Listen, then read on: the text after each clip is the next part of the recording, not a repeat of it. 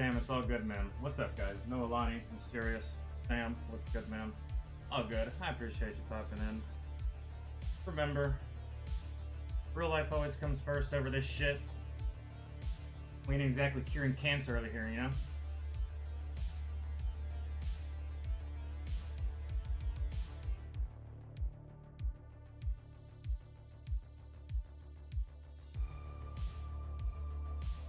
What's up?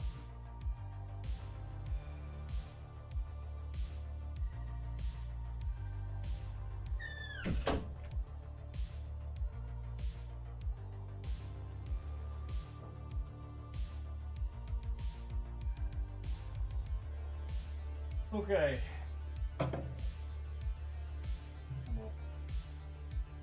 All right. So, variety stream today, so we're going to be doing a variety of different fucking things, which is great. However, I don't know what the fuck we're doing. But, on the bright side, I found my AirPods. You want to know where they were? They were in my motherfucking military assault pack. Why were they in there? I don't fucking know, man.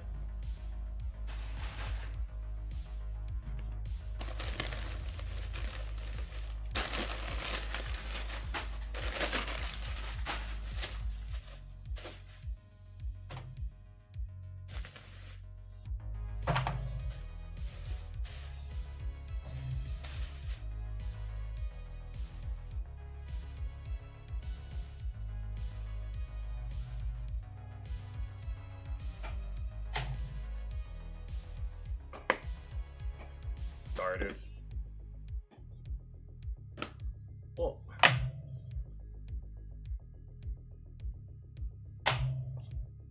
What a tragedy. Oh my god. Okay. Find a spot. Okay. Alright.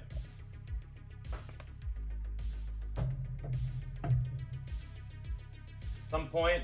Actually, I'm gonna do this right now. I have to roll a little doobie, guys, so we're just gonna chill for a second if y'all just wanna chill.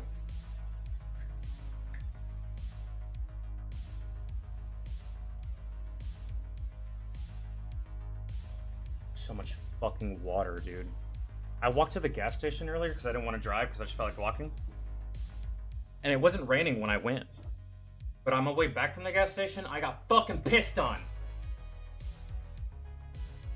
Couldn't even go live when I got back. I had to hop straight in the shower, get that nasty ass water off me. Stronger. So, guys, I'm gonna break some of this shit down. Go ahead and put some stuff on the list. Got plenty of time, and I'm not really in any kind of a fucking rush. So, go ahead and put whatever it is that y'all want on the list. Give it to Astro and or Elaine. That'd be great. Samurai, what's good, man? Just chilling. Hanging out, gonna watch some videos. I don't know if you guys have noticed, I've uploaded a couple of videos to YouTube the past couple days, if y'all want to check them out. If y'all haven't seen them, if y'all missed the streams. And then these streams right here. These streams right here on the side of my screen, I'm uploading these tonight to Rumble. So if y'all missed these streams on Twitch, those streams will be up on, yeah, hold on, how long? 3 hours. 4 hours, 3 hours. Yeah, those are all the new ones. I don't think I've uploaded those.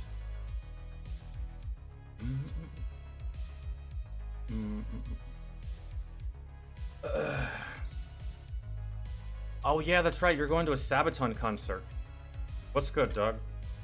I hope you have fun. I'm just gonna break all of this down, and then that's it for this.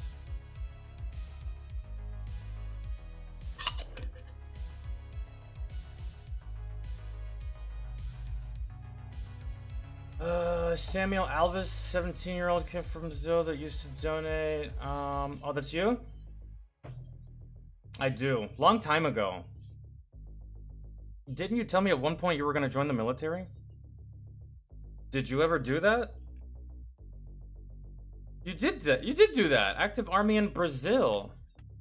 No, I appreciate that, Samurai, and I hope you're doing good. I hope you're enjoying your time in the service. What did I tell you about the uniform and the ladies? It's so easy, bro. I'm telling you, fish in a barrel. Enjoy that. But yeah, no, I didn't give up, bro. When we got banned from YouTube, I just went to Twitch. Went to Twitch and started uploading to Rumble. And I wasn't going to come back to YouTube, but I was like, fuck it, man. People won't leave me alone about the whole YouTube thing. So let's go back, try it, see how it goes. And if I get banned again, then that really is it. But we've kind of just been chilling. This YouTube account isn't associated with the account that got banned. So I don't think that anything's going to happen to this account. So, and if it does happen to this account, I'm uncancelable, motherfuckers. I'll just go back to Twitch, back to Rumble, back to somewhere else. I will still exist. No matter how much your pussy bleeds. Shaka motherfucking Khan. I'm glad I'm me and I'm glad you're you, because I would not want it the other way around. I fucking win. Just like the hats. Jonathan, what's good, man? Here, I'm at work, but I'm here. I won't be able to say much. That's fine. I appreciate you being here. You had a request last time you were in here, and I didn't get to do it because reasons, but it was a donation request. So if you want to go ahead and put it in, feel free, do that. Oh, I can't wait till I do this so I can I need a bigger grinder is what I need. Fucking A. American Brown Guy, what's good? So what are we watching today and what's new? And just give me a second. I'm just bullshitting until I break this down and roll it. And then as soon as I do that, I'll take an additional minute to go smoke and then we'll start. I was gonna do this before stream, but I said fuck it.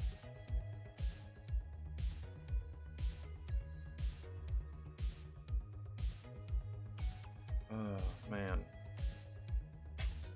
Alright. There was a new video by JD Delay about the whole P. Diddy thing. I don't know if y'all want to keep up to date with the whole Diddy situation. You know, because it's like public interest and stuff like that. I don't know if y'all want to keep up with that or do other shit. I know for a fact Angry Cops has new videos, Donut Operator has new videos, a whole bunch of motherfuckers have new videos that we haven't seen as far as variety shit.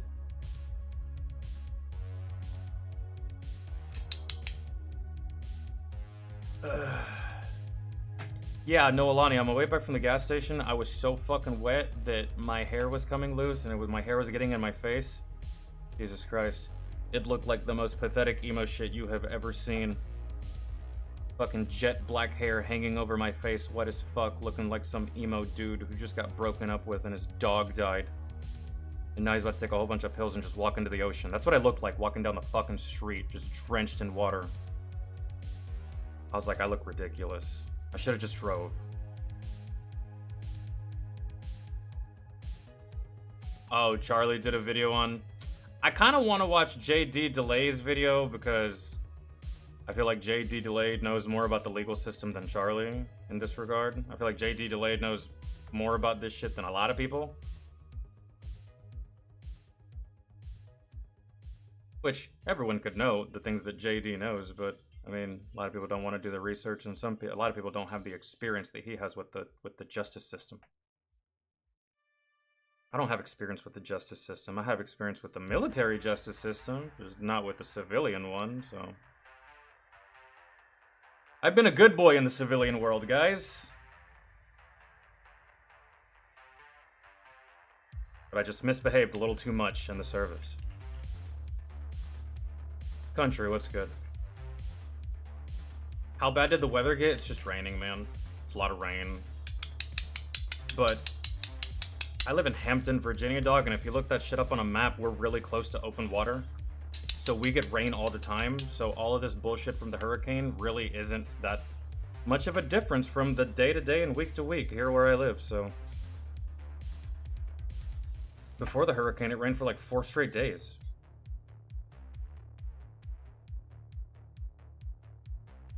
I think that's all I have to do. I don't have to...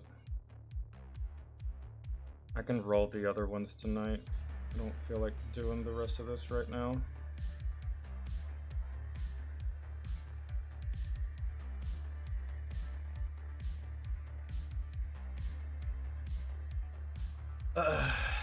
Columbia.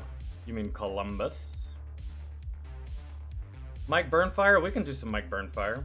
Was no fun in Myrtle Beach this morning. I've been to Myrtle Beach. I love Myrtle Beach when I went. I went with my friends. I went with my military buddies. And when we went, ESPN was hosting a volleyball competition or a volleyball tournament. And the girls were playing. Man, me and my homies got drunk and just watched these ladies play volleyball for like 2.5 hours. It was great. And no, we were not watching the game, if you know what I mean. The hell watches the game? Myrtle Beach is nice though. I liked it.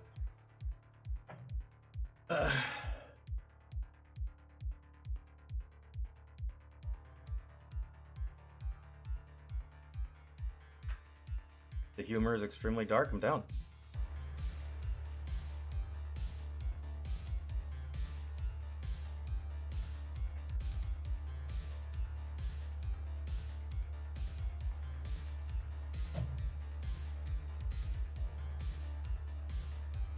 I'm so glad y'all can't see what I'm doing.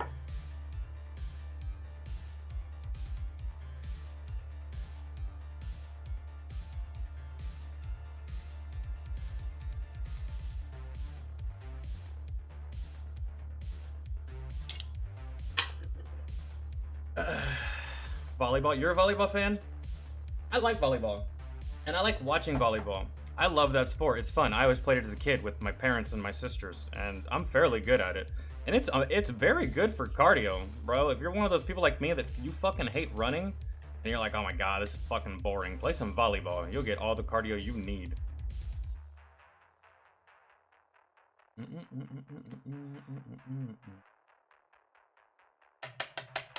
Yo, has Astro showed up at all? Because Astro is gonna be making the list. Either Astro or Elaine. Can one of y'all DM one of them, see if they're gonna be here? If one of them is gonna be here, I'll wait for them to make the list. If they're not here, then as soon as I'm done smoking, I'll just go ahead and look at the list and just go off of what I see in the Discord.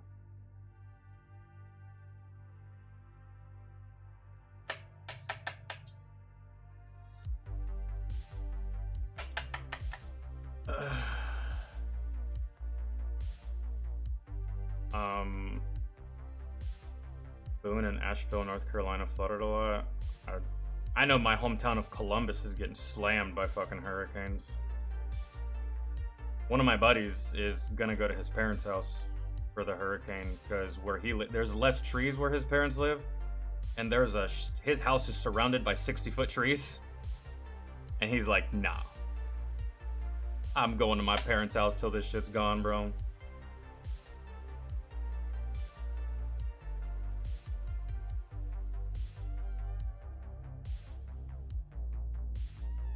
Come on, dude. Fucking get the... Go.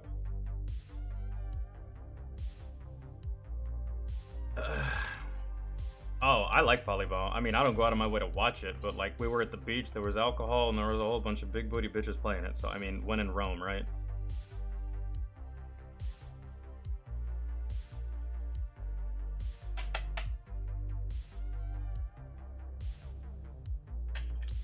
Okay, I'm almost done.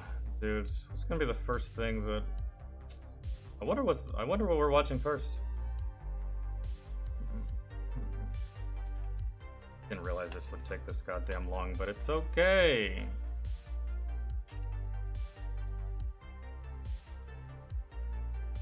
Wait, it's not even a hurricane yet, it's still just a tropical storm, and it's this much goddamn rain? Did I hear that right? Oh.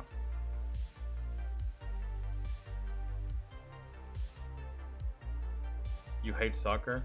I mean, I don't hate it, I just don't watch it. Do I think those guys are talented? Fuck yeah. Because I can't do any of the shit they can do with a fucking soccer ball. That hand-eye coordination is like god tier. I just don't care about the sport. Is it a beautiful game? Yes, it is, man. I've seen some of these soccer players move so gracefully up and down the fucking field. It's just not for me. Kind of like cricket. I'm sure those athletes are fucking phenomenal. I just don't give a fuck about the game. And on top of that, I don't understand it. Don't even bother explaining it. It will literally be in one ear, out the other. David Beckham, you tried, bro. You tried super hard to make people in America give a rat's ass about soccer, but it didn't take. Sorry.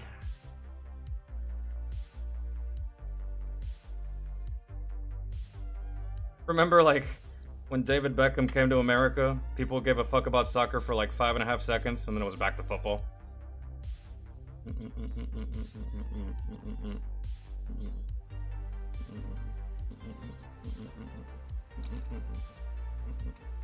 Yo, Roth, what's going on, man? I'm just rolling up a doobie real fast, and then I'm gonna go hit it.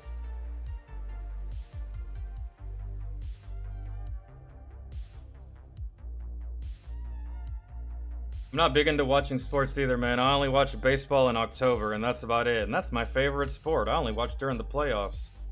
Basketball can get fucked, football can get fucked, soccer can get fucked, NASCAR can get fucked, golf, cricket, tennis, polo, water polo, all of it. I don't care, really. Just one sport, baseball. That's all I really give a fuck about. I don't even watch the whole season.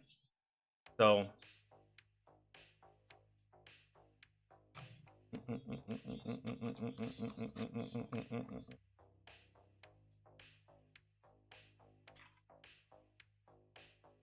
That's trash. No.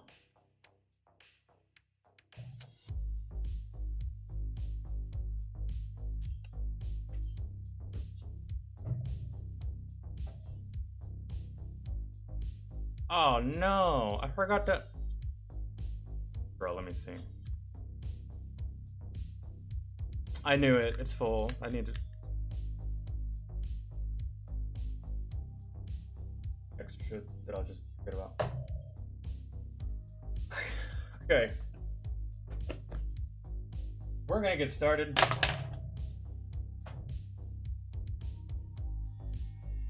As soon as I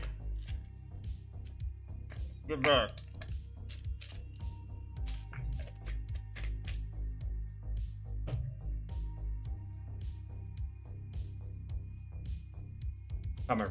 Promise. We're gonna go ahead and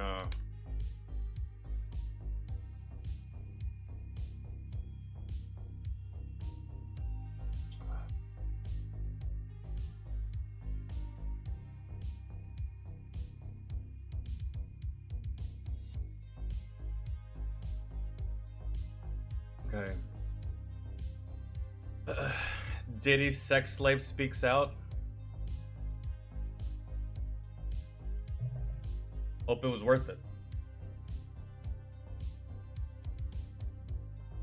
Exploding beeper memes. Oh lord. Bro, the beepers, they even have exploding fingerprint scanners and shit. Fucking wild. A fucking mission possible.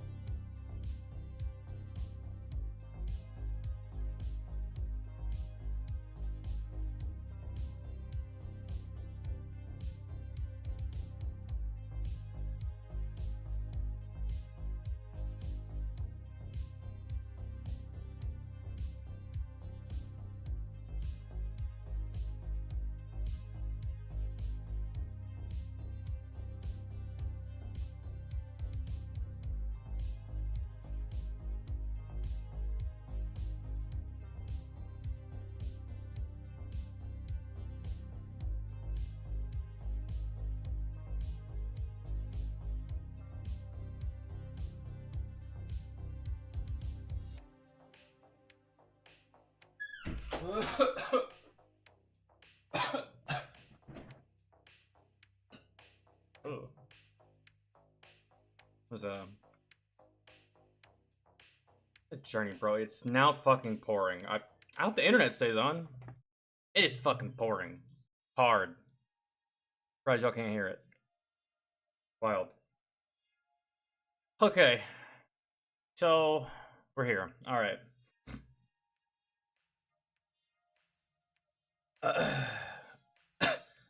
Let's check.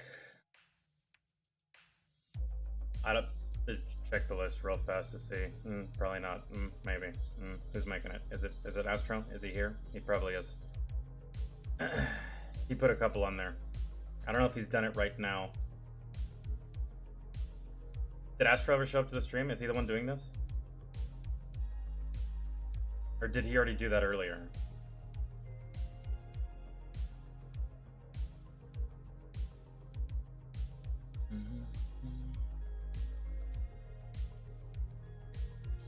You guys have any beret stories in the military? No. Just my annoying ass commander telling me that I needed a new one when I really didn't need a new one. He was just looking for a reason to fucking bitch and complain because my beret looked like everybody else's beret. Falcon, you need a new beret. No, it's fine. No, it's not. Looks like that guy's. You're not saying anything to him. Yeah, well, I checked his. His is fine. Yeah, well, you're a fucking moron, dog. I'm not buying another one. Get fucked, kick rocks. And I never bought another one. I didn't say all those things to his face, but I was thinking in my goddamn head, fuck you.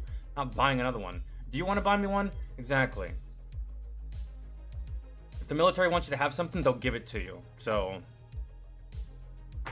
you can't just give me a whole bunch of shit at the beginning and then like two years later down the line, you'd be like, okay, now you got to start paying for this shit. Fuck you. You gave me a beret at the beginning in basic. You give me another one. Buying another one. Had no holes in it. It wasn't off-colored. Just. Anyways.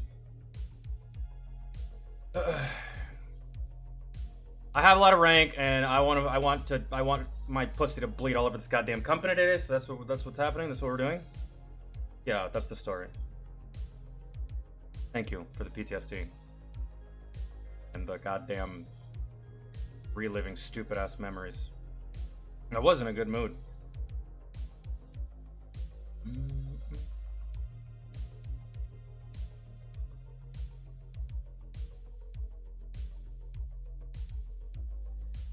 You know what? We will do some Mike Burnfire first.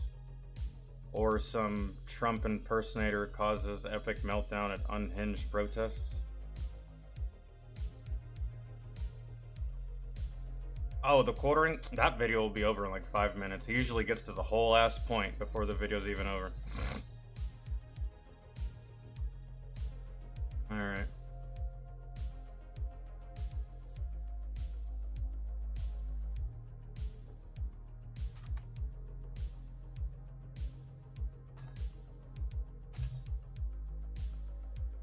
Aside from that, I don't really have any kind of feelings towards the beret. It was just another inspectable item. That's it. One thing that did get on my nerves though about berets. Wearing a beret with a dress uniform, fine. Wearing a beret with your regular, normal, day-to-day duty uniform, not fine. Not fine, bro. I fucking hate it. For what? For what goddamn purpose? You know how fucking stupid that shit is? My first unit is airborne infantry unit, and even though I wasn't airborne, I still had to wear the maroon beret. And in my dress uniform, I still had to wear fucking jump boots, man. So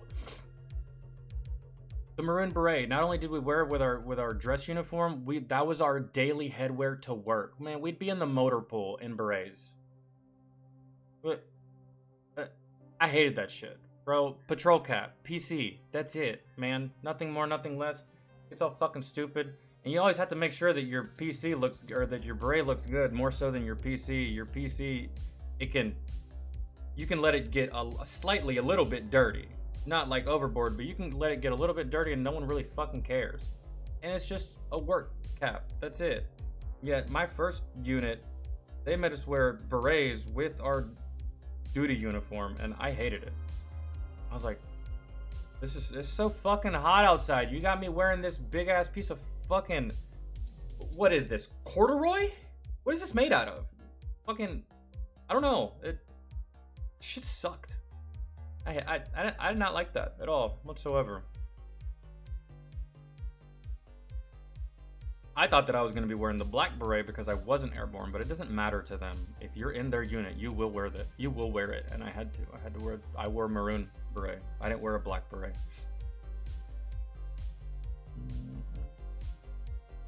And no, I don't have it anymore. I don't know what the fuck happened to that thing.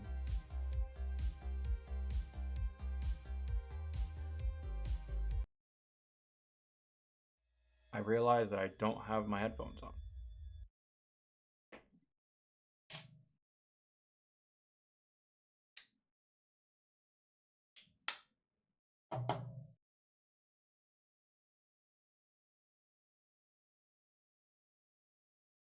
Movie is this, and why does Michael B. Jordan look so swole?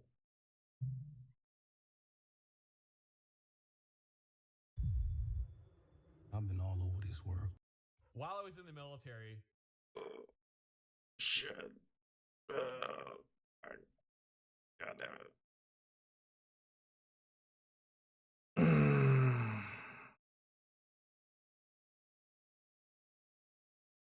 Visors. Visors are for golfers and fraternity guys. Fuck a visor. No. Visors are for golfers and frat boys. If we're talking about the same kind of visor.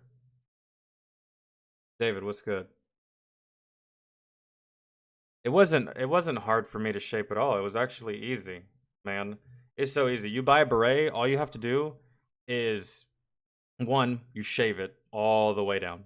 Like with an actual thing, shave it, and then you put it on your head, and you put it the way it's supposed to go. I can literally still remember how I'd put mine on. I'd put it on here, and then I just pull this down, like towards my eye, and then like the corner of my beret would be right here by the corner of my eye, and would just like cover all of this on this side, right?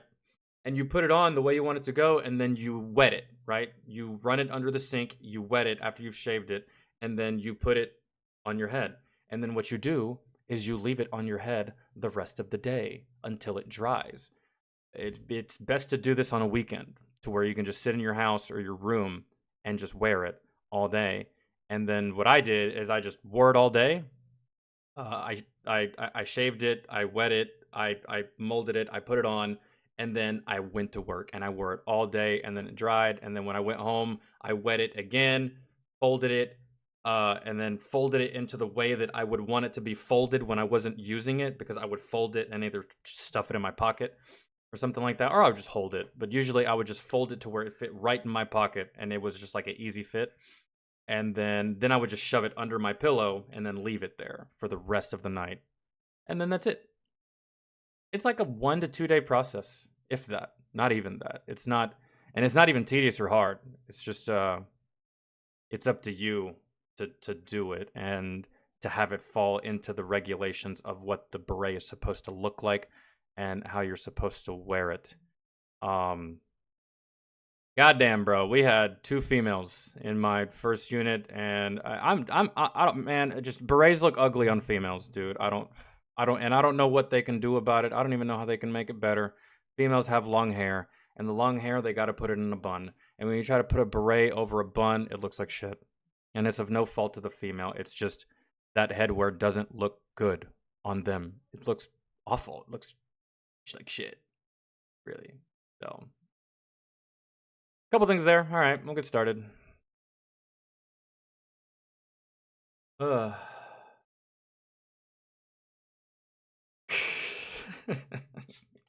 should have at least given me a chance to answer, John. I like that one. While I was in the military, we had to wear berets. I've never worn a beret. You're wearing one right now. I imagine it feels terrible. Berets normally fall off your head, which is why I had to duct tape mine to my hair. The berets don't normally fall off your head if you wear them the way they're meant to be worn, which is cinched down so tight around your fucking skull that it cuts off circulation. No, I think I prefer my method. I hated the beret. So did I. I don't think I have any photos of me in a beret. Oh, I think I might have one photo of me in a maroon beret, but I don't think so. I may have lost it, but yeah, I wore the airborne beret, guys. Like, I know, I wasn't airborne. Not for lack of trying either. I got fooked on some paperwork. Or I just got fooked by the system in general, but anyways, I do have pictures of me in a beret, just not the maroon one. And I just hated it, bro. It's so hot. It's so hot, man. It's just so hot. It's just like oh my god. It's like wearing a beanie. Except it doesn't cover your ears or the sides of your head. It doesn't. Well, one side covers the side of your head and your ears, but the other side's fully exposed, right? It's like wearing a weird fucking beanie. In the summertime. Imagine, man.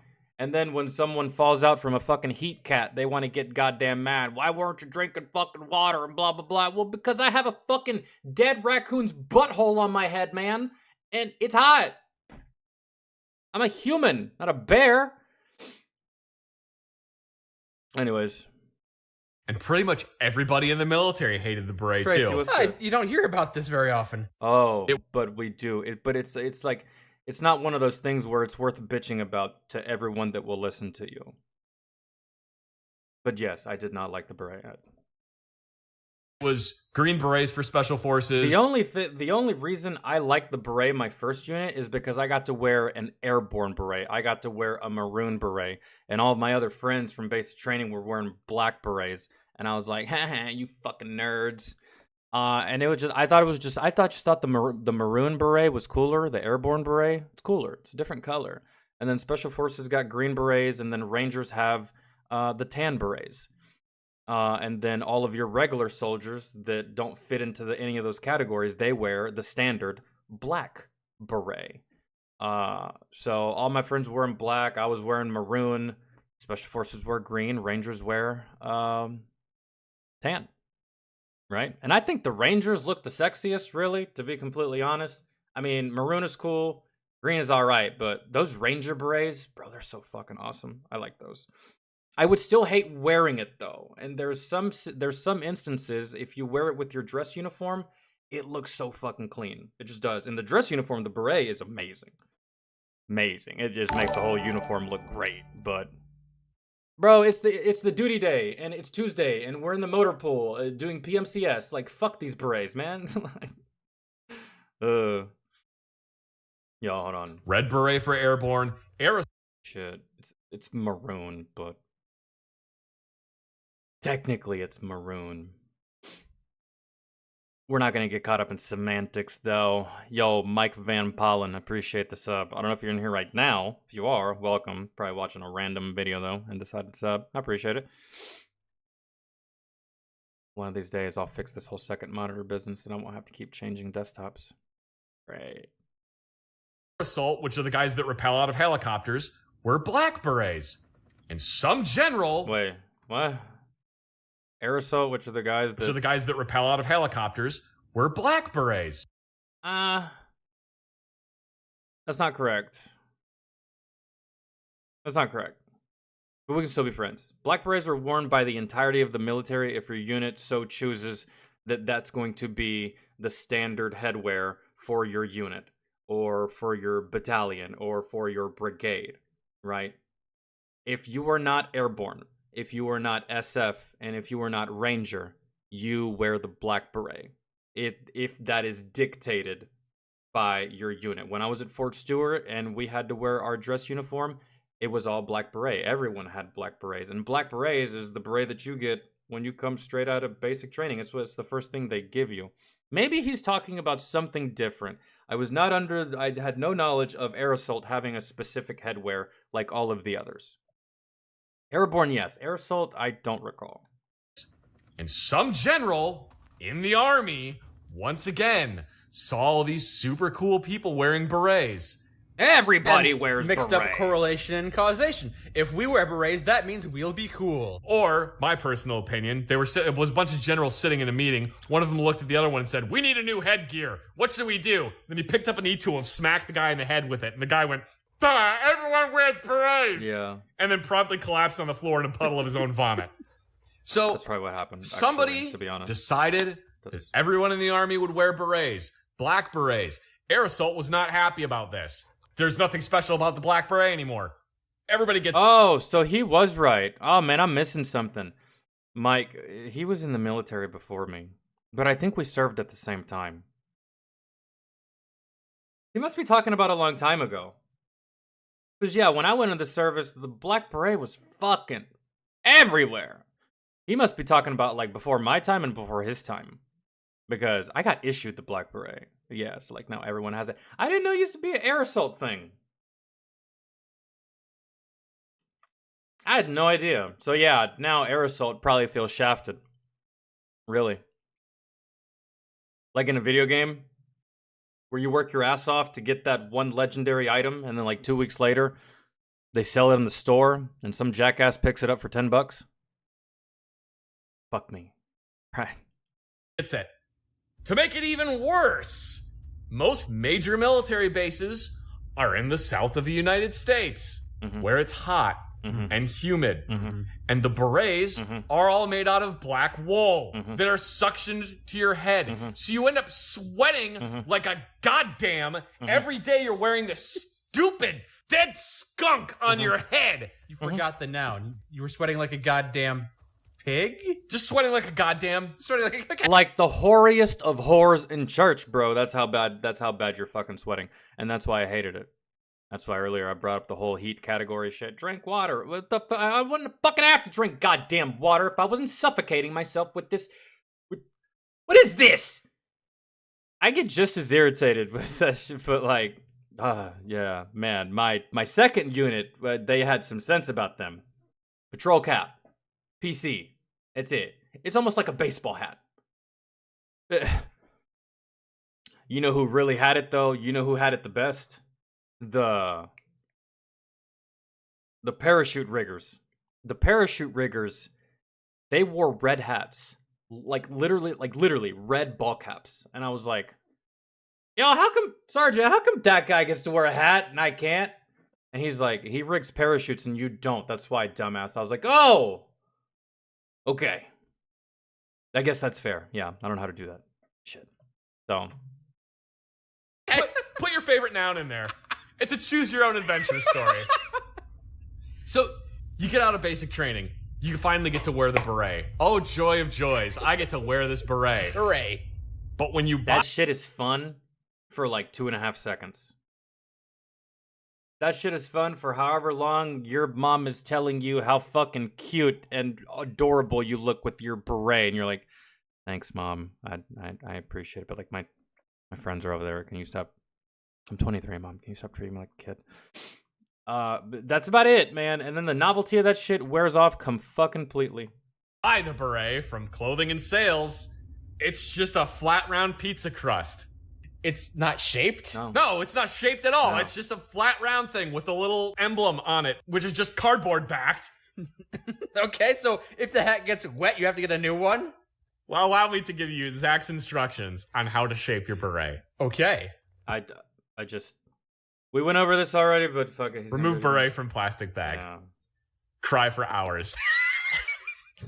This is not very helpful. It's really not. Because you know that you have to put this dead rat on your head. Buy a 25 pack of disposable Bic razors. Okay. I don't like where this is going.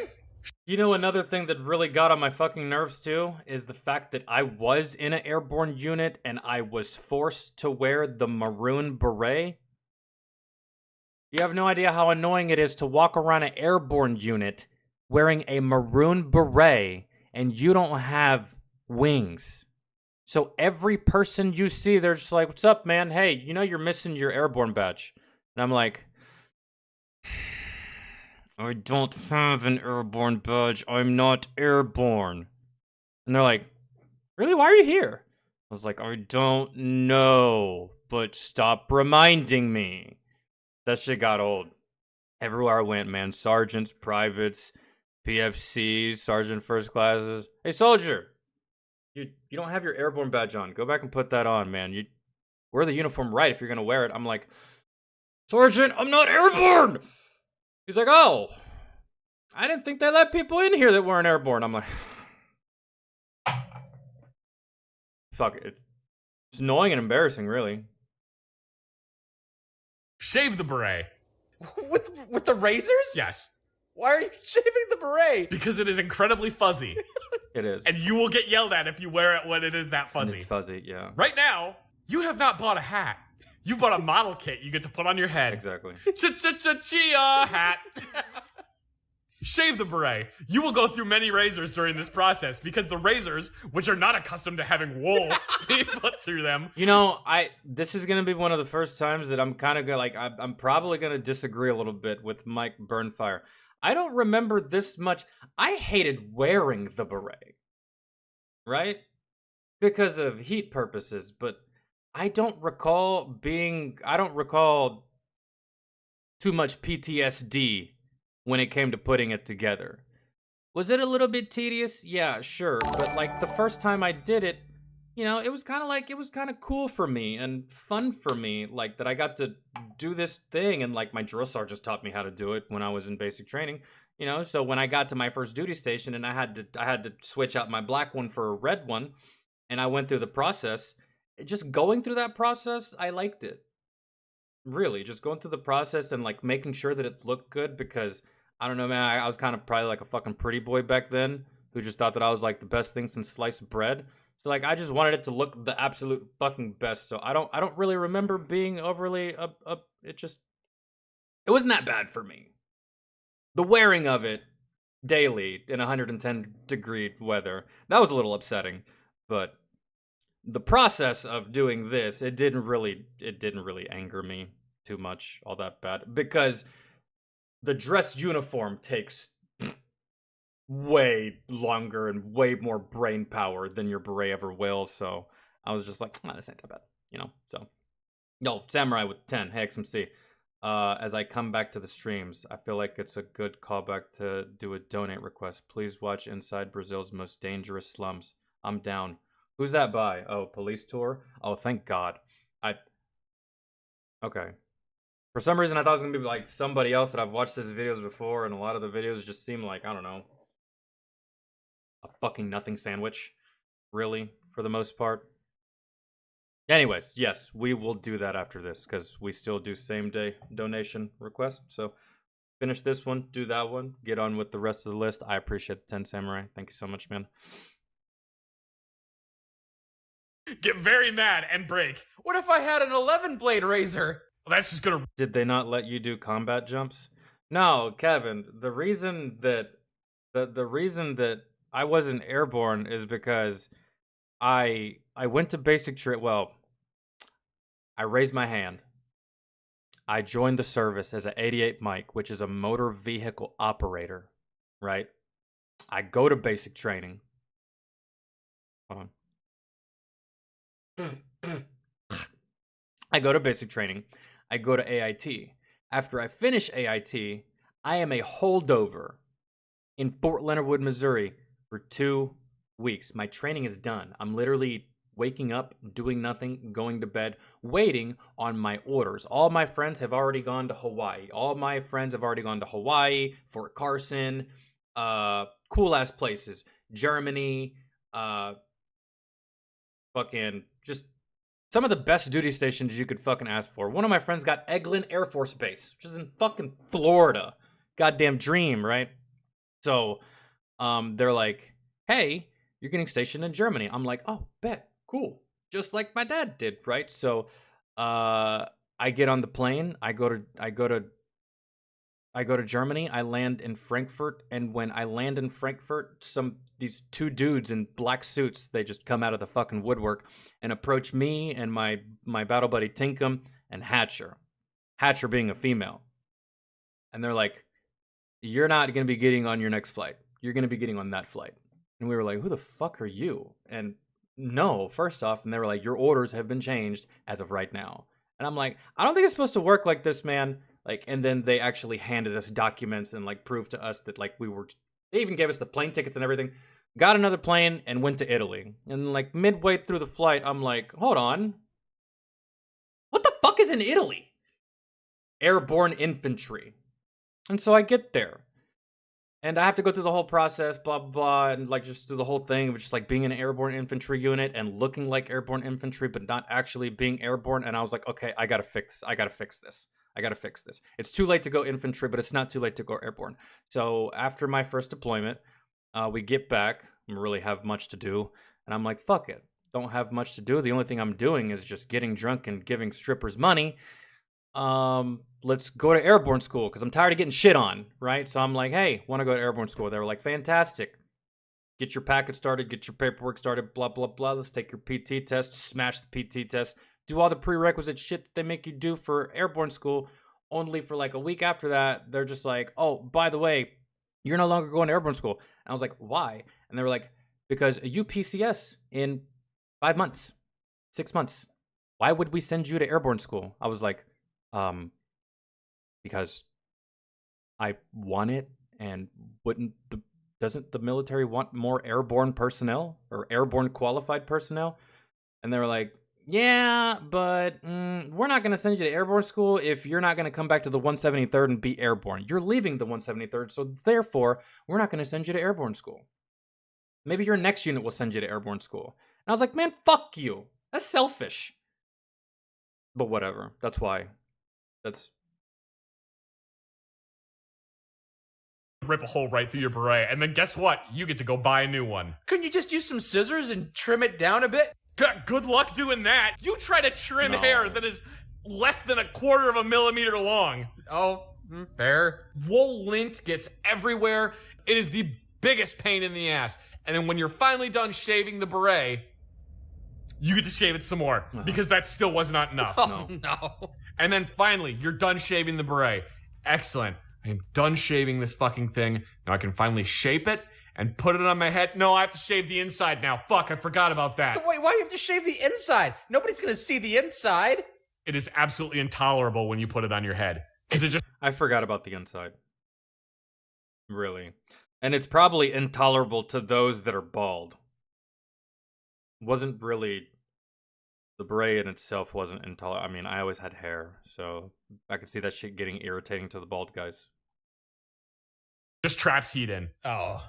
Yes, in other words, I got shafted. The 173rd wasn't going to be able to take advantage of sending me to airborne school, so they just decided to not send me to airborne school altogether. It's kind of like,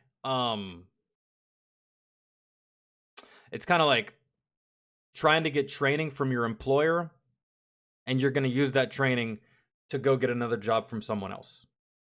And you're going to end up putting in your 2 weeks after this training to go work for someone else. Your employer's not going to like that, probably. And he's going to be like, well, fuck that. I mean, if you're going to take this training and go somewhere else, you can just go somewhere else right now without the training. So, I didn't have the option to stay in the 173rd? No, I didn't because I had already renewed my contract. I renewed my contract while I was deployed. And it wasn't until after I got back from my deployment that I decided to go to airborne school. Because the military is not going to send me from Afghanistan to airborne school. You're not going to get ripped off a deployment to go do a training like that.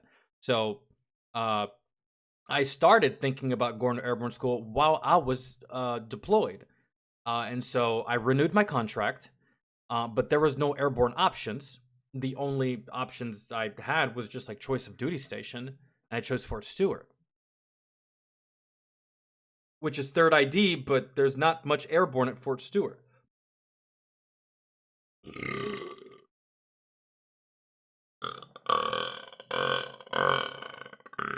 I'm sorry, dude. Oh my god. Yo, John with the 10. To go along with my previous request, Dad Kills Son's Kidnapper by Brandon Herrera. Fantastic. I think I've seen that one. This is a classic story, right? Yes, it is. Why, Gary? Why? Yes, I've seen that clip. We'll watch it again because I don't think I've seen the unsubscribed version of it. Wait. His son shares his story. We haven't seen that, have we? Astro, can you confirm? If we haven't, we'll do it. If we have, then just that donation can be used for another request. You have to shave both the inside and the outside, but don't shave too much, because if you shave too much, it'll You're gonna rip a fucking hole. Yeah. get thin, and then you'll rip a hole in it. Which 90% of the soldiers in the military had a hole in their beret. But if you have black hair with a black beret, a small hole, no one's gonna notice. Well, maybe they will, in the right light, but definitely not from far away. Because once they would finally finish shaving this fucking thing and getting it cleaned and shaped and shaved, inevitably, it's gonna go, and a little hole is gonna appear in it, and then you already spent 6 hours shaving this fucking thing. Might as well just wear it on your head. I wonder if I have any pictures of me. Let me just double check.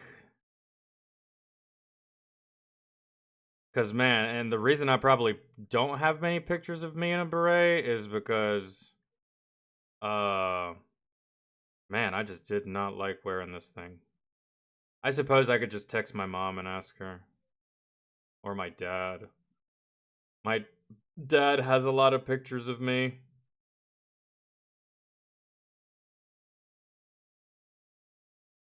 I mean, there's a picture of me with a combat helmet holding a 249 machine gun. Not a beret, though. There's me wearing a PC, but not a beret.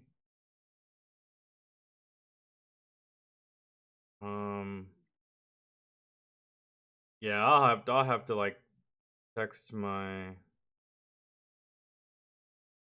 I'll just text him real quick just to see if he has any.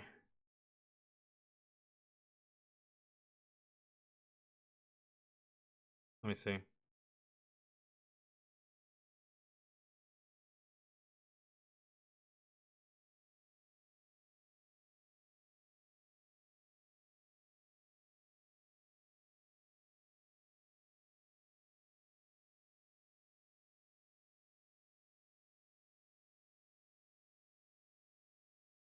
I thought I did, but I guess I do not.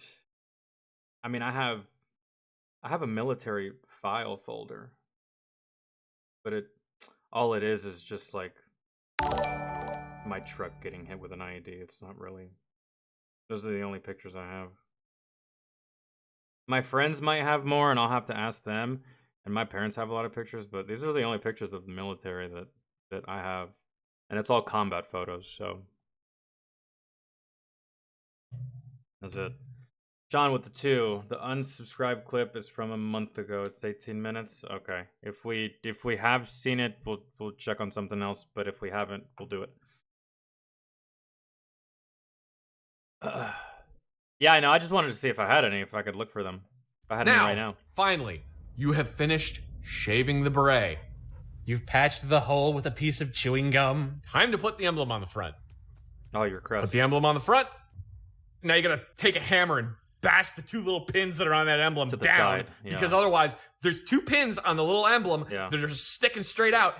Even if you put dammits on the back of it, poke you in the forehead. they still jab into your forehead the entire time you're wearing it, just constantly poking you in the forehead over and over. So you literally just take the dammits off and you just throw them in the garbage, and you put the beret down on like a mouse pad, and you just smash the back of the 2 pins with a hammer. But you're still not done. There's more? There is more. Shaping. A lot more. Begin by taking a pair of scissors and cutting all of the cardboard out of the front of your beret. Why would you remove the cardboard? Because if you don't remove the cardboard, You have to. If you don't remove the cardboard, your beret is gonna.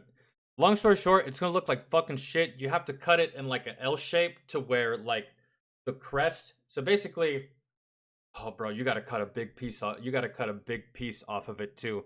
This is why a lot of soldiers, when they go get their beret, they buy 2 just in case they fuck up the first one. I've seen them do it at the PX. Luckily, I got mine the first time because I followed instructions fairly well. But like the crest that goes in the middle, like your little the badge or whatever. It's a crest, man, and usually it's gonna be your unit crest that goes on like that blue shield on your beret. And it's like you have to cut it into a L shape. That way, the I guess the pull down portion of your beret can pull down. Because if you don't, bro, you're gonna end up looking like Chef Boyardee, and it's not gonna be a good look, and you're gonna get yelled at, and you're gonna get made fun of, and you're gonna do a shit ton of push-ups because you fucked it. And believe you me, you don't do your beret correctly, you will do push-ups by whatever senior leadership fucking sees you, bro. Because this is something you learn in basic training. This is something you should already know, something you should already be good at. Man, shouldn't take you very many times to fuck this up before you get it down. It's not the hardest thing in the world.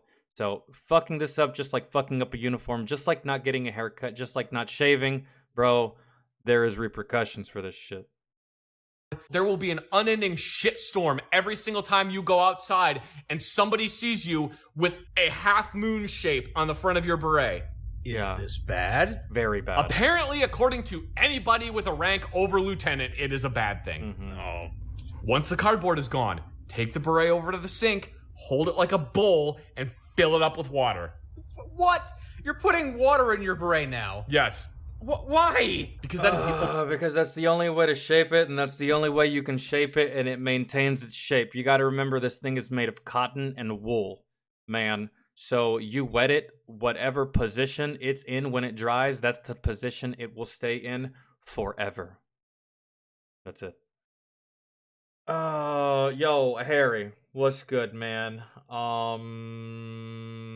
Dave, heart attack? I did. I do remember him. Very good rapper.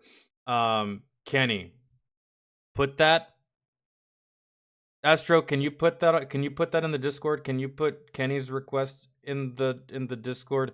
And Kenny, our next music stream is Sunday. Tomorrow is going to be another variety stream here on YouTube, but our next music stream is Sunday on Twitch. All the music streams are done on Twitch. I can't get away with doing music here on YouTube, man. It'll just be too big of a problem. At least not on stream. I don't mind uploading music reactions. That's not a big deal to me. No issue, but streaming them very hard, and just the platforms made it very difficult. So, Twitch is more what's the word I'm looking for? Twitch is just the better place to do it. Because there is no bullshit with Twitch when it comes to music. If it's copyrighted, they just mute the copyrighted section and then just move on with everyone's lives. That's it. They do it pretty easy. Over here on YouTube, it becomes into this big fucking thing. So put it on the list, and on Sunday, we'll check that out. I'm absolutely down. I appreciate the request. I appreciate you stopping by the stream, putting something in. only way you were going to shape this damn thing. What? Mm-hmm. If you just put the beret on your head and shape it, you're just gonna look like a mushroom with a black top and a little emblem stuck on it. So, you have to soak it in Like water. something straight out of fucking Mario. This seems obscene, but go on. Once you've done with that, dump all the water out of it, and while the beret is still soaking wet and dripping everywhere, put it on your head and pull it and tug on it and rip it down in different directions and then pull one side of it over. But don't pull it too far. You'll rip it. But don't not pull it. The regulations fine on the line. beret are vague. Very. All right. There's not really specifics on it. That's why me and my commander had such a fucking issue my first tour, my first duty station. That's why me and my commander had such an issue. It's very vague on what the beret is supposed to look like. It's very vague on what it should look like 6 months from when you get it. It's very vague on how you're supposed to wear it. I mean, I have my own standard on what it should look like. And McCoy has a standard on what he thinks it should look like. My homie Tinkham has a standard on what he thinks it should look like. And everybody has their own standard, their own thing, but it just, oh man, it's all about, you can get away with most things. It's just like, It basically amounts to the beret has to look good. it has to look good, essentially. That's what I was trying to think of, really. There's a multitude of different ways you can wear your beret. I'll tell you one thing. I will tell you one thing. Rangers and Airborne and Green Berets, I want to say we, because I wore the Maroon Beret, even though I'm not one of these guys. For some reason, we wore our berets more or less the same, but anytime we would see someone wearing a black beret, we would just be like, for some reason, that doesn't look fine. It's passable, but not to my standard. His beret doesn't look like my beret. Is he in standard? Yes. Will the NCO yell at him? Probably not. I don't like it, though. So that's like, it's very, like, and then me and my commander clashed a lot on how my beret looked. And I was like, in my head, I was like, my beret looks better than yours. Fucking. So you can't wear it like it's a pizza that someone dropped on top of your head. You can't have it pulled way down over one ear. But every single higher ranking person in the US military wears it like fucking shit. Had their own interpretation of how the beret was supposed to be set up. And if your beret didn't look exactly like theirs, you would get a never-ending ass reaming every single time. But as an E4, I can't yell at another E4 because his beret doesn't look like mine. You see the problem? It's all these high-ranking fuckers that think that they have established the overall general template rule of what it's supposed to look like, and it's just like, no, man, in most cases, my beret actually looks better than yours, bro. Get the fuck out of my face. I don't... And now that I'm actually looking at you, you don't even have a combat patch, bro, so please don't talk to me. Don't talk to me. I'm one of those guys, bro. I'm an elitist. When I was in the service, bro, if you had never deployed before, you couldn't tell me shit. You just couldn't. Bro, you just couldn't. And it didn't matter your rank. You could not tell me shit if you had never deployed. It's just like, that's not the way I operated, and I'm sorry, and that just sucks for you if that's the way you operate. You can't tell me shit. You've never deployed. You've never gotten fired at, and you've never fired at anyone, so you can't tell me a motherfucking thing. That's how I always viewed the military and other people that I would encounter. Time they saw you. Everybody is mandated to wear this dog turd, but it must look nice. I had 2 different berets. Does every unit in the army do berets? No. Every army does, oh my god, I'm dumb. Every unit in the army does not do berets. It's very strange the way it is, and there is no set standard. I don't understand how it goes. Like, I've seen some units where they wear the beret. And when I was in Italy, that was an airborne unit, they wore the beret for everything, whether you were in a dress uniform or in your duty uniform. When I was at Fort Stewart, we wore the patrol cap. And I've seen other duty stations where they wear the black berets, right? Because they're not SF, they're not Ranger, they're not Special Operations, they're not airborne, they're not any of that stuff, right? So they wear the black beret. So I don't know how the Army does the whole beret thing. I think it's one of those things where it's like when the government makes a law but leaves it up to the states to enforce it. I think that's what it is. I think that's how it's like in the military. Not every unit wears the beret, but some units do, which goes against everything that the military preaches on uniformity, because the military is huge on uniformity. Everyone must look the same. Boots, dog tags, uniform, patches, shaved, haircut, inspectable items, all that shit. Everyone has to look the same. So it just kind of baffles me that the whole beret thing kind of just goes against that whole concept, because it's like you wear it here, but you don't wear it over there. You wear it over there, but you don't wear it over here, and it's different, and I don't understand it either. Because the warrant officer in charge of our motor pool wanted the berets set up in one way, and the officer in charge of our company wanted the berets set up a different way. I agree. I think berets should only be in the dress uniform, to be completely honest. That's what it should be. And there's a MOS that actually wears a cowboy hat. I just can't remember what the MOS is. Parachute riggers wear the ball cap that's all red and has airborne wings on the front of it, and the wings are gold. That is your parachute rigger. That is the guy that rigs your parachute for a combat jump. And you're like, thanks, man. And he's like, you're welcome. Right? That's a parachute rigger. Red ball caps. There is a MOS that wears... It looks like a cowboy hat, bro, and it's badass. I can't remember the MOS. And then your drill sergeants wear the round brown. Airborne wears maroon. Rangers wear tan. Special forces wear green. And that's about all the headwear that I ever saw in the military. And for the most part, the patrol cap is the absolute favorite amongst most soldiers that I knew, that I encountered, that I met, right? They felt the same way I did, except for the parachute riggers. They got to wear the hats, and that was fun for them. So, I'm not really sure they were upset about anything at all. Cav Scouts is what, yeah. So I had a beret that I wore to company formations and a beret that I wore when I walked into work so that I wouldn't get talked to. Did everybody? I did not do that, and I got talked to. And it's just like, bro, if you want this thing to look pretty, then don't make me wear it to work. The fuck is the problem? What is wrong with the patrol cap? I get it. But I did not have to. I had one. Deal with it, bro.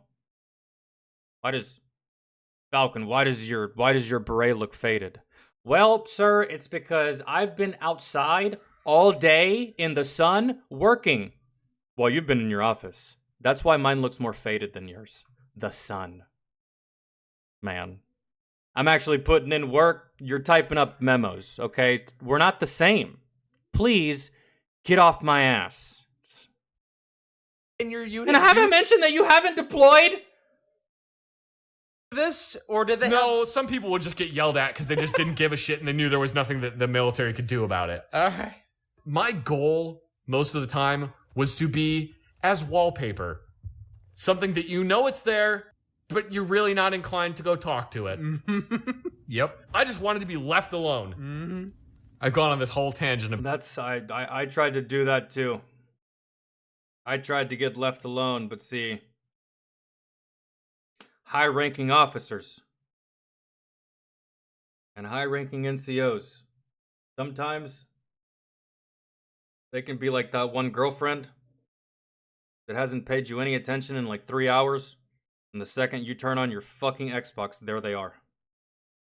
There they are, fucking with you, man. And you're just like, I'm just trying to chill, and you're on some bullshit.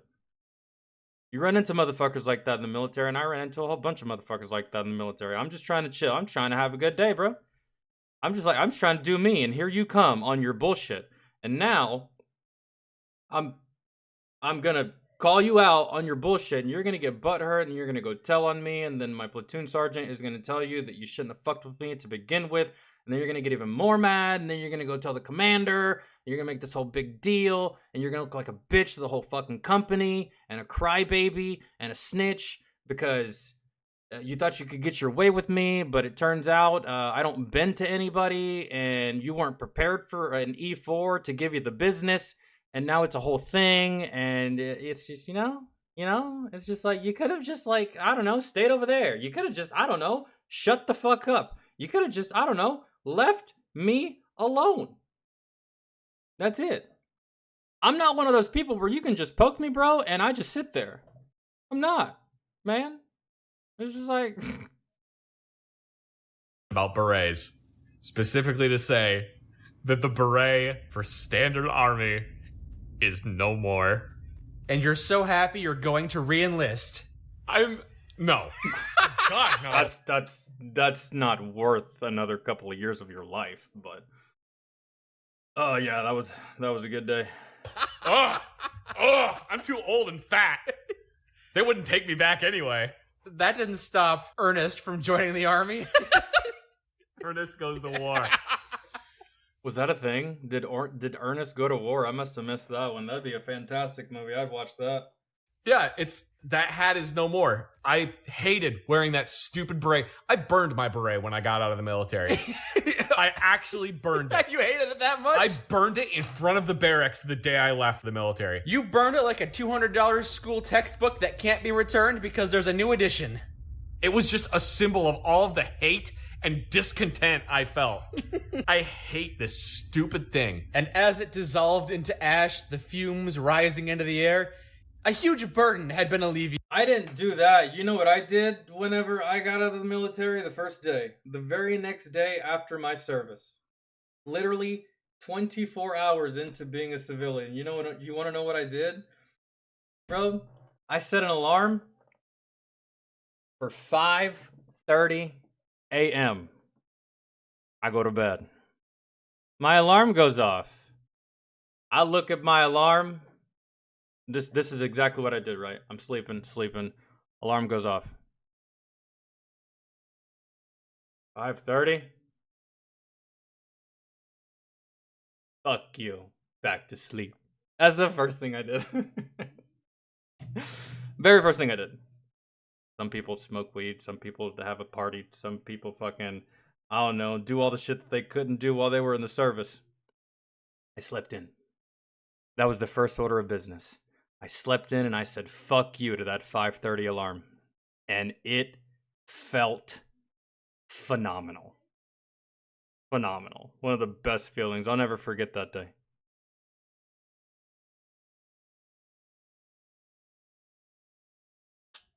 While I was in fucked the up. military, they set up in one way, and the officer in charge of our company wanted the berets set up a different. Hold on. But it must look nice. I had two different Yeah. berets because the warrant officer in charge of our motor pool wanted the berets set up in one way, and the officer in charge of our company wanted the berets set up a different way. So I had a beret that I wore to company formations. People I would just fucked get up. yelled at because they just didn't give a goal most of the time was to be, but you're really not inclined to go talk there we to go. it. Yep. I just wanted to be left alone. Mm-hmm. I've gone on this whole tangent about berets, specifically to say that the beret for standard army is no more. Oh, we gotta go. a And little you're bit so forward. God, no. There Ugh. we go. Ugh. Sorry. I'm too old and fat. They wouldn't take me back anyway. That didn't stop Ernest from joining the army. Wait, Ernest goes to war. Ernest Goes to the Army is a real movie? I have to see this. There's no way. I gotta see that. It almost kind of, just off the title alone and the kind of character that Ernest is, it kind of reminds me of that movie with Pauly Shore, In the Army Now, which is a fantastic movie.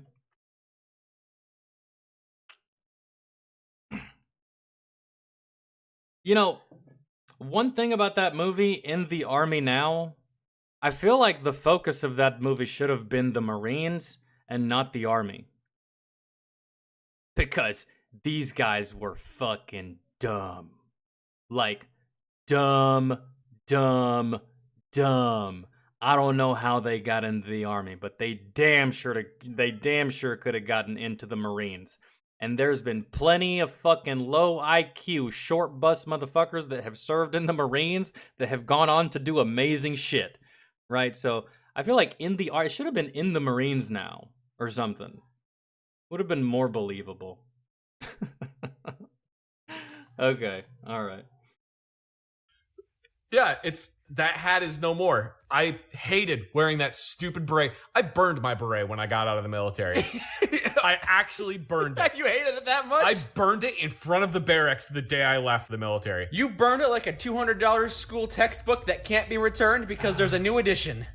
It was just a symbol of all of the hate and discontent I felt. I hate this stupid thing. And as it dissolved into ash, the fumes rising into the air. Actually, what did he say? It was just a symbol of all of the hate and discontent I felt. You know what made me feel that way in the military? It wasn't the beret. It was sharp. Sexual harassment training. It was suicide awareness training. It was domestic violence training. It was substance abuse training. Bro, all these classes that I would have to sit in a fucking auditorium and listen to some fucker speak all day for a whole week. It was like a whole week. Bro, Sharp is not just 30 minutes. It's not just like, hey, don't touch your friend's private parts and you don't touch your friend's private parts. No, Sharp, bro, you go to that class, you sit in a fucking auditorium all day, and you come back the next day, and you sit in there again, and then Wednesday, and then Thursday, and then Friday. That shit right there. The suicide training, the Sharp, the alcohol and drugs, all that training, that shit made me want to kill myself more than anything else in the service. Man, I would be sitting in these fucking auditoriums listening to this stupid bitch talk about sexual harassment, and I'm just like, I'd rather be deployed. I'd rather be getting shot at. I'd rather be in a firefight. I'd rather my truck get hit with an IED. I'd rather get blown up right now than to do any of this shit. Stupid. That right there gave me so much hate and discontent for the fucking military, because I don't need you to be my goddamn father. I have one. He raised me. He taught me shit. I don't need your bitch ass to tell me not to drink and drive. Fuck you! That got on my nerves, bro. That got on my nerves. You want us to act like adults and go to goddamn combat and make grown-up decisions, but we're in fucking garrison. You treat us like fucking 3-year-olds, like we're at a goddamn daycare center. Fuck you. Oh, that shit. Oh, that right there. That is my symbol of discontent and hatred from the fucking military. It just drives me nuts. It's just a symbol of all of the hate and discontent I felt. I hate this stupid thing. And as it dissolved into ash, the fumes rising into the air, a huge burden had been alleviated. You were free, and your forehead could breathe. Yep. God, I hated that beret. All my complaints about the Marine uniform seem petty in comparison. That's because y'all have the superior uniform. Everything about your uniform looks good. I don't even think y'all use berets in the Marines. Whoever's in charge of uniform stuff with the Marines, we need them over at the Army. We had to roll our sleeves and we had to wear certain uniforms on certain months, but... Oh, I'm in no way discounting your complaints. Did you have to polish your boots? No, I had brown boots. We never had to polish them. Oh, man. Wait. No, he's talking about your dress uniform. Marine? No, man. Y'all have to polish y'all's boots in the Marines. He's talking about your dress uniform. You don't polish your regular boots. My combat boots? You don't polish that shit. It's impossible. There's no point. That's redundant. But your dress boots and your dress shoes, yes. So I'm pretty sure they do. I don't know. Boots? No, I had brown boots. We never had to polish them. Oh, man. Did you have to polish your boots? Yeah. Really? Yeah. So I had to set aside... Yeah. What do you mean? I don't understand. No, wait, no. Marines have to polish their boots, right? Right? I think he's talking about the regular duty day boot. No one polishes those. Not even Navy. And they do all kinds of weird shit. He was asking about dress uniform. I think you're talking about the other duty uniform. Yeah, bro. You shine your boots. Hour every single night to polish my boots. That much, huh? The chief in charge of our motor pool was obsessed with everything being pretty and clean, even though we work in a motor pool repairing military Humvees, which are some of the greasiest and most disgusting vehicles ever. Not to mention all the gross cans of dip juice that are just leaking out of the bottom of every single vehicle. Yes, thank you, Army personnel. You're welcome. I would show up for work. I would work on weapons, or if there's like a belt-fed machine gun on the floor, I would end up kneeling on the floor and working on the bench. So my boots, of course, are going to get all scuffed up, as would be expected. And then we would have an inspection in the middle of the workday while I still have 25 more machine guns that I have to gauge. And there's 17 more vehicles that need PMCS done on them. So we have to do an inspection in the middle of the day, and everything's gross and disgusting. And then I get yelled at for having the knees of my uniform dirty and my boots are scuffed up. Yeah, I would have gone home and I would have taken the counseling statement or the Article 15. That's one thing I can't deal with. Man, there was a lot of things in the military that I could deal with, but it's that kind of shit right there, man. It's just like, imagine you own a fucking mechanic shop, and then you walk in that day and you look at all your fucking employees and you're like, why the fuck are your hands so goddamn greasy, you fucking pig? And he's like, well, we got a customer, I had to change his oil. I thought that's what we did here. You know, it makes no fucking sense. It's like that... I would have lost military bearing. Bro, it's that type of shit right there that will make a motherfucker lose military bearing, and then they wonder why you lost military bearing. And it's just like, bro, and so many people make excuses for this kind of fucking behavior. Like, oh, you better not say anything as a lower enlisted. Just keep your mouth shut and don't say anything. Fuck that, bro. I will keep my mouth shut for a lot of shit. But for that right there, that is unreasonable. That is outrageous. Fuck you. Like, no one should keep their mouth shut about that. Not even the brand new private to the company. Like, fuck you, I was just doing work. Take your inspection and shove it up your ass, or wait till tomorrow. Let me go take a shower first. But How did you react to that at the time? I'm sorry, sir. It won't happen again, sir. Yeah, Ain't no way. Boilerplate response. I'm sorry, sir. It won't happen again, sir. There were a couple times that I got really fed up, and they would be like, why are your boots all scuffed up? because I'm working while you're in your office. Again, man, like... Because I fucking work. Oh, you do work, do you? Okay, well, why don't you do some push-ups then? Cool. So that's why you And get... after you get done doing push-ups, soldier, why are your hands so dirty? I just did push-ups in dirt. Sergeant, Actually, I know it's the problem. Hold on. There you go. What is that, soldier? It's dirt. Isn't this what you eat? You can't eat real food, because real food would power your brain. Yours isn't working right now, so here you go. I think this is what you're used to eating, right here. You know what? I think you're in the wrong branch, man. I think you can go back to the Marines. of the boilerplate response. Yeah, pretty much. We got a new sergeant major, and he came down to inspect our motor pool. He came down there. We had spent like 4 days cleaning the motor pool and making sure everything was clean and organized. A bunch of the mechanics got behind on working on vehicles. Everybody had to clean up everything. The floors were so clean you could have frickin' eat off them. They were using the floor. And let me guess, the sergeant major shows up, he looks around for 2.5 minutes and then leaves? Yeah, that's happened to me too. That's happened to me too. I've spent all day cleaning a motor pool. True story. One time, I had to mop the motor pool. And you're probably thinking, wait. Hold on. Mop it. It's all concrete. I know. I know.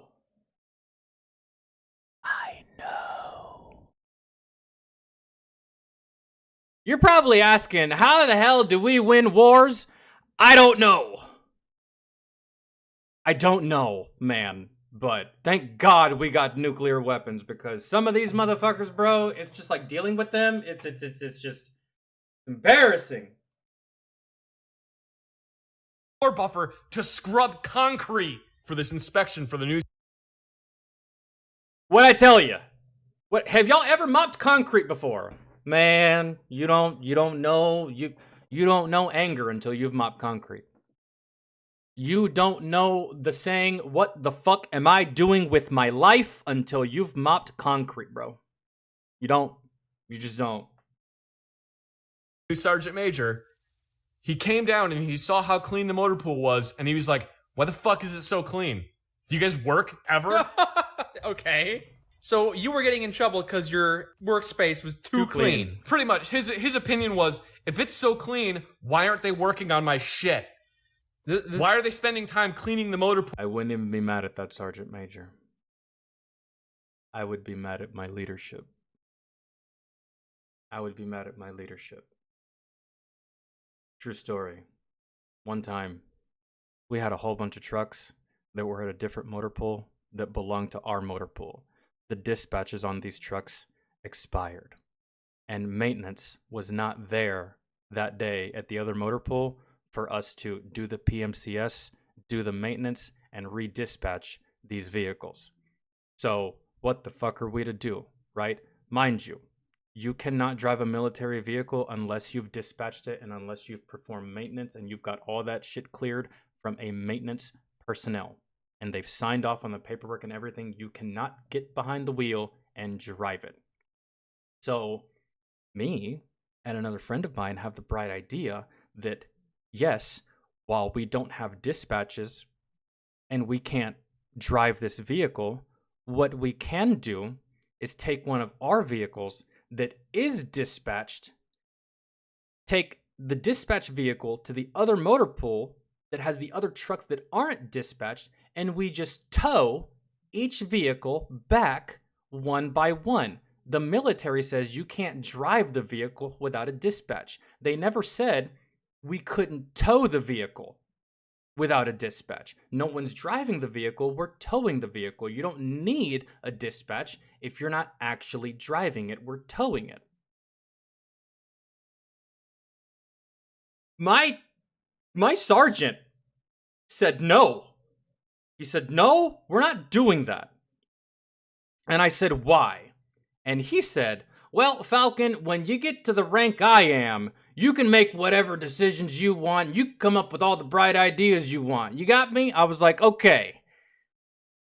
We sit in the motor pool for 2 fucking hours, finger popping our goddamn buttholes trying to figure out what the fuck to do. And finally, the first sergeant comes in and says, y'all are still here? And we were like, yeah. And he's like, what's the problem? Where are the trucks? And we were like, well, their maintenance is not there. We can't get them dispatched. And he's like, do y'all have dispatch vehicles here in this motor pool? And we were like, yeah. He's like, I mean, this might be circumventing the rules, but I'm pretty sure you can just take this vehicle and just go tow them. And I was like, I went home. I went home.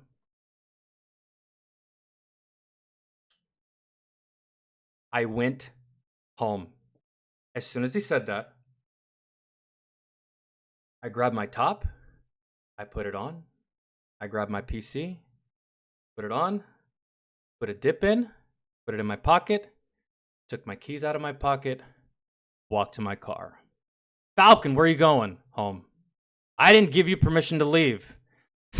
That's crazy, bro, because I didn't ask. Going home. And I fucking left. And he called me over and over and over and over and over and over again, bro. He blew up my phone. He called me like 67 fucking times. And I didn't answer. And then I showed up the next day to PT like nothing fucking happened. Mind you, I did push-ups like for the first 30 minutes of me showing up to PT before PT actually started. But I was done after that. I was done after that, man. Like, what would you do in that situation? I lost it. I was like, I can't, man. I can't. I joined the military thinking that I was going to be with the best of the best and that I was going to be with the nation's finest. Turns out I'm in a fucking melting pot of nothing but this nation's fucking retards. I can't. I went home, bro. I went home. I paid the price the next day. Fine. I lived with it. Cool. Did like 200 push-ups. Whatever. I couldn't do it. I couldn't do it. It's just like, that's not what I signed up for, man. And I get that sometimes things aren't gonna fucking work, but like it's shit like that, bro. It's shit like that that's so motherfucking egregious that it doesn't even warrant your presence. Like fuck you. I'm done with this. I'm done being a soldier for the rest of the day, and I went home. Pool instead of working on my shit like they're supposed to be doing. So that You just can't win. Then the cleaning requirements were laxed after that. And if you think I'm a dick for leaving in that situation, you're the goddamn problem. You're also probably a fucking idiot that wouldn't take the advice or opinions or ideas of your fucking soldiers, knowing good and goddamn well that it's because of your soldiers that you'll get promoted, because a leader is a direct reflection of his troops. So, man, fuck you. That's it. I don't like that behavior. Not coming from a goddamn non-commissioned officer. You want to be a fucking E3 and be a turd, by all means. Second you become a NCO and you start displaying that goddamn behavior, you're dead to me. I cut you off and you no longer get respect. You no longer get parade rest. You don't get none of that shit, bro. For what? You've done proven to me that you are not worth the fucking uniform you're wearing. So again, with respect, fuck you. Can't be mad. I said with respect. That's the way it goes. So, what was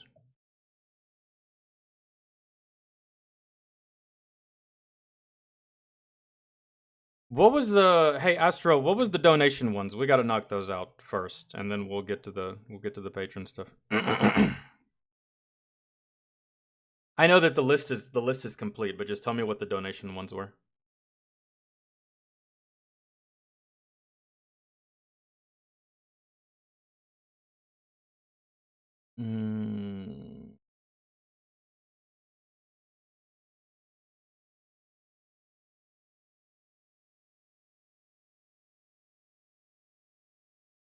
Ah, yes. Brazil's most dangerous slums. Yeah, I wouldn't even go here. I wouldn't even go here. As much bullshit as the Fast and Furious movies are, I did believe their depiction of how dangerous Brazil actually is. I don't think that was bullshit from the movies part. There's a lot of bullshit in those movies, but I don't think that was one of them. And I'm talking about that one scene in specific where, oh, what's the name of The Rock's character? He's like, I don't think you get it, Toretto. And he's like, no, I don't think you get it, man. You're in Brazil. You ain't in USA. You got no jurisdiction here, man. And not to mention, you're outnumbered to hell and back. That was a pretty savage scene from Vin Diesel. I liked it. Everything else was just retarded and ridiculous, but...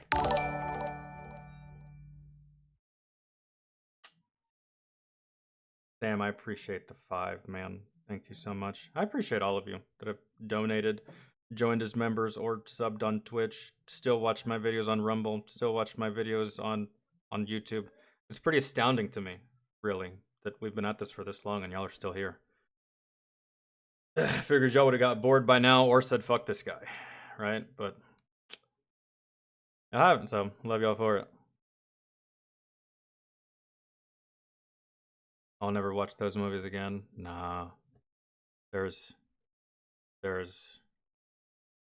It got too ridiculous, man. It got too ridiculous. And matter of fact, I watched this video the other day. It was this Twitch streamer who was, he did it all on stream, which was impressive that he managed to do all this on stream.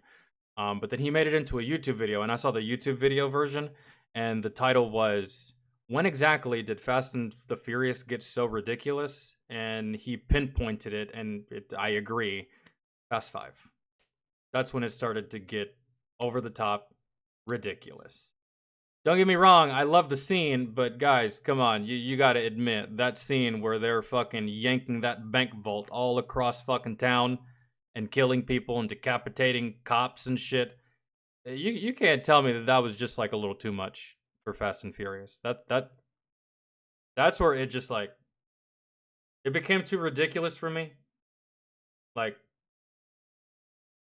I was still in love with the idea of racing for pink slips, and then you fucking do that, and then we start racing tanks and fighting tanks, and then we start racing and fighting submarines, and then just like I fucking predicted, y'all actually drive in space.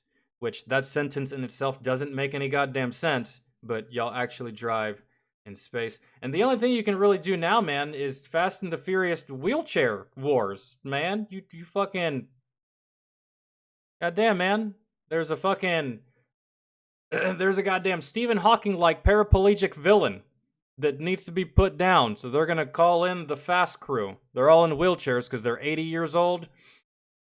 Fucking strap some NOS to the back of Vin Diesel's fucking wheelchair. He's like, guys, family.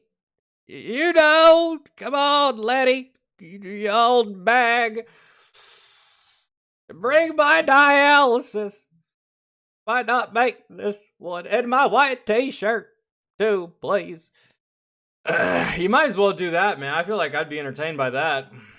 Bunch of old bastards racing wheelchairs. I'd rather watch that than whatever the fuck's happening now and Fast.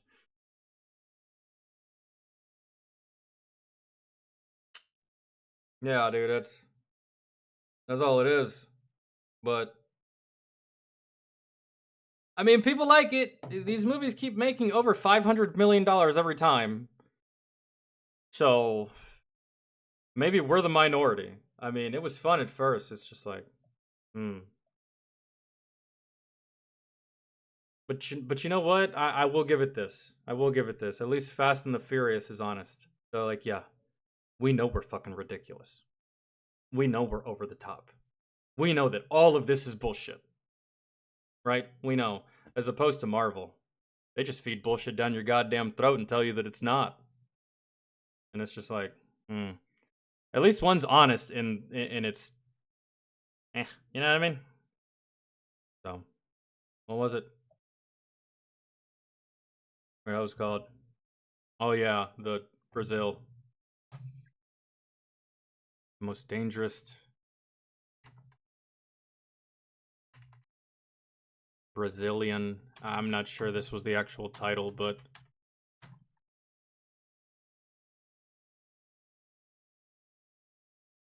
I don't know. Like me personally, I think that Fast and the Furious. I think I would still like Fast and the Furious, given its ridiculousness. If people stayed dead, and if the stakes actually mattered. It is literally written into Vin Diesel's contract that he can never lose. It is literally written into The Rock's contract that he can never lose. Like they never make mistakes. There's never like they never get caught off guard. They're never flanked. They're never bamboozled. They're never like it's just like it's cringe, man. Really, there's no stakes. It's all artificial. It's all made the fuck up. No one stays dead. Han's come back to life like 50 fucking times, bro. Like. I was sad when he died in Tokyo Drift, and then after that, it's just like, oh, welcome back, Han. No one gives a shit about you, but welcome back, I guess, right? And it's just like, I don't know, nothing matters in the movie. Literally nothing. Like, nothing matters. Man. Like, a car accident that can easily decapitate me and put me in the hospital, quite possibly paralyze me for the rest of time, these motherfuckers just walk it off, and their white t-shirt's not even dirty. And it's just like, if, I don't know, no one stays dead, there's no stakes, nothing matters, there's no, like, I never truly care about, like, who's fighting or who's gonna win, there's never any kind of interest, it's just kind of just, like, brain dead, show me pretty colors and put explosions in front of my face. You would think that this film was directed by Michael Bay, to be honest, or these films, but they're not. Okay, so the video you requested is like 18 minutes. Where is that? I knew I typed it in wrong.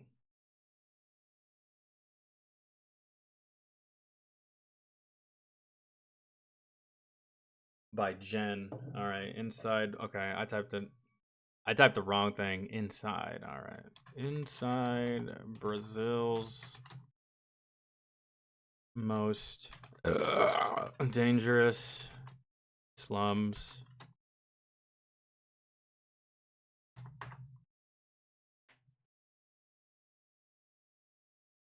I thought you said this was 18 minutes, or do I just need to watch 18 minutes? Right?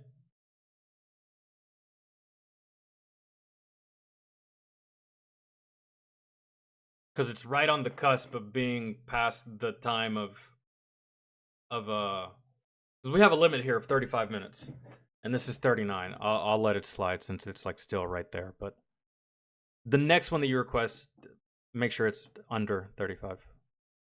Maybe I was reading someone else's that said 18. What on earth? I don't know what the fuck I was reading. A six-legged bus was wild enough. I never expected to see a walking mansion too. Once you demonizing the media around the world. Okay. Jen, this isn't the only YouTuber that does stuff like this. I've seen another YouTuber that goes by the name of Tyler Oliveira. The last video that I watched by him was such a complete waste of fucking time and such a fucking nothing burger that it begs the question, why was the video even made to goddamn begin with? But yeah. Maybe this one will be a little more informative and worth the fuck more, because that last one, bro, it was just like, you could tell from the title that what was happening clearly wasn't happening. Everyone's saying it's not happening, yet we're still walking up and down this goddamn neighborhood asking people and like all right. Seeing a motorcyclist now, as you can see.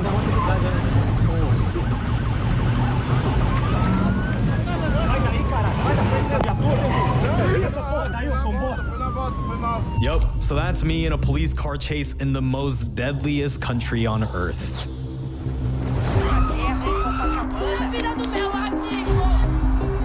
And with 45,000 deaths every year, Brazil has the most murders in the world, twice as much as the US. 4 out of every 10 people murdered are Brazilian youth.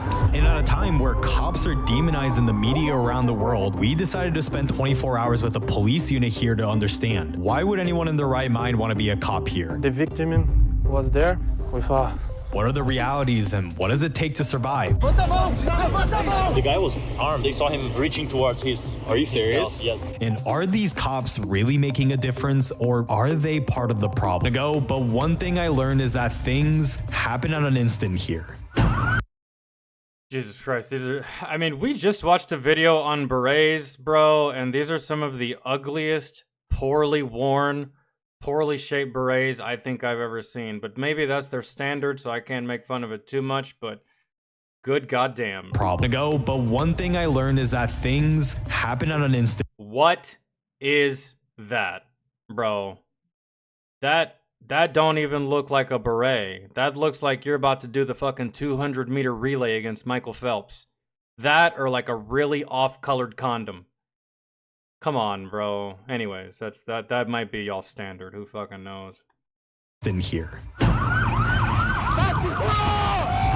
Let's go! Yo, this is like straight out of a movie scene, I swear to God. So we'll come back to our patrol around the 3 different favelas, but how did we even get their trust and approval? Because obviously they don't. He said, trying to see if police is helping or if they're part of the problem.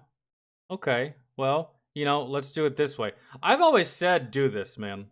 Whenever people bring up this argument, especially like with the demonizing of police and like defunding police and like, oh, police is the problem, I've always been like, you know what? Leave them.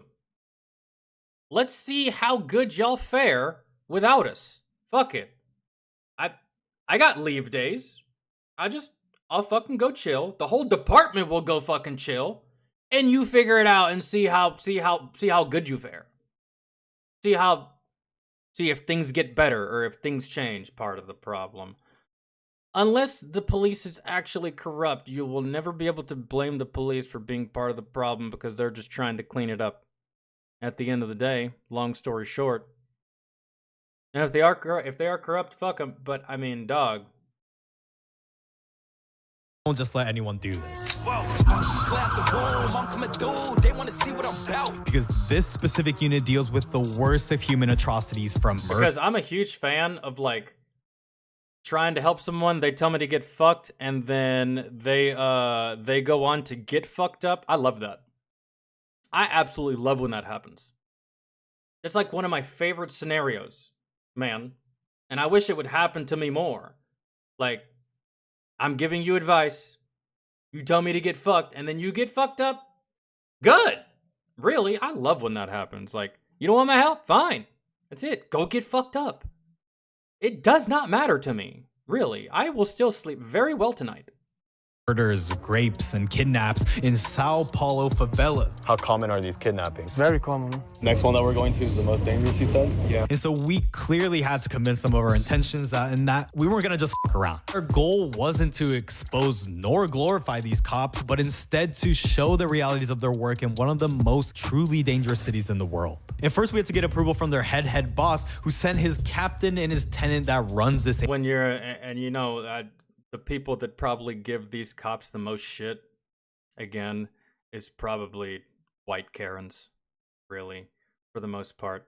Because when it comes to a place like this, man, it's so bad that the cops have to be equally as... They have to match that force, man.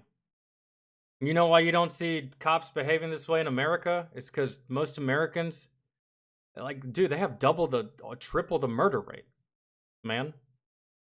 The force that Americans exert gets matched pretty well by the cops. But when your civilian population is exerting an extreme amount of force, you have to exert the same amount of force, if not more. That's just the way it goes, and some people are blind to that. Some people are like, oh, why do they have to do this and that and blah, blah, and heavy-handed? Like, again, I understand corruption, but at the same time, you can't just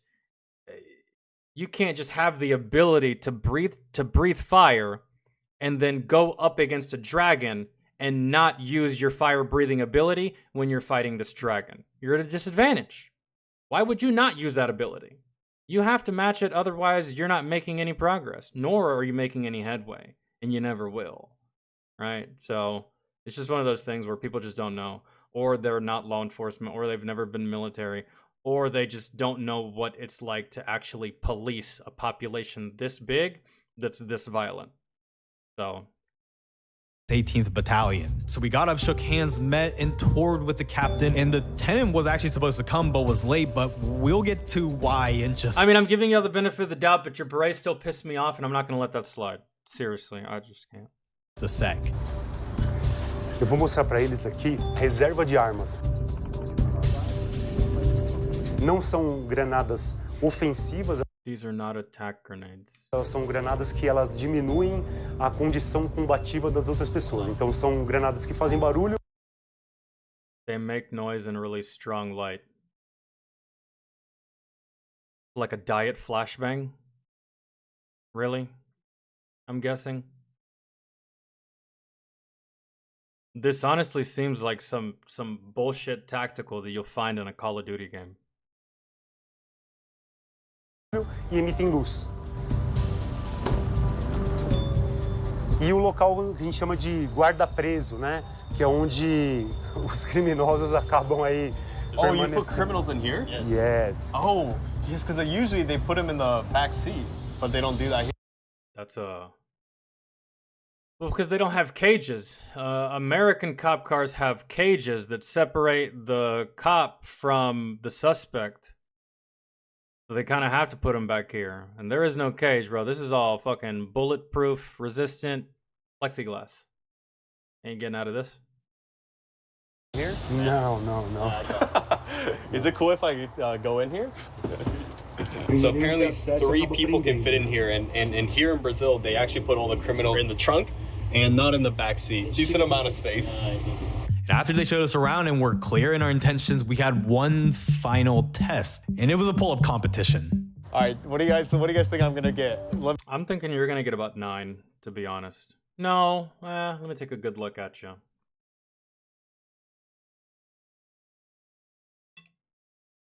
I'm going to give you the benefit of the doubt and say that you can do about as many as I can.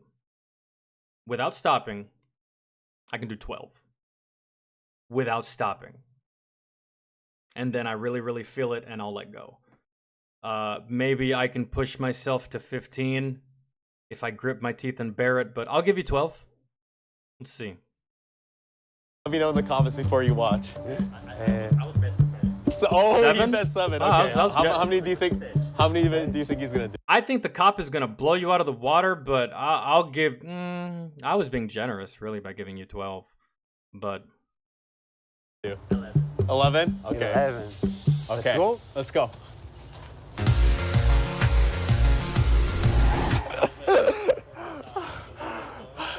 All right, I got 16. How many did you get? 16. Nice.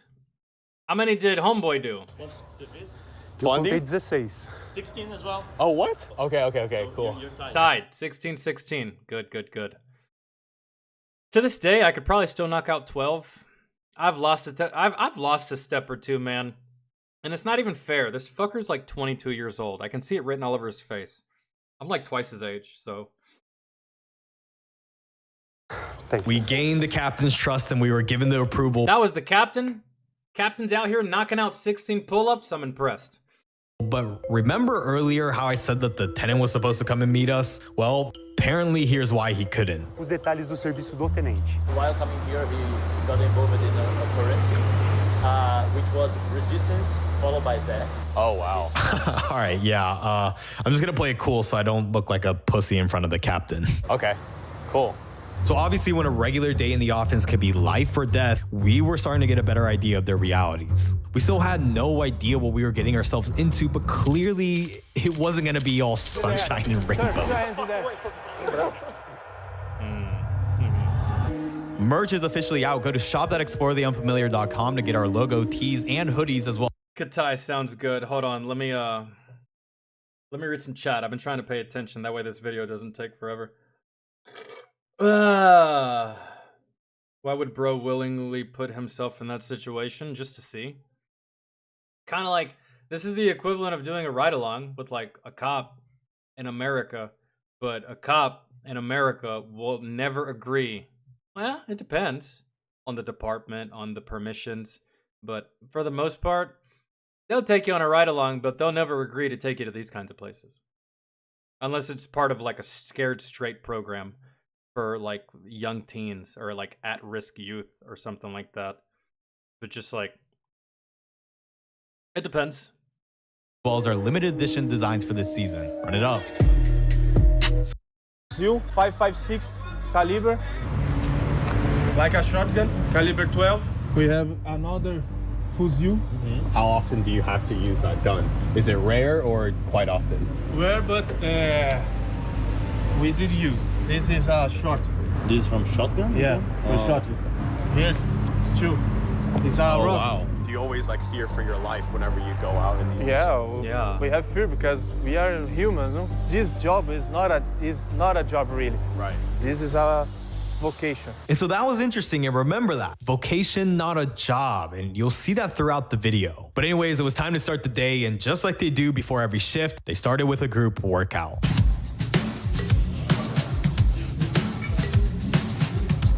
In our unit, we don't have fat guys. Yeah, it's not like American cops. Yeah? A lot of American cops, yeah. American cops is fat. Yeah. Did you guys hit everything you guys? Yeah, I love how he was genuinely surprised about that. He's like, really? American cops are fat? Not all of them. But occasionally, they all don't look like you, I'll tell you that. These guys are in really good shape. I haven't seen not one fluffy dude here. But yeah, in America, you'll occasionally have the round little turnover looking fucker that his breakfast is chocolate milk. So, yeah. Guys don't skip leg day or anything like that. No, we don't skip like them. Hey, oh, look at that, look at that. God damn. Don't skip leg day.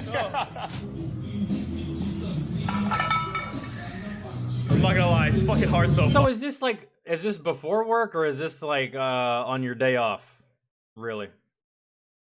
Because I know in the service we did PT every day. I don't know if cops do PT every day or if these guys do PT every day. Just been like no rest, like going back and back at it. But best thing I would not want to get taken down by this guy right here. hard so far. Look at this guy. Look at this guy. Look at his thighs. His thighs are like the size of my torso. Like from rib to rib.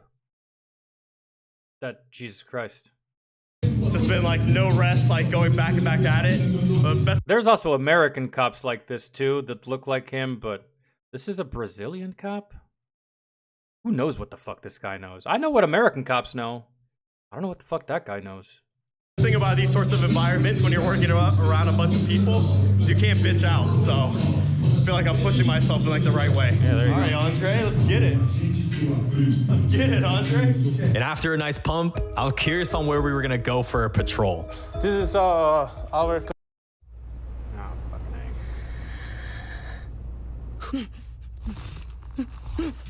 A. Please. classroom. Here Briefing room. we do the theoretical instructions. So what's today's mission looking like? Do we have any special missions that we're gonna do when we go out? So we have Iraq. So that's the favela we're going to today? Yeah. Okay. Iraq, We're going to Iraq. Damasceno. How many people live in each of these favelas? Maybe here in Iraq it's not so much, maybe 5,000. Okay. But here is almost like a city. Damasceno, maybe 35,000. 35,000. Wow. Jesus. So for those who don't know, Brazilian favelas are essentially slums, and it's where many of the My ass, if I had to live in Brazil, I'd have to choose Iraq. 5,000 people compared to 35,000? I mean, the choice is obvious. Guys, I don't know about y'all, but I mean, again, I'm an out in the woods kind of person. I'm a country boy at heart, in my soul. I hate big city living. I hate cramped living. I don't hate neighbors, right? Like, I'm not going to hate my neighbor, but I just don't like the idea of someone being like, I don't know, 10 feet in that direction, 10 feet in that direction, 100 feet in that direction. You know what I mean? Like, I don't like that kind of living. I will always choose the place with the least amount of people. Ideal for me. drug activity and gang operations are run from in Brazil. And as you'll see, not only that, but less murder. Right? Because, I mean, Brazil, double if not triple the murder of the States. So, yeah, definitely will always choose. I don't even give a fuck if there's running water, bro. If I was forced to live in Brazil, give me the most remote fucking place that doesn't even show up on Google Earth. see, this unit specifically patrols some of the biggest slums in Sao Paulo to fight this sort of crime. So just like what happened yesterday with Tena Mendoza, conflict can really happen at any time. And so it was important that they not only knew how to use their gun, but their fists. This is commonplace for most police departments. I don't know if cops do it this way, or if American cops do it this way. Boxing's hard, man. We need to be ready for all the situations in the street, you know? What's the most common like martial arts? Does it usually end up on the ground? Like, so jiu-jitsu? Jiu-jitsu. I see. Yeah. You're always going to want to take suspects to the ground, even if they don't try to take you to the ground first. And I don't know how American cops do their physical hand-to-hand combat training, but we had this thing in the service called combatives, and there's 3 levels to it. Level 3 being the highest level that you can achieve.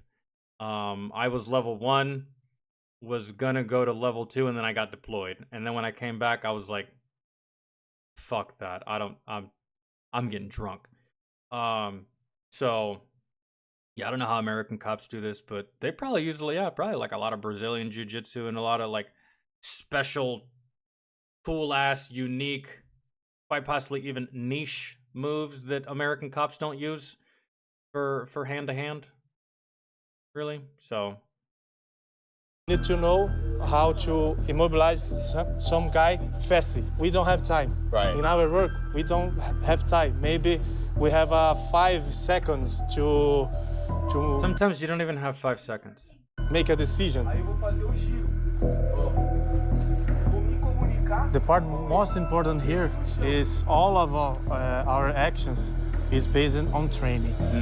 Training. So all of It's all automatic at this point, right? Yeah. Can we do one where I like resist arrest and then they do it like into real life? Yeah. One thing you can always do, man, you're trying to detain someone and use the least amount of force possible. If you don't have handcuffs or zip ties or rope or anything to bind the hands of this individual, tell them to put their hands behind their back, interlock their fingers, and put their hands behind their back, right? So they're gonna do this, right? Put their hands behind their back, and they're gonna interlock their fingers like this. And what you do is you take your hand, right, and you place it over their interlocked hand. So you grab it, right? Let's say their hands are interlocked like this. You take your hand and you grab right here. You'd be surprised how much of someone's entire body you can control just by grabbing their hands when they're interlocked. If they give you resistance, all you have to do is squeeze and turn. And you know what that does? That puts pressure on one bone to the next bone to the next bone to the next bone to the next bone, and that shit fucking hurts, dude. It hurts so bad. And then if you twist, there goes their wrist. You squeeze more, there goes their fingers. And not only does it hurt, but it's also cutting off circulation to your fingertips. And you just can get so much leverage on a person by just moving them like this. And if they give you too much pressure, you can take it, you can squeeze, and you can lift up. They really can't do anything, man. You take control and you lift up like that, which means that their hands are behind their back. That means if you lift up, their hands are going to go like this, right? It's going to go up. That shit is not comfortable, guys. That shit hurts so fucking bad. I've had it done to me before. We used to train on how to just like control a person's body and control their movement and make it to where they couldn't escape under any means necessary. And it's just a good way to detain someone in the moment. So, again, I don't know how American cops do it, but we got a lot of the similar training and shit like that. Yeah, let's do that. I'm gonna try and resist. Okay? No. Sir, put your hands... Get the f away from me. Sir, put Get the f away from me. Sir, put your Get hands the f away from me. It really only took one, but yeah, that other one's gonna be there too, just in case this person doesn't try to like draw any weapons and like reach around, hit you, stab you, poke you, shoot you, shit like that.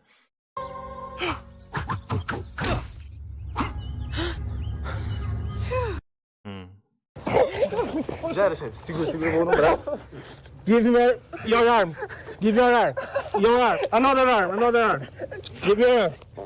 And I was starting to see exactly why they call it a vocation and not a job. Dude, another thing that you probably should remember too is like pressure points, man.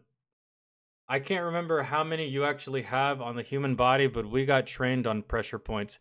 I didn't get trained on pressure points in basic training. I got trained on pressure points during my training that I underwent preparing to work at a detention center, right? We had to learn all about pressure points, and you got pressure points here on your wrist. You got a pressure point right here on your thumb. You got a pressure point back here. You got a pressure point somewhere in the I can't find it. Like somewhere by underneath your knee, like that cartilage. You got pressure points underneath in your armpit area. You got quite a few pressure points, man. That if you already have someone on the ground, but you can't actually secure the arrest or the detainment or whatever the case may be, you fucking press on one of these pressure points and the rest of their body will loosen 9 times out of 10. Holy It was like I'll say you at 1 second and then... How do you feel now? It was good. These are Brazilian police, yeah? Yes. We need muscle, more. I'll never disobey the Brazilian police. How did I rank, like, out of all the people that you've arrested?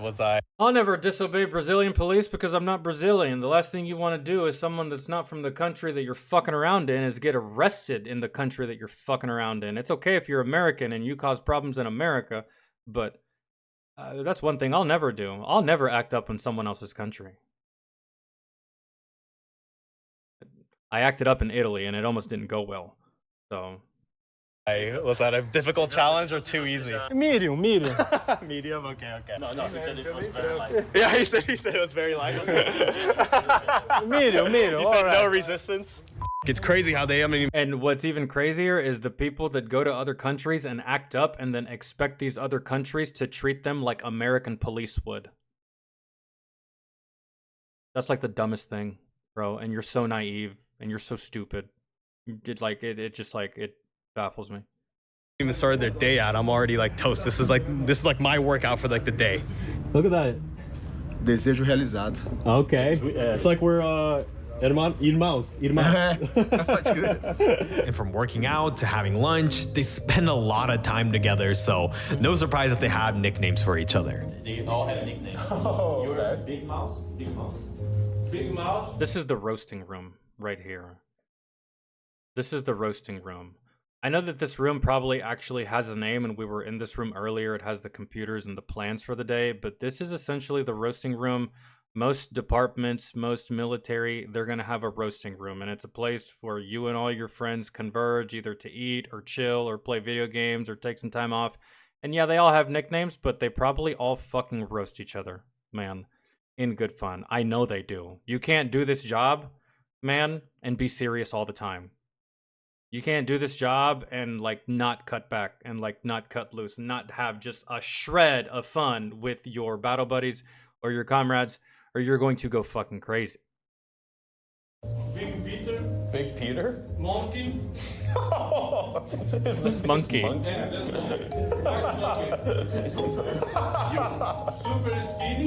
Super skinny? And even I got a new nickname. These nicknames are definitely, they roast, bro. I know they do. You can't do law enforcement, you can't do military, and not roast your friends. I feel like that might be against UCMJ. I'm not actually sure. I'm almost pretty sure it's mandatory for you to roast your comrades at one point or another. And some of these nicknames, bro, Monkey, Super Skinny, yeah, they've been roasting each other for a while. Name. And I'm chicken? Yeah. And so it's all shits and giggles now, which almost made me forget how deadly these dudes are and the job that they do every day. Like, this was one of the jobs that Tenem Mendoza dealt with just a few months ago. Another fellow American from Texas was kidnapped and held hostage by gang members for 15 hours at gunpoint. Tenem Mendoza and the unit found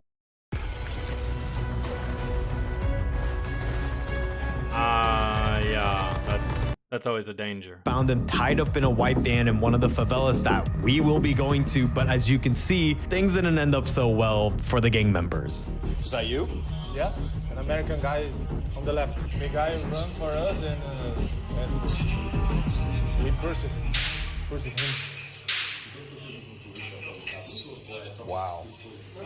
So call it calling my nerves or what? Am I not going to accept a post-meal cig? But it also gave me time to get to know the other members of the unit and their experiences. Something tells me this guy doesn't smoke cigarettes, but when in Rome, I guess, for sure. When I deployed, I didn't chew tobacco, but my friends did. Guess what? I started chewing tobacco. Oh, Lord. Just before we were about to head out. Did you guys always brush your teeth before you go to your mom's house for dinner whenever you get back to the States, so she don't wring your fucking neck? Chances are she's probably like my mom. My mom always bitched at me when I'd smoke cigarettes, even in my 20s. Can't believe you're doing that nasty shit.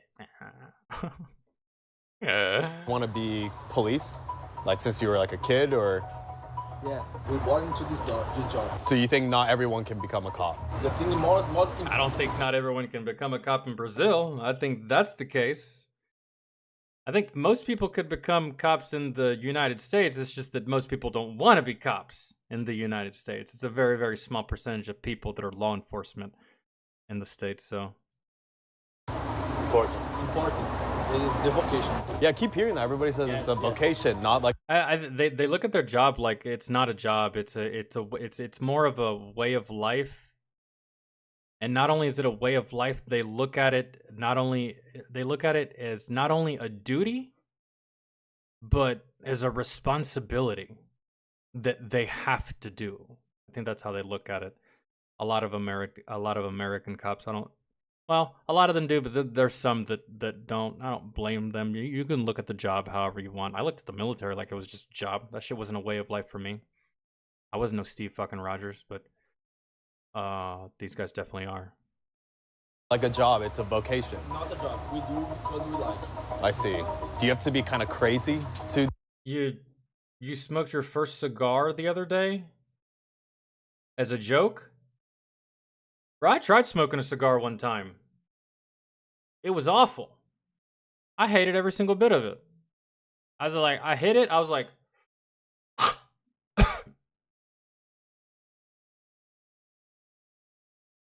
this should be illegal. Not weed.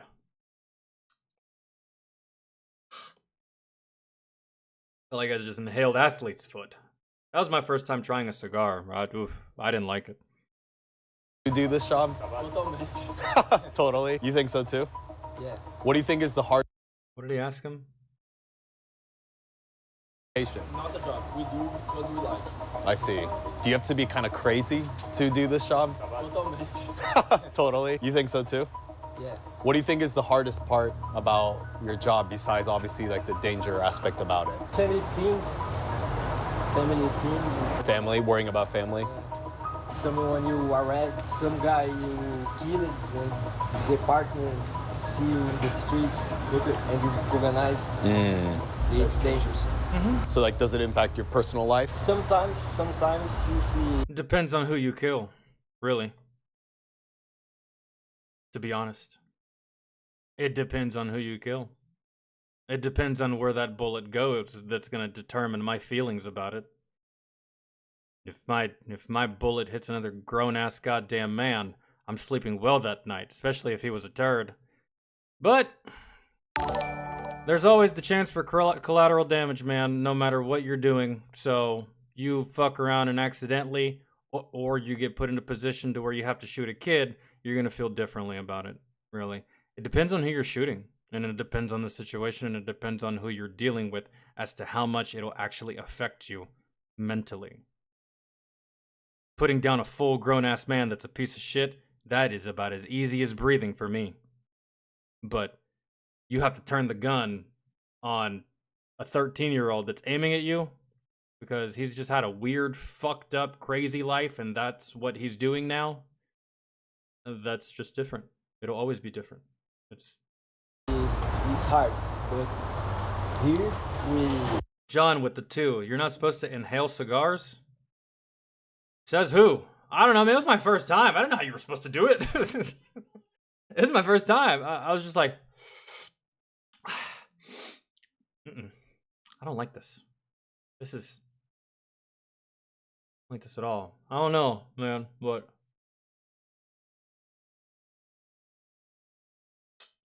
I legit went to a professional shop and actually got a good one.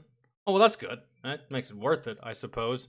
I don't know what the fuck I smoked all those years ago. All I know is that I probably did it wrong, and it wasn't a good experience. So, and that shit was strong too. That shit was powerful. I was like, oh. I fucking smelled that shit for hours. We are a family. And so even with all the sacrifices and the fact that you have to be a crazy motherfucker to do this, I was starting to better understand why exactly they call it a vocation and not a job. So it was time to get strapped.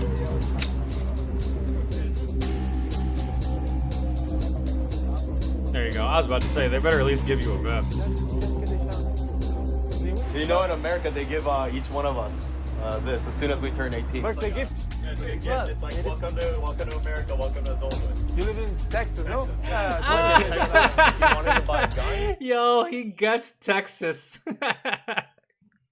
I don't know if the people of Texas should be offended or happy about that statement. He's like, yeah, in America, they just give this to you when you're 18. And he's like, oh, from Texas. Oh, man.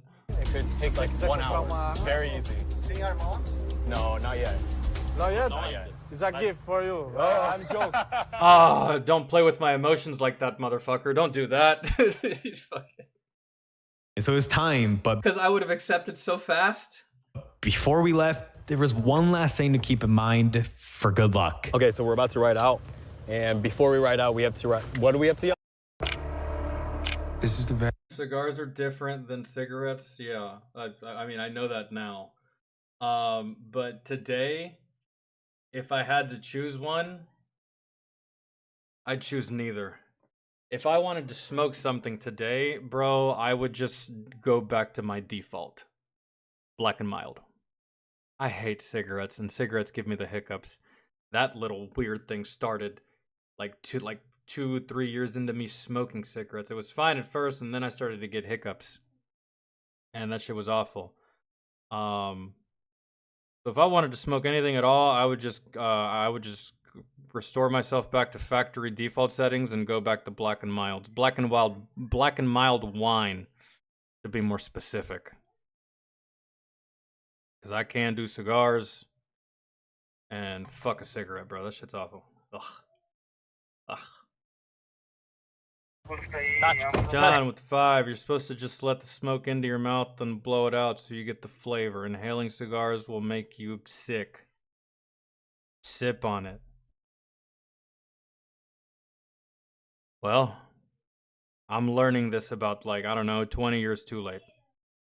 Not even 20, bro. More like, the first cigar I tried, I was, and I got grounded for it too. My mom caught me. Really. And she broke my PlayStation as punishment.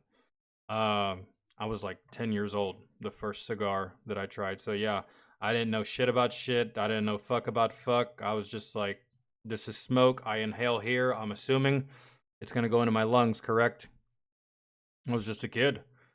And, yeah, it didn't work out that way. Really. And that was the last time I ever fucked with a cigar. But yeah, definitely wooden tip. That plastic tip shit pisses me off. I can't stand that.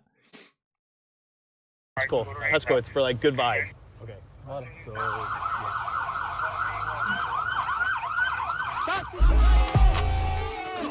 Let's go!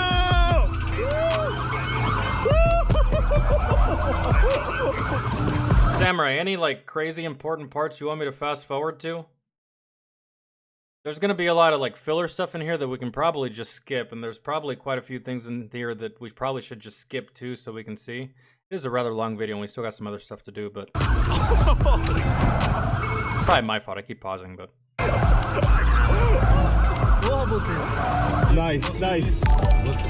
Nice work. Nice work. God bless us. So I thought they were doing this because they wanted to feed us some fire content, but turns out they actually do this to warm up the tires and suspension because, as you'll see later on, you for sure need the car to be able to do its thing.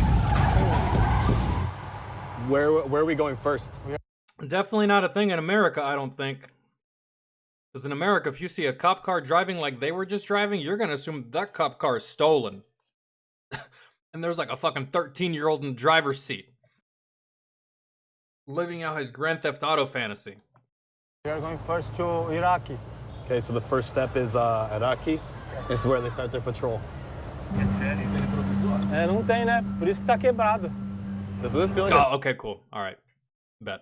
Call of Duty mission? It feels like a Call of Duty cutscene. I swear there was actually like a Call of Duty mission like this.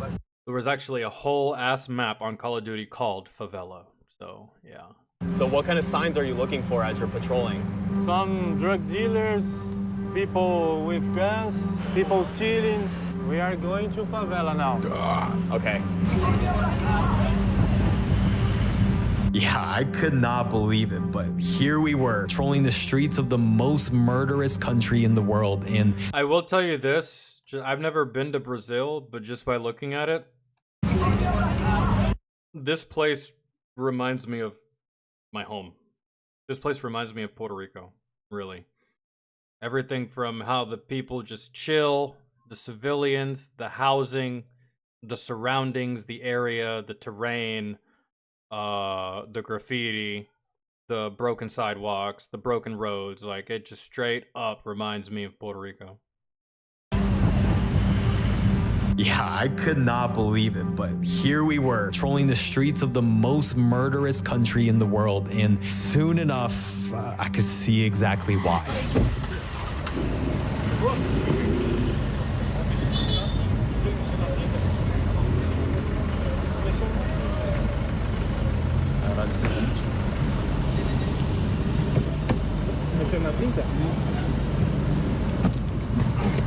So the guy was armed, like the guy. Oh, he was? They saw him reaching towards his. Are you serious? Yes. Making movement. Holy But ultimately they ended up bailing because he was on his motorcycle. Obviously the streets in the favelas are super narrow, as you'll see. Some people you just can't chase, especially if they're on bikes. So, Working in the technology field is so rewarding. ECPI University. But if you're Vin Diesel, you can just jump from rooftop to rooftop and make it out of the whole goddamn country by fucking jumping onto a moving airplane or some shit. I don't know. Any moment, anything can happen. Just, okay, so we're refilling the tank right now, and everyone's getting out to make sure that we're going to be okay. Make serious. Yeah. So they're essentially surrounding the perimeter, so he's not going to get ambushed as he's filling it up. Okay, we're going to be getting out right now. All clear. supposed to. It's part of our job, always driving with the full tank police car with a full tank. Okay. Because you never know, you might have to go chase, right? Yeah, exactly. So this part of the team that stay outside of the store is responsible to the security to make sure they're place. safe. Yeah. I see. Have you had instances like during this where things started happening, where like drug leaders started attacking you? Já. Aqui tem muito conjunto de moto roubada. Elas costumam passar num bonde assim de 20, 30, às vezes 50 motos. E já aconteceu de a gente estar aqui mesmo e as motos passarem. And look, if I'm gonna be real, I wasn't trying to show it, but god damn, I was nervous as fuck here, especially with what just happened just a few minutes ago. And not to mention the fact that we're in a goddamn favela. Dude, if people actually just start shooting though, like we're so fucking powerless right now. I have a water bottle to defend myself. I have my bodysuit, but it's not gonna do shit. But turns out It's not gonna do anything if they shoot you in the face. this ain't even the This favelas. is a good part. Wait, this is a good part. We haven't even arrived to the favela. Yeah? Oh shit. This is a good part. This place is good. This is the Hamptons of the favela. Yeah. It's like a Hamptons. Next is the Park Taipas. When I was found another American. Oh, this is where you found that American that was kidnapped. Yeah.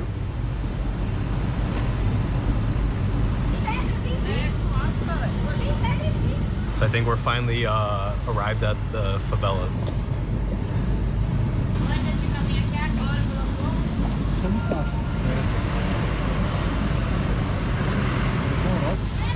Super tense right now. It's like there's like a lot of anticipation of like what's gonna happen. Isn't it kind of crazy how this is just like a normal shit for them? Well, Captain Bourdin, in our last conversation with him, he said, when you enter the favela, your heart starts to pound. Like, yeah, I guess it never goes away, right?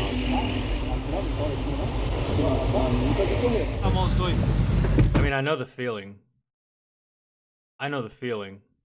I was always like fine internally when I would go on missions and shit like that.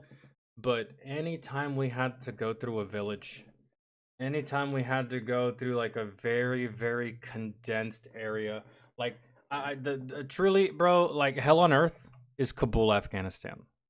It's so many people. You don't know who the enemy is. They all look alike. They all dress the same. It's packed. There's cars. There's literally thousands upon thousands of people littering the fucking streets. And anytime I was in those areas, those scenarios, those environments, yeah, my heart was beating 1,000 miles an hour, like through my chest. I could feel my heartbeat in my back, like through my back. I could just put my hand back here and feel my heartbeat. And yeah, any like close spaces like this, and especially on foot patrols, man, sometimes we would make the same trip, the same patrol they're making right now with their vehicles, we used to make on foot through villages. And it was just like, why can't we come through here on vehicles, bro? This is like 5 dead soldiers waiting to happen, and it wouldn't even really be all that hard. 2 AKs or a fucking suicide vest, and that's it. And it would happen in a split second. And it doesn't even, like, it's so narrow and it's so close and the streets are so tight that all it would take is just one motherfucker to just, like, walk, I don't know, 3 feet onto the street at any given time, at any given notice, and there you go. I mean, there goes part of the village, too, and part of that, like, market area. But they don't really give a shit about that. You're the target, right? So it's like, it's always a fucking butthole puckering, heart pounding experience when you're going through some of these places, especially when you know what these places have in store for you or the possible shit that can happen. It's always like, ugh. Holy shit, they're making an arrest right now? Olha pra frente. Olha pra frente. Eu não perguntei nada pra você.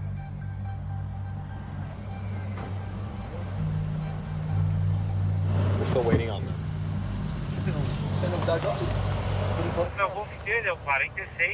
And I will say, these cops are pretty cool about this, bro, because let me tell you something. When I was deployed, there was no way I was going to just sit idly by and keep my mouth shut if some fuck-ass YouTuber from America came to my side of the world and started recording me and wanted to go on missions with me and shit like that, bro. I would hate that. I would hate every single bit of what's happening right now. But these cops are pretty cool, man. They're like chill with it. I just I would not like it, bro. I've been in a combat zone with civilians there, and it's not fun. It's not like it feels like you're babysitting, and it's just like, oh my god, bro. If this fucker gets shot, then I'm gonna have to do a whole bunch of shit that I would normally not have to do because of you, and I would hate it. They check all the info on the guys to see. One of them was just released. The other one has just been released as well. Seems all good. So apparently that's a tablet that you use to be able to look at people's information. It's able to identify people in like the big, I guess, national database. Oh, so y'all just have that shit pulled up right on your fucking phone? Most cops in America, they have that shit on a computer that's in their squad car. But I guess all police officers are armed with the same information that just feeds to their cellular device from the country's database on dangerous criminals and suspects and shit like that. I guess that's pretty cool, I suppose. It's kind of like the same thing, just a different piece of equipment. It's definitely a bigger favela than the one that we were previously. Way more dense, way more people, way more activity.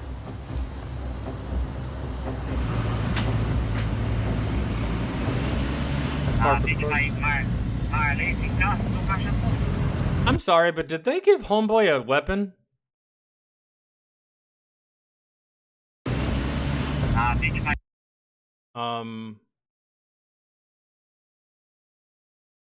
Did they give Homeboy a weapon? There's a rifle and a shotgun sitting right here.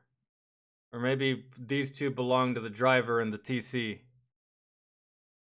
Or maybe to the passenger, but ain't no way they gave him a weapon.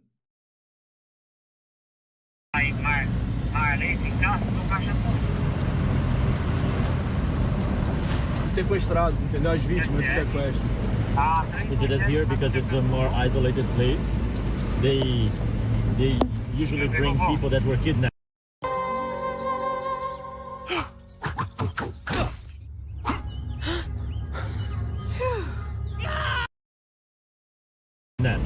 To keep them locked in here.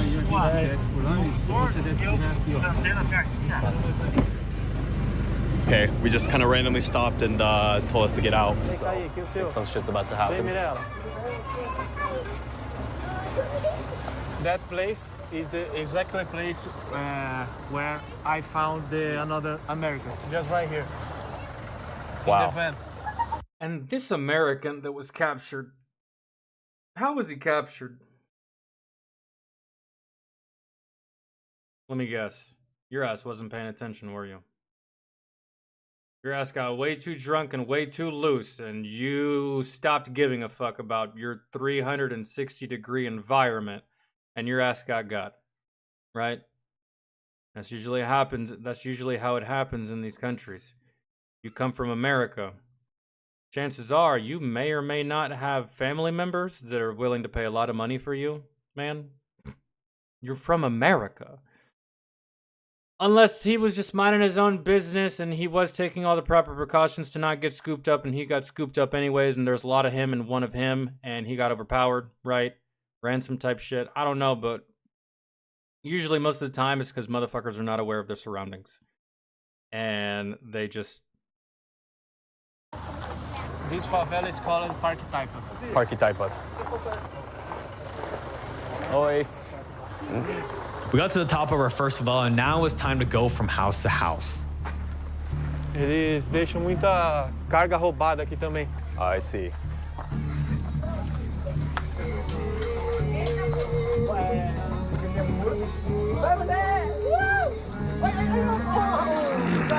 Mas beber, eu não beber mais não. Eu vou continuar bebendo, filho. Eu vou cair e continuar bebendo deitado dessa. That guy with the margarita is very zesty. I can tell.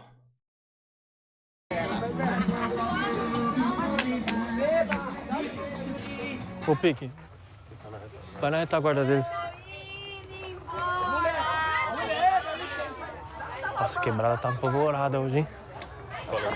They said that they are looking because it's hard. It's rare to see a beautiful man in Peter. They said it's rare to see beautiful men here, and they're talking about this Asian fellow and his camera guy. I think that's what they said. That's what the ladies were saying anyway. They said that they are looking because it's hard. It's rare to see. Oh, he said, I knew that guy was zesty. I told you. It's him that said that, not the girls. I knew it. Beautiful. Gaydar still works, ladies and gentlemen. Beautiful man in Peter. They're talking to you, Andre. He's like, I know they ain't talking to me. O quê? Não. Lá em cima, na van. Ah, tá. You know what's funny? It says that any of these Brazilian guys goes to fucking America, they're getting all the fucking poon. Man. Even if they're not a looker. The fucking accent, the foreign language, Brazilian? It's just too easy. I'm gonna show to you a hostage place. Yeah, A hostage place? That was used by the criminals to bring the hostage to that house. I'm gonna show you. Oh, the American hostage. I mean, hey, you were a hostage, but hey, you can't beat that view. Just saying.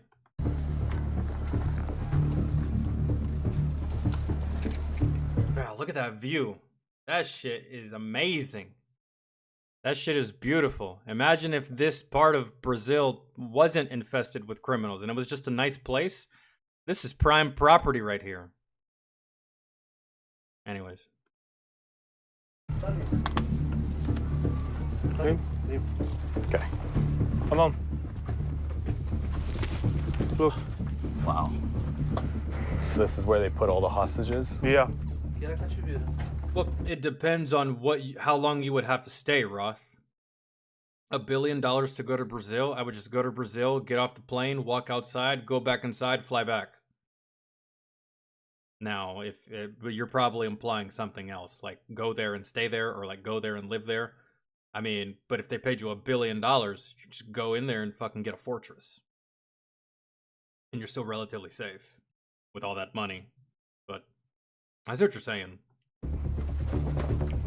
Oh shit. The victim waiting here with a amarrada. So is there be like rival gangs? No. Or His hands were tied, and he was just chilling on that couch with his hands tied. His feet weren't tied, were they? They must have severely scared this dude and intimidated him because, I mean, the door they just walked through doesn't even look like it locks. So his hands are restrained, but his legs aren't. As soon as you walk out that door, if you walk 5 feet, you go downhill. Man, I would have just rolled my ass down that fucking mountain and just prayed for the best. It beats a bullet to the head. Really. People that they want rescue money, right? Oh, Yeah. I see. Ransom money. Americans like me. Yeah, right there. But not. I'm telling you, bro, as an American, you have to be careful when you go to these countries. People look at you like you're a lottery ticket, man. You're from a first world, fully developed society, man. What do you think? How do you think people are going to look at you? You got to pay attention, bro. You got to have some awareness. Not only Americans, Brazilian, Everyone. don't matter. Oh, okay. Well, they don't discriminate. They're just trying to get paid. But if they can take an American, they will choose to take an American over a Brazilian. If the level of difficulty is the same, you probably get a higher payout from an American family than you would from a Brazilian family. When we come into this door, the victim was there in the sofa. Which, I don't have ransom money, so if you kidnap one of mine, I don't really have a choice but to come try to find you. Straight fucking Liam Neeson style from Taken. I can't pay a ransom. I'm just going to try to find you and kill you. So With her hands like that and feet like that. never mind. Okay, so the feet were tied, couldn't run. With a Blindfold. Stripe, the kidnapper, was running for that door. How common are these kidnappings? Very common. Often. Very common here, in this place and in this area. Vixe Maria. The view is insane. That's what I'm saying. All of this is our area. All It's this. their jurisdiction. Yeah, all this. Onde que era mesmo? Tinha que descer? That was crazy just seeing. How many cops per person? Like, what's the per capita here? An area where a bunch of people just get kidnapped and held for ransom. This whole like time, I don't know, like you guys are seeing this, but it just feels so tense. Hopefully it like conveys just. I posted a video in Discord when I went to Puerto Rico a couple This whole like time. of weeks I ago. know, like you guys. I posted a video that looks just like this. I'm on top of a mountain and I take a picture of the city, like in the distance. It's somewhere in Discord from like a month and a half ago, 2 months ago, if y'all want to try to find it or see it. Are seeing this, but it just feels so tense. Hopefully it like conveys just kind of like what I'm feeling at the moment too. Tem muito sequestro aqui, já teve troca de tiro aqui. There's a lot of kidnaps After this video, I'm gonna smoke and then we'll get on to some other stuff. and a lot of shootings. Anything you want me to fast forward to? Samurai, let me know. It's like so dangerous, but so beautiful. It's like the most dangerous and most beautiful view. Yeah. Bora. They're gonna take us to a more Back on the road. no back a more crazier place. Even more crazy? Yeah.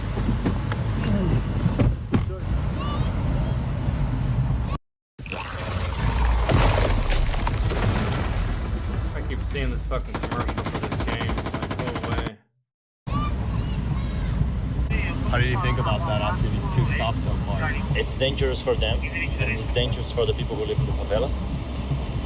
But it's necessary. Like people who live in the favela, they don't have a choice. Like most of them, they selling points, and they wait until we leave to come back. Oh wow.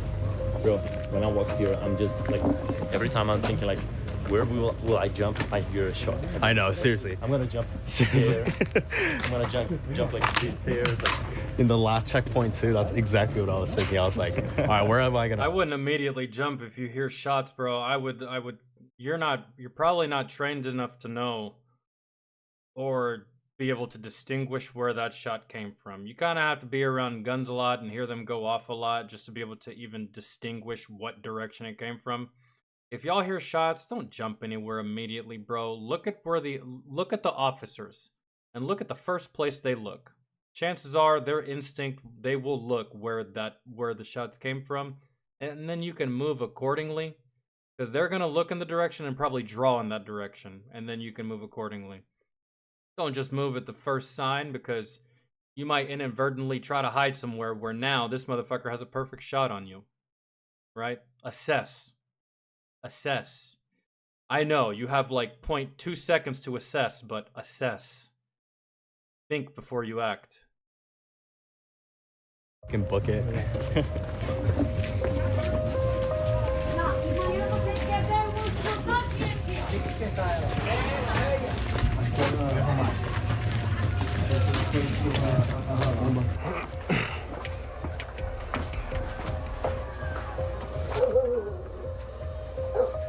Hey, little doggy. Abre.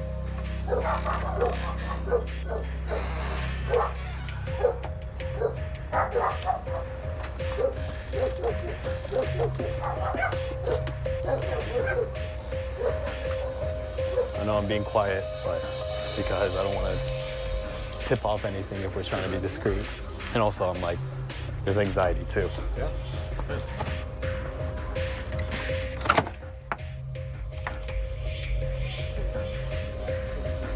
But right now it's quiet. This is as Because of the close. watchers. Yeah. Stop pausing and just. This is the closest that most people will get to combat.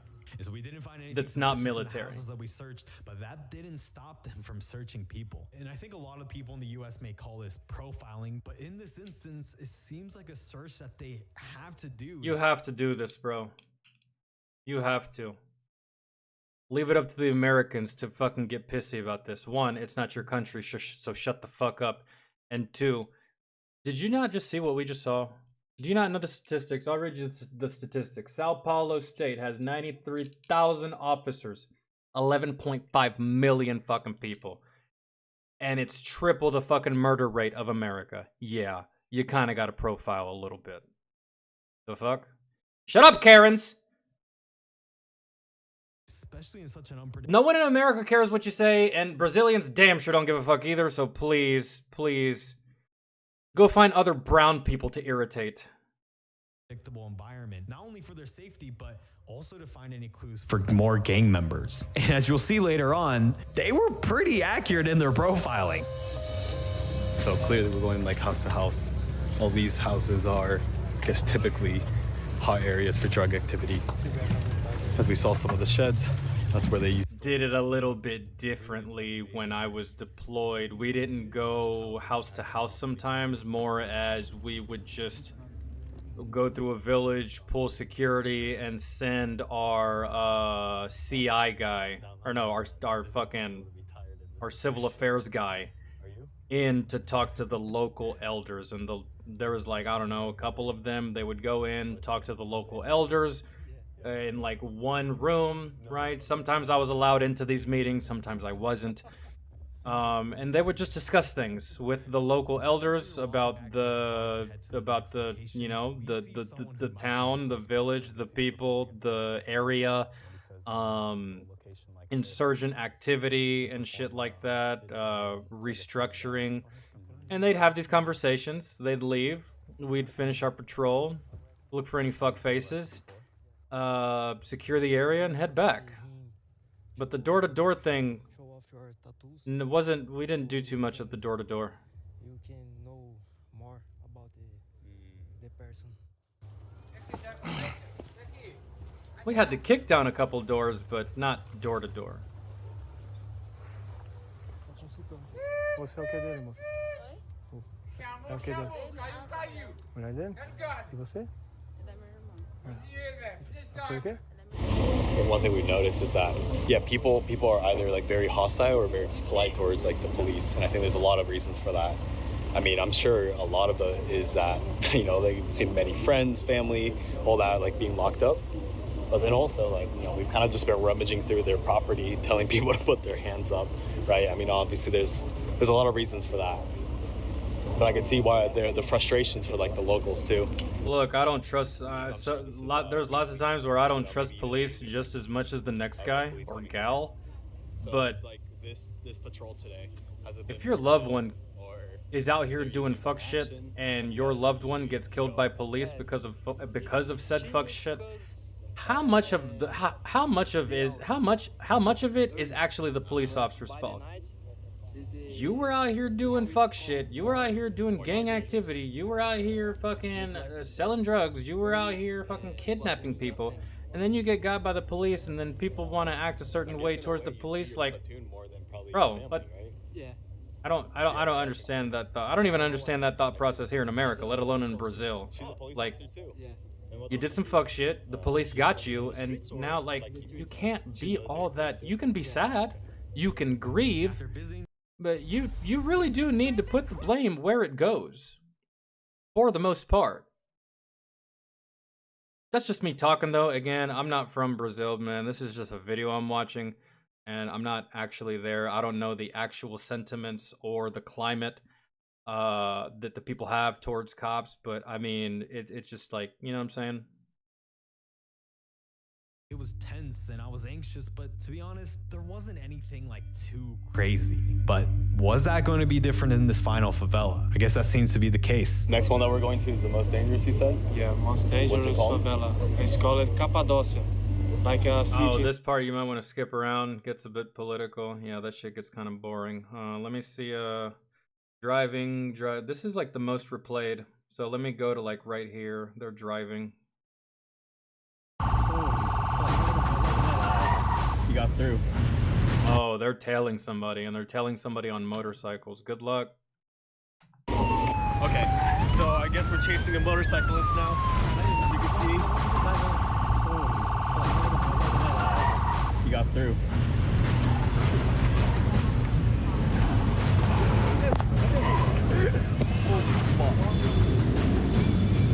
Yo. Damn. That's Oh, that's clever. You're chasing 2 motorcycles. This is some shit right out of a fucking movie right here. It really is. Yeah, dispatch, I got eyes on 2 motorcycles right behind them. Actually, hold on. Wait one. Actually, now we have 60 motorcycles. We've lost track of the original 2. Stand by. Like, that is clever.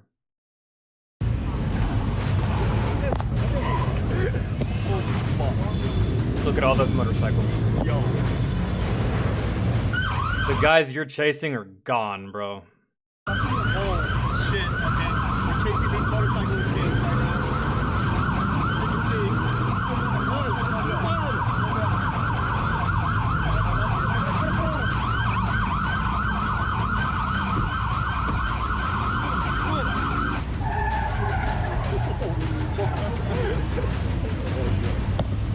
Yo, this is like straight out of a movie. That's what I was saying. You want to commit crime in Brazil, bro? You're going to need a motorcycle, because that is quite possibly the best way to get away from police. There is only so many places that these police cars can go on these small-ass narrow roads.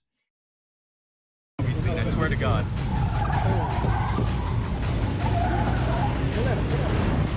And it works out for the criminal, because I doubt that Brazilian police is going to start training their officers on how to ride dirt bikes just to keep up with these fucking guys, so that's kind of out of the question.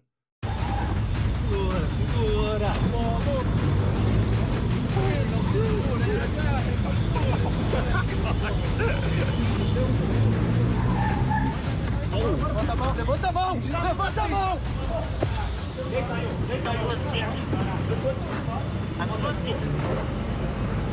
Berrou já? Berrou já? Era geral. Hã? Roubado. How did you get caught, man? You had so much camouflage. You had so much distraction. You had so many opportunities. Like, either you suck or these cops are really good. Stolen motorcycle. Stolen motorcycle. Okay, so they were able to find that this was a stolen motorcycle. And he lost a chancleta. Oh, Lord. That's why you got caught. Everyone knows that if you lose a chancleta, that's like minus 5% ability strength. You gotta have both, bro. So this is the That's why they got you. stolen motorcycle that they were able to identify. And I guess this guy's gonna get arrested.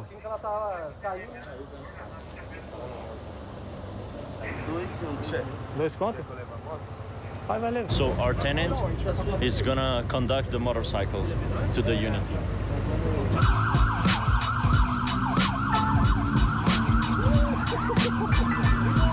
In America, these things get towed. In Brazil, the officer drives back the stolen vehicle. That's good. So out of nowhere, he just started flashing the lights. But there was that one time we saw an American cop hop on the back of a bike and he wrecked it in the middle of a 4-way intersection. It was one of the most embarrassing things I've ever seen. These things usually get towed in the States, but in Brazil, fuck it. I got it. Who knows how to ride a bike? I do. Okay, you're taking it. Take it back to the motor pool. That's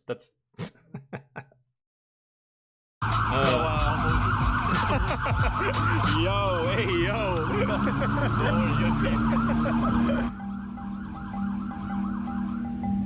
So I think now's a good moment to explain that Brazil actually has 3 types of police. The military police, which we've been touring around with. And if you subscribe to the channel, you'll see a part 2 soon of our day with the civil and scientific police, who are like the detectives and crime... CSI, forensics, all that shit, investigators, stuff like that, yeah. I think we can pause it here, right, Samurai? I think we're good. I think we saw the gist of everything we needed to see here. This person got T-boned by this fucking Kia. Lord. At least I think it's a Kia. I don't know. Okay. Astro, are you still here? What was the other donation request? Let me do like a patron request or two, and then I'll knock out Jonathan's because Jonathan also had a request that was a donation, but let me knock out like a patron video or two. Probably Astros. Astros is really short. And then Kevin's, Christian's, and then John's. That's right there, John. And then we may or may not get to yours, David. But if we don't get to yours today, we're going live on YouTube again tomorrow, and we'll do it tomorrow. So let me knock out Astros, and then I'll knock out, what's the next one? And then I'll knock out Kevin's, which is, you know, some more fucking Trump derangement syndrome. That's always fun. And then John will get to yours. I just want to knock out some patron ones. That one was a little longer than expected. And I did go live late today, so trying to play makeup here. So, yeah, let me go here and go.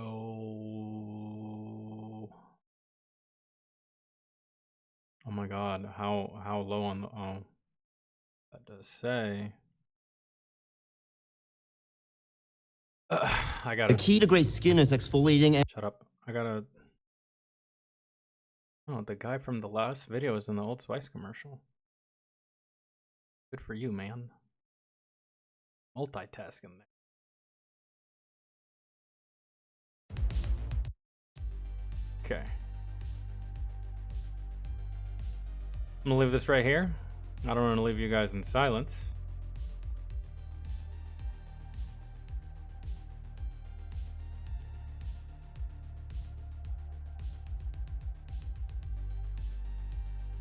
SWAT team faces off against active shooter.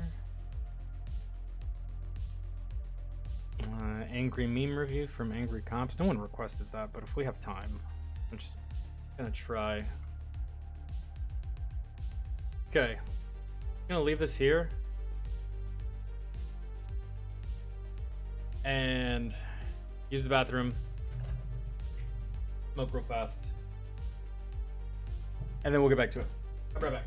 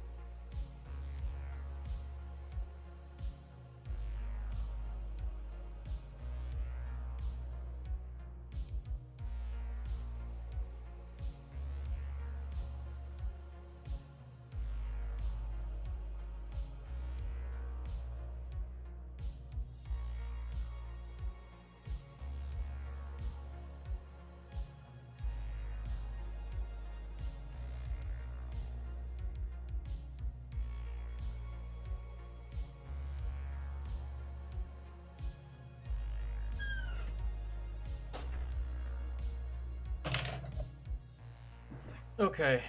I'm sorry. What were we doing? We were doing something. Yo, Jeff, welcome back.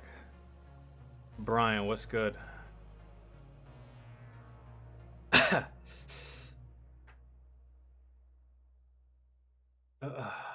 Yep. That's my actual last name, man. And you know what's funny? People, like, so many people have accused me of lying about my last name over the course of time. Over the course of history. Because there's no way that you could have a cool, badass last name like Falcon, right? No.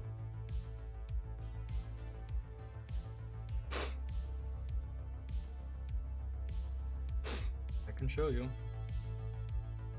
No.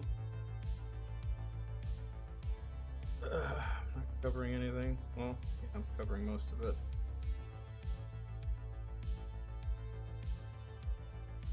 Yes.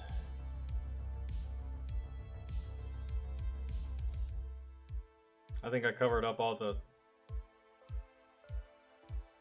pertinent information. Yeah. Falcon. The reason there was a hyphen next to it is because my last name is hyphenated. Because I'm Hispanic. Hispanic women do that. So technically, by law, my last name is Falcon Santana. But ain't nobody got time for all that buck nonsense.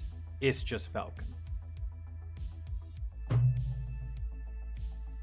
Fucking hyphens. Hate that shit. If I ever have a kid, we're not fucking hyphenating. That's ridiculous. It's absurd.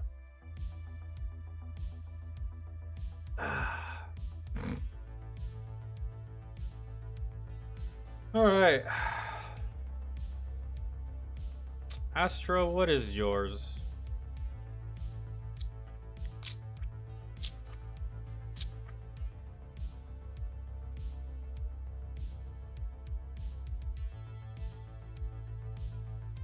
Yeah, I had the coolest last name out of all my friends in the army. All of them.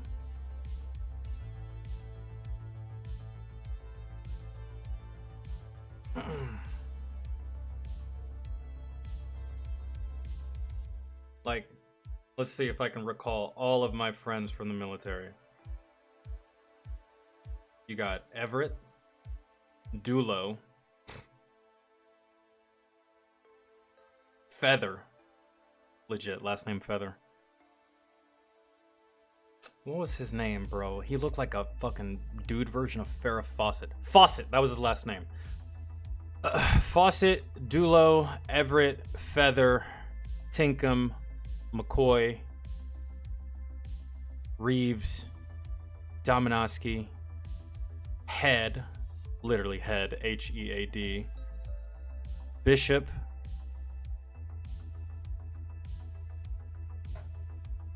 Vasquez, Fortney,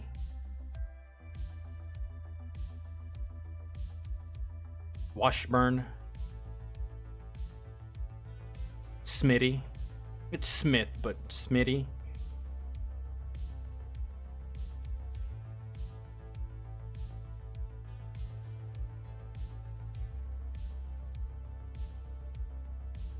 Toth, Wilkerson, Mandalik, Manspile, Adams,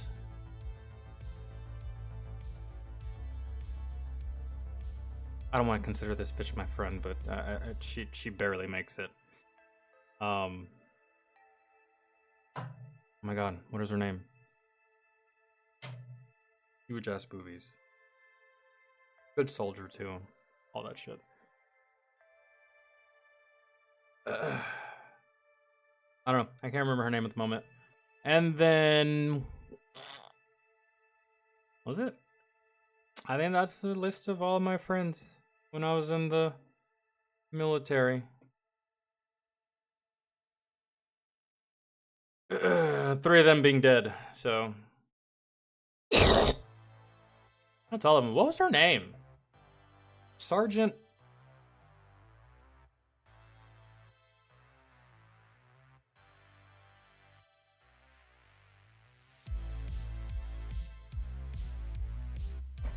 Oh my god, what was her name? How can I not remember this lady? We butted heads so hard. Oh my god. Dealing with her was like dealing with my mother. I remember, that's why I didn't like her. Whatever. It's gonna bug me. Who can I call? Because this isn't gonna bother me that bad.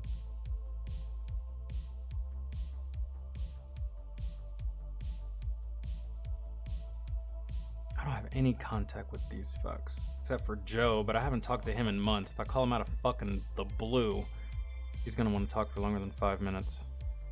And I just need to know this bitch's name.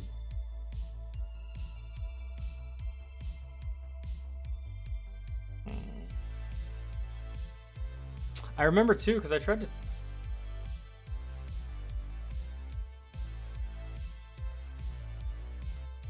Charles Carpinello.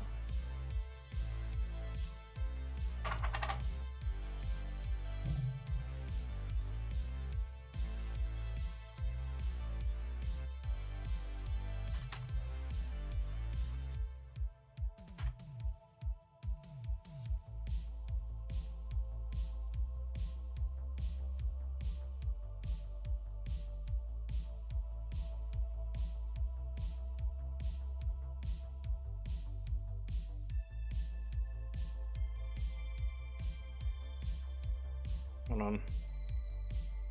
I wonder.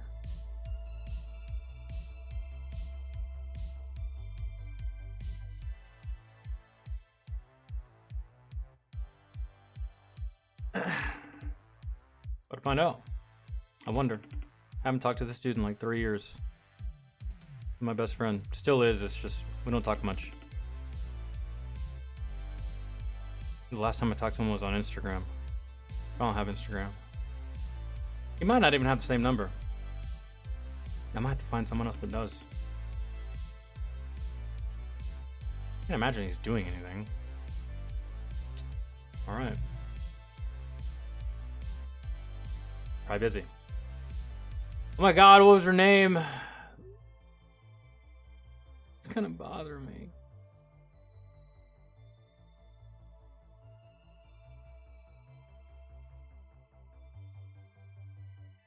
What are we doing, Astro?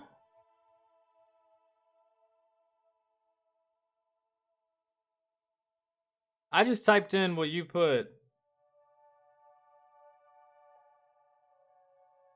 What am I supposed to be clicking on?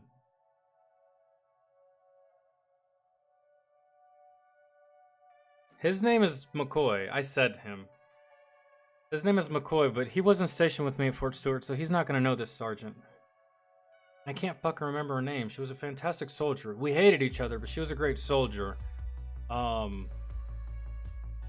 We had one guy get hit with an IED, and because of her, he was able to make it back to the FOB in time to get flown back to the States in time to say goodbye to his family, and he literally died like the next day. Can't remember her fucking name. And we fought a lot. We actually got into like a face-to-face, full-on screaming match in the middle of some random Afghanistan road on the highway. We were like halted for some fucking reason. And bro, she said something to me. I can't even remember what she said. I just remember she said something to me and I kind of like just blacked out. And then when I came to again, she was like screaming in my face and then she walked away. And yeah. Like a 5-minute screaming match. It was like one of the most unprofessional things you would have ever seen from two soldiers downrange, but yeah, we were there doing that. Astra.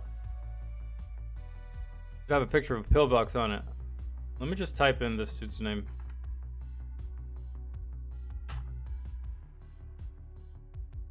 There it is.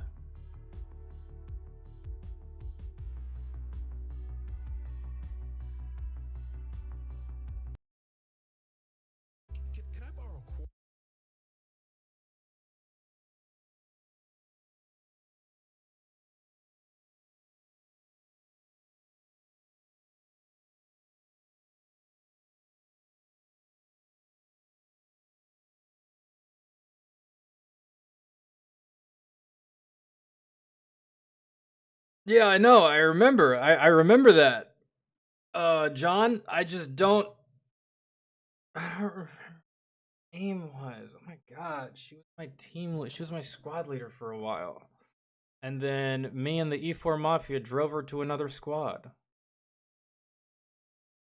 When she first got to the unit, bro, me and the E4 Mafia, we put this sergeant through the fucking ringer, dude. So much so that she requested to go to another squad and be the squad leader of that squad because she just could not with us. Man, we were 4th squad. We stood in the back of the formation and she just could not, man. She could not deal with us. And so, yeah. But she was a good sergeant. She was a good soldier, dude. And like, I don't know, man, you fight with people sometimes, but I'll remember her name here soon, and I'll tell you. I can't just name all those other people and forget her like that. It's been a minute since I've talked to her. Sergeant Lopez. Sergeant Lopez. She was married. Her husband was in the unit, but they didn't have the same last name for some reason, which I thought was odd. Her husband's name was Sergeant Tejada, and I hated this motherfucker. And his wife was my fucking my squad leader.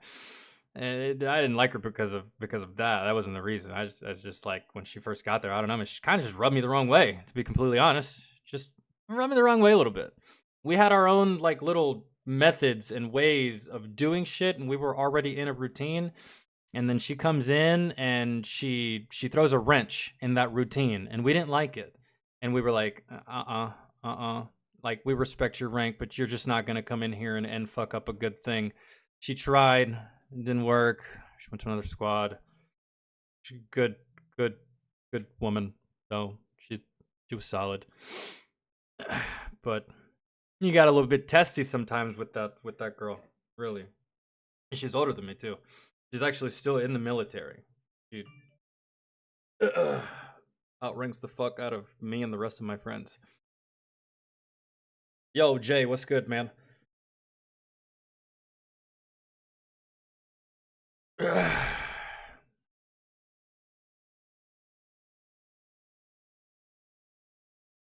It could have been Lopez. It could have been. I can't fucking remember, but I remember her face. If I saw her, I used to call her Cake Face, and she fucking hated it because she wore too much makeup.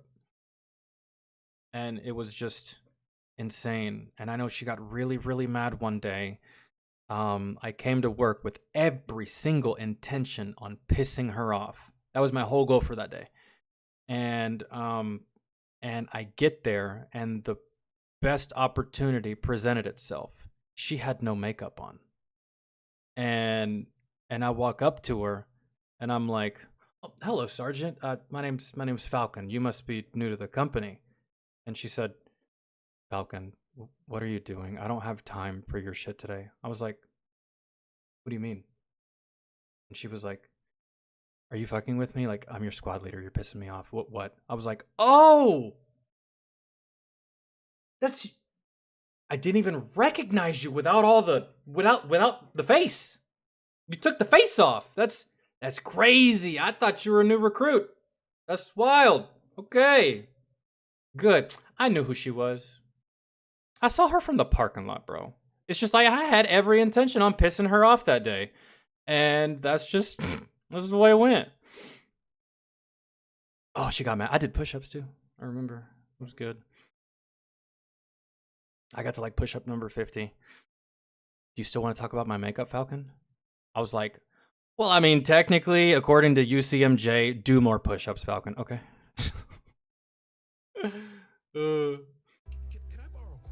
Okay. Is this actually going to play, or is this just audio? No, it's going to play. It's just like it lags the first couple seconds. All right.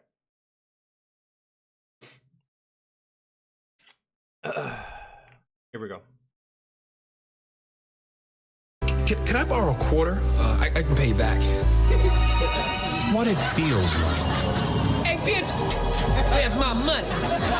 You better not be holding out on person. No, I don't have very much money. I mean, a few quarters. Oh, I ain't trying to hear that. You know something? I'm gonna get paid one way or the other. No, please don't hurt me. Turn please. it around. I don't have I said turn it around.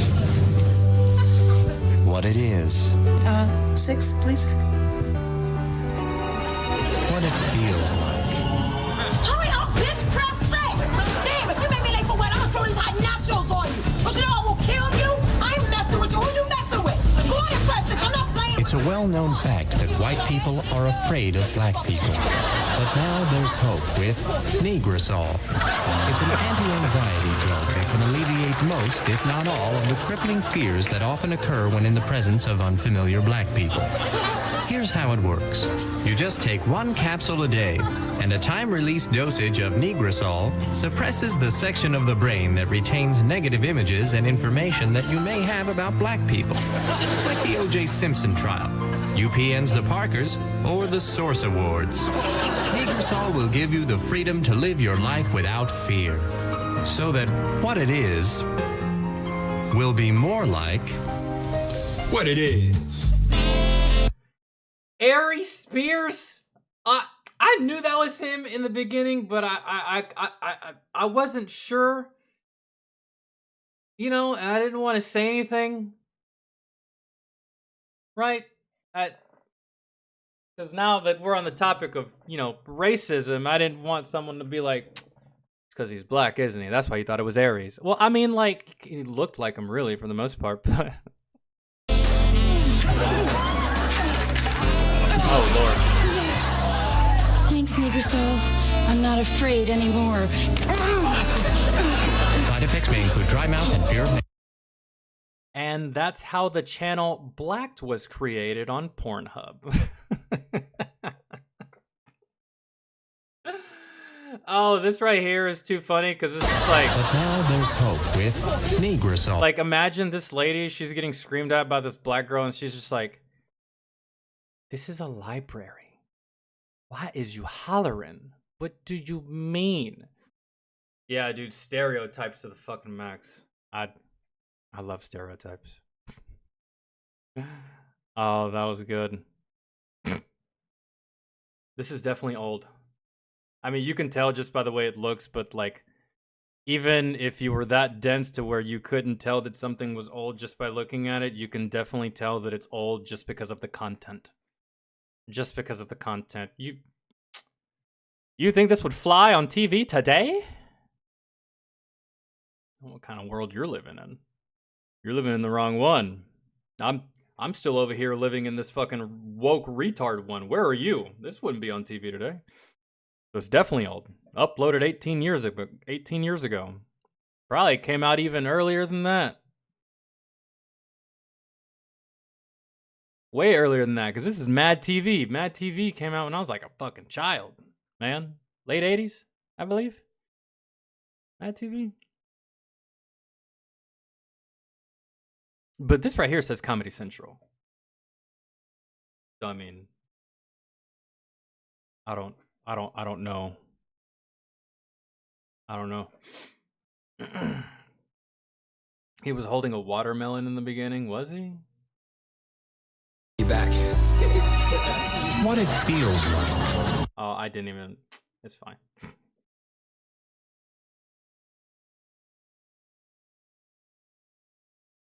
Oh, that's funny. I can count on 0 hands how many black people were actually mad about that skit, because when it comes to something that's funny, it's just funny. So,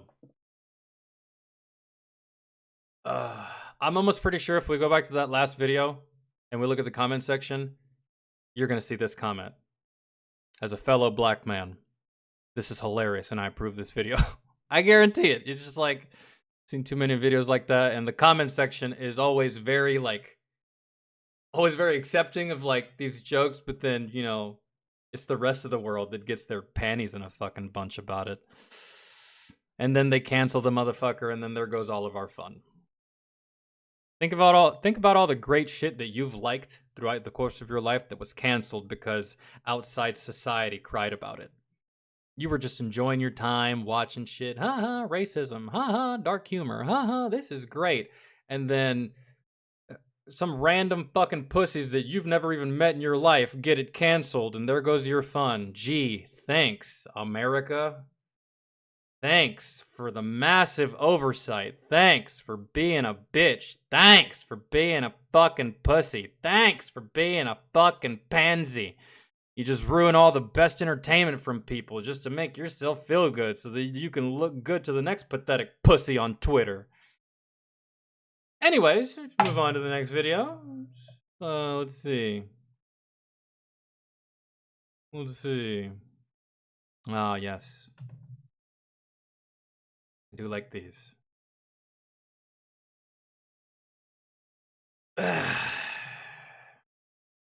You know what? I'm just going to type in the quartering. This is probably a new video. I'm not going to type out this whole title.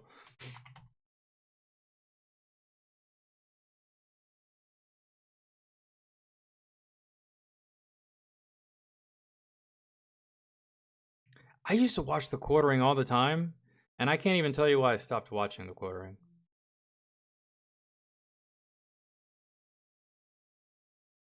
There was one, I feel like there was once upon a time, I don't know, man, I was like, I guess I just got too busy. But I like the quartering. There's been a few occasions with the quartering, though, where, like, I'd be watching his videos, and I'm like, Jeremy, make up your fucking mind, dog. Like, is this bad or is this good? I'm here for your opinion. That's why I clicked on the video, is because I wanted your opinion. I already know the subject. What do you think? There's been occasions where I've watched a quartering video where, like, he kind of just, like, sat in the middle. And I was just like, bro, this isn't a sit in the middle kind of situation. Like, you either agree or you don't. You know what I mean? But for the most part, I like the dude. I don't really have anything bad to say about him at all. I used to watch him all the time. I used to watch, like, every video. And then I think around the time that I started making content of my own, I think I stopped watching him less, simply because the more busy you get, the less shit that you used to do you can do now. You know what I mean? So when I wasn't giving my opinions, I had enough time to watch Jeremy. When I started giving opinions of my own, I ran out of time to watch Jeremy, if that makes any sense. The same way that if one of you were to become YouTubers right now and start getting subscribers and subs and, you know, you're 10,000, 20,000, 30,000 and you're plugged into the algorithm doing stuff, I would expect that I would probably not see you much in the streams or in the videos. It's just naturally. What's the video we're doing though? Like you said, Trump impersonator. Let's see if I can just find it. No, no.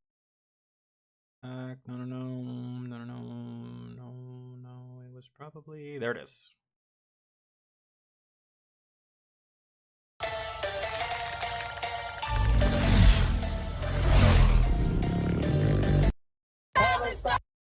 Okay.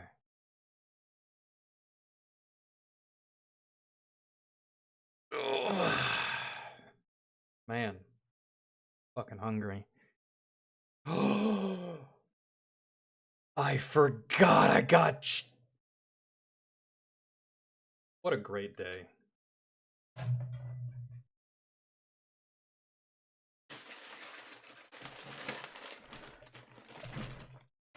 What are we doing, guys? What are we doing? We got blazing buffalo and ranch, dill pickle. I will not be at all unhappy with whatever y'all choose. I could give a shit. I love both equally and I'm hungry. Which one? Dill pickle, blazing. I really hope y'all choose this one, to be honest. Pickle.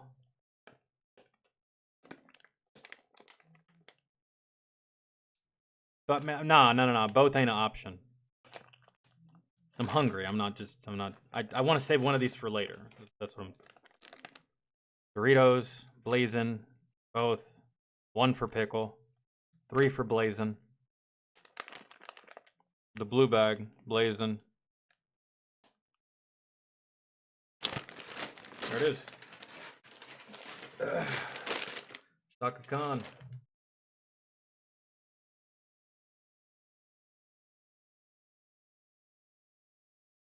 Okay. Trump impersonator causes epic meltdown at unhinged protest. Gotcha. I don't think I've ever been to a protest. Yeah, it's not even, I think. I know for a fact. I've never been to a protest before. I got shit to do. Now, like, if the protest is important, right? Like back in the day, remember when women were fighting for the right to vote? I understand that. But in a lot of protests today, it's just like a whole bunch of people getting together and then just being overly sensitive and emotional and bitching at you if you don't share the same opinion as them. That's not a protest. Y'all are just being fucking pests.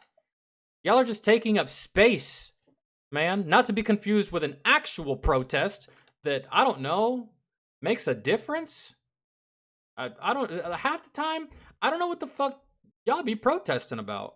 I don't know what the fuck y'all be crying about.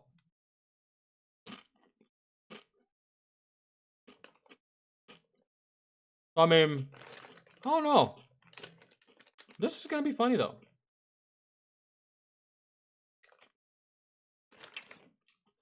So good.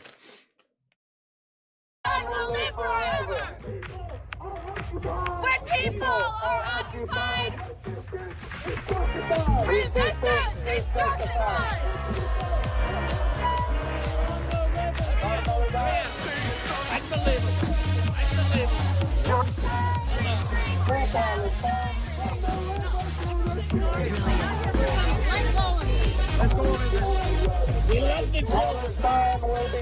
You know what's funny? Is I've seen so many videos of someone going to a Trump rally dressed as Biden. Nobody gets mad. People kind of just like go with it. They go with the joke. They go with whatever he's saying. They ask him questions like, yo, come here, Joe. I've seen it so many times. I've seen so many people go to Trump rallies, regardless of how they vote or how they see politics, and it's never a problem. Ever. Man. I've seen it. But too many times I've seen these Joe Biden, Democrat, liberal protests, and someone from the other side goes to your side, and bro, it is nothing. Like, they don't even say anything. Their mere existence incites so much hatred and vitriol and profanity and insults and name calling from your side, and it's just so funny because like y'all are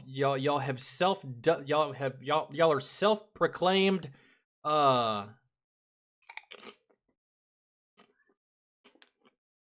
are the most tolerant people on the planet. Remember, that's what y'all say about yourselves all the time. We're so tolerant, we're so progressive. Unless you don't think like me.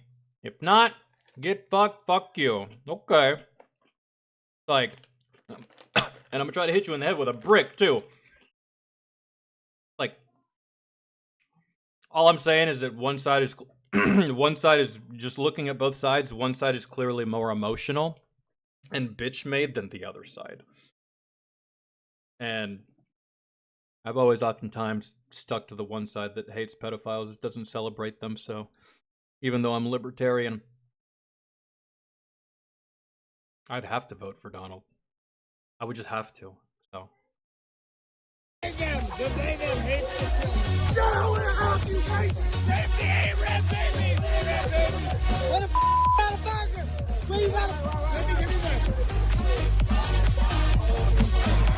pork! Pork!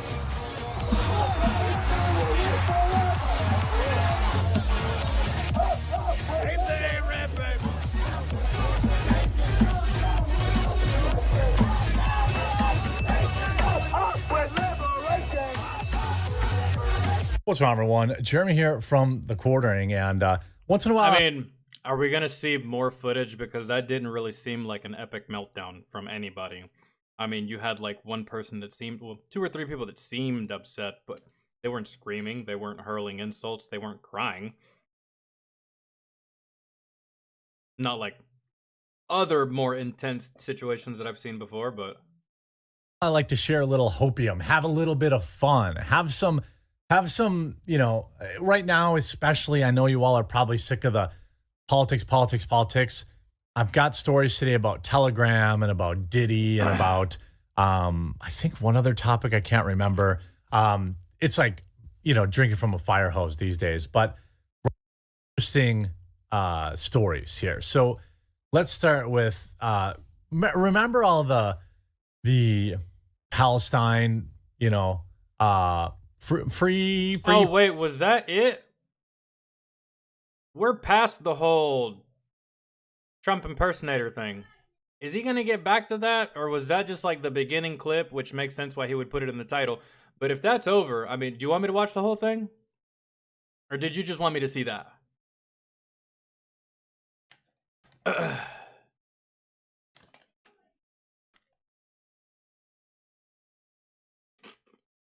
Was not, I mean, if that's all you want me to watch, then we can go. No harm, no foul. Even if it was clickbaity, but it's not really clickbaity in a way. I mean, it kind of, sort of, really. I don't really want to call it that because, I mean, the only thing I could see that was clickbaity was calling it an epic meltdown when it clearly wasn't. But it was a Trump impersonator causing a bit of friction at one of these protests. But if we can stop it here, we can stop it here. It's not really a big deal to me. He's going to show the footage again. Is there more to it? Palestine, please bring us our dino nuggets and macaroni, please. Remember all that was going on with these woke college students that all paid $80,000, $60,000 a year for like Columbia University. Well, it's continuing this year more quietly because it looks bad for Kamala Harris. That's why the media is not covering it. But the trolling has gone to a level that is unbelievable. There's a hilarious Kamala Harris impersonator who's rightfully, I want to give her flowers. She's building a nice little career out of this. Hopefully, although I'm sorry, but hopefully it's just for now and it's not for the next 4 years. But here you have 7 different universities. Universities in California campuses took a stand against the repression of protest over Israel versus Gaza on Thursday, taking a historic step of filing a joint unfair labor practices charge against their employer. The professors from top-tier California public university systems claim that their schools target them for speaking out on Israel's war. Bro, Nah, bro, I don't think you got targeted for speaking out on Israel's war in Gaza. You're free to do that. Anybody can do that. I think you got targeted because, you know, just like in the military, you don't fuck up the grass. And you started fucking up the grass, so there it is. You got dealt with. I mean, what did you think? I don't know. You're there to teach calculus. Aren't you there to teach calculus? I was just about to. You're there to teach, I mean, I'll even say gender studies, okay? Thought he was talking about the students. We're actually talking about teachers, professors. Yikes. At least say what schools these are so that people can avoid them, because if you got retarded professors like this, I wouldn't want to send my kid to that school for what? It's a waste of money. You're there to teach. You're not there to protest. A lot of these weirdo teachers, they remember even in Missouri, we need some bodies over here. We need some people to push these people filming out of here. They are zealots. They are aggressive lunatics, and they are using students as useful idiots because students are, are young and emotional. Young, impressionable, very, very emotional. Yeah. And you can lie to them and trick them and manipulate them so motherfucking easy. Emotional, and that's Why do you think so many young people give a fuck about Ukraine and so many old people don't give a fuck about Ukraine? Because they're conditioning you as a young person to give a fuck about this shit. People my age, we don't give a fuck about Ukraine or what's happening. I don't even want to send them anything. It's all the young people that give a fuck about this. Because that's what they're pushing it for, and that's who's the most susceptible to buy the bullshit. That's part of being young. You know, the saying goes, if you're not liberal when you're young, you have no heart. And if you're not Republican when you're old, you have no brain. That kind of saying. Now, I'll never consider myself a Republican. As you guys all know, I'm a Trump guy. But, you know, after hopefully Trump wins, then I don't know what happens in 2028. I'm not just voting R no matter who they are. You know, I'm not that guy. Red till I'm dead. I'm not that guy. I never have been. I don't think anybody should be that way.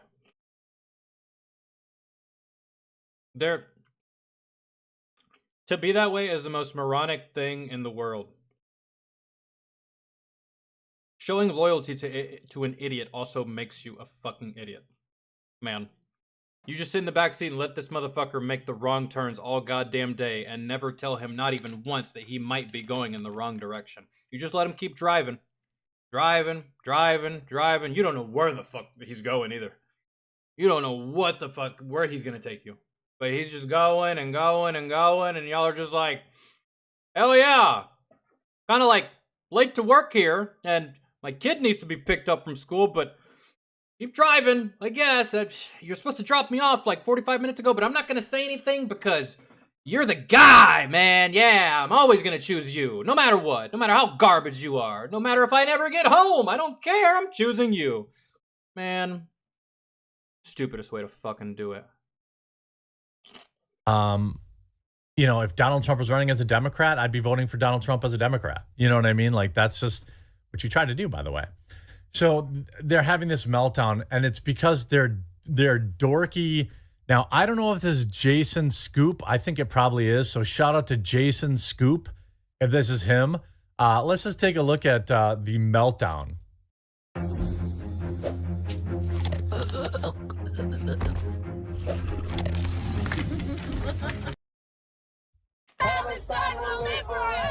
He's got the Trump dance. When people are occupied, resistance is justified. You notice how they're trying to intimidate him by screaming directly in his ear, and this guy here is like, this guy's like, all right. You see that? Well, look at his face. This woman is unhinged. Watch the man come in, and he's like, watch. He's like, all right, leave him be.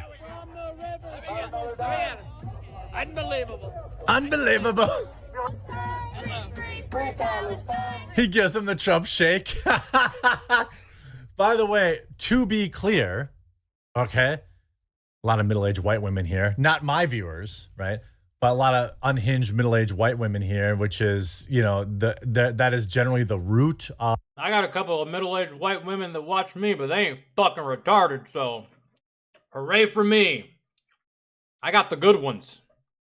Some of y'all might have to reevaluate. Of these movements in America where it's safe, right? None of them are booking flights to go to Palestine. He hits his kid with the Trump jerk shake. Watch his Bob meltdown.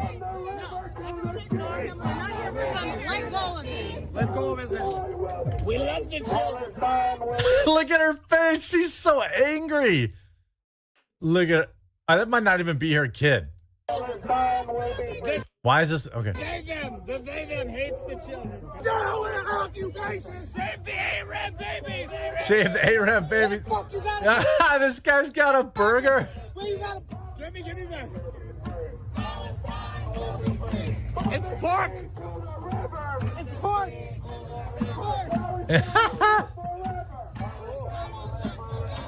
This is how you handle these people. Look, if you believe what is happening to in Palestine protests, eating pork, saying, it's pork. It's pork.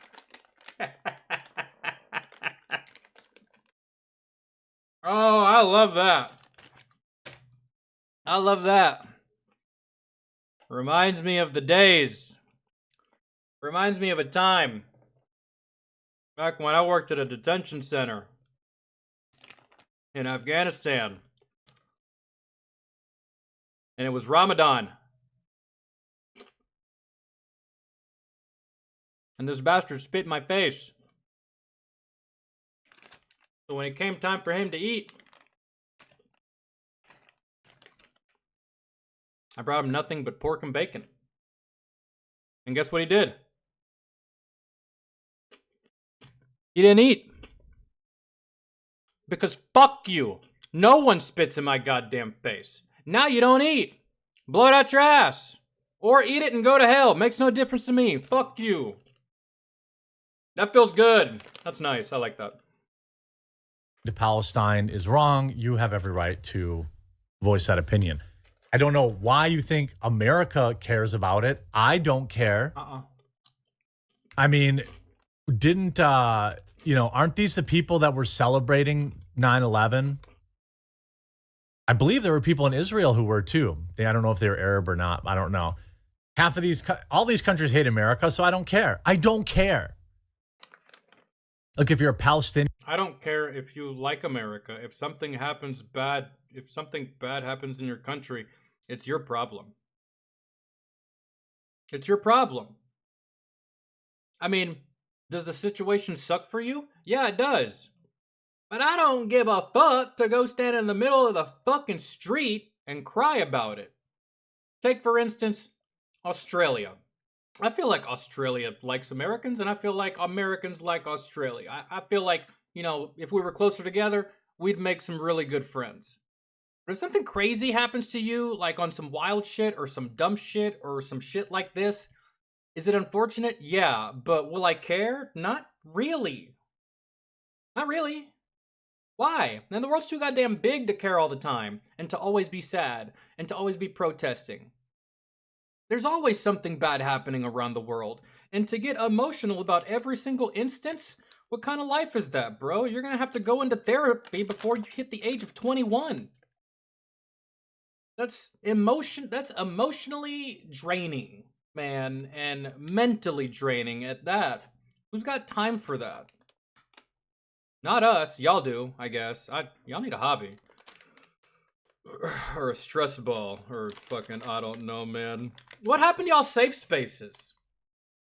I thought y'all would never leave those things, and here y'all are, out in public. I thought y'all'd stay in those safe spaces forever. Kind of like the fucking survivors of the Fallout show. They stay in those vaults forever, even though they really actually don't have to. Because they're cowards. I thought that would be y'all with the safe spaces, but I guess y'all said fuck that, huh? Y'all decided to just leave? You don't want to use them anymore? Did it get too stuffy in there? Wild.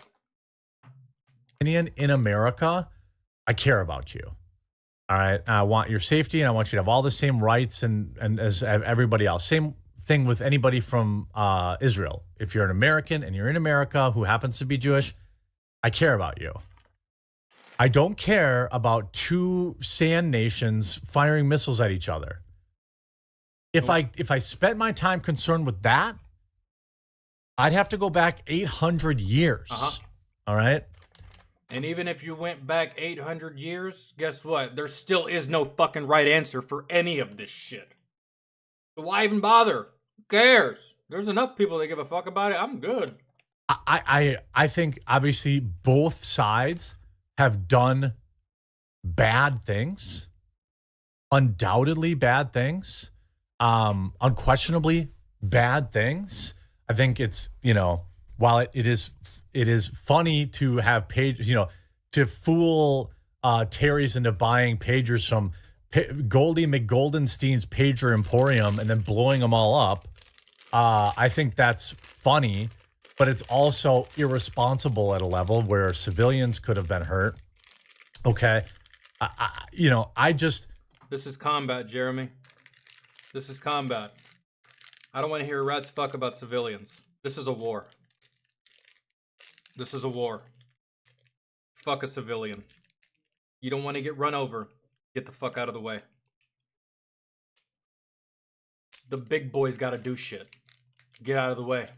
Really. Fuck a civilian in this situation, bro. They're not this is war. Man. And it's that simple. If you don't want to get shot or blown up, you should probably leave and evacuate the area where they're doing all the shooting and the blowing up. I don't want to hear jack fucking dick about civilians. Man, it is what it is because that's combat. I know that there's a lot of people that probably aren't as desensitized to this whole thing like I am, but at the end of the day, I'm telling you, it don't fucking matter. I don't know, like, if you're paying $80,000 a year for college and you're spending your time protesting, all right, you are the... Yeah, when do you go to class? Because, like, my freshman year, I couldn't afford to miss shit in college. Because y'all be out here all day. Sometimes, like, for a whole week. When do y'all go to class? Definition of privilege. You know what I'm saying?